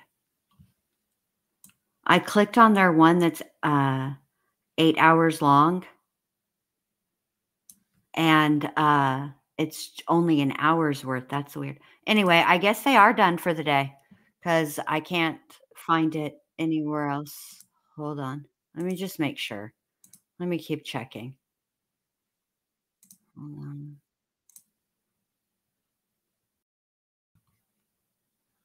Hold on. Let me just look up Megan Boswell.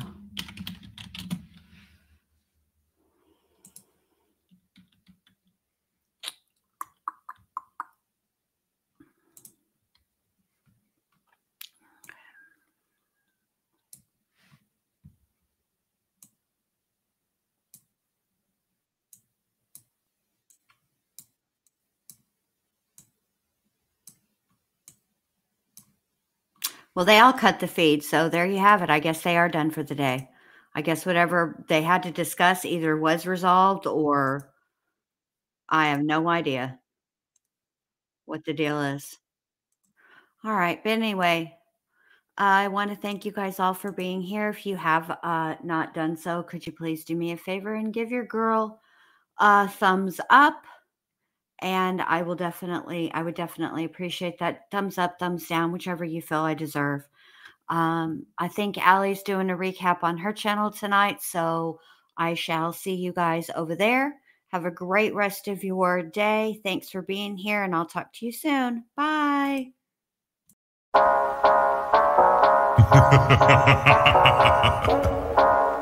Cause it's Friday, you ain't got no job, and you ain't got shit to do.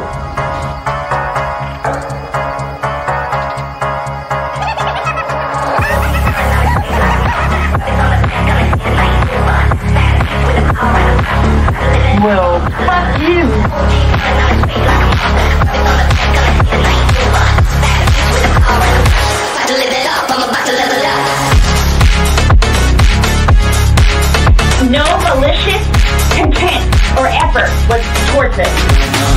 No militia. Finish her!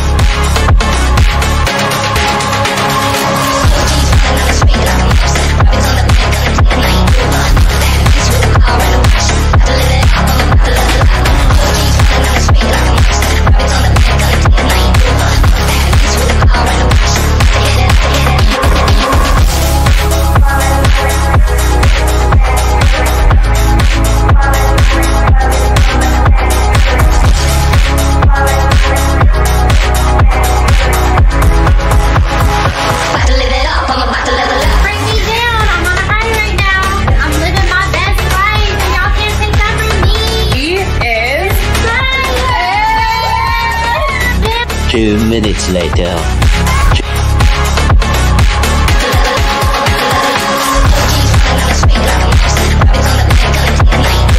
We all do a little mad sometimes. Oh.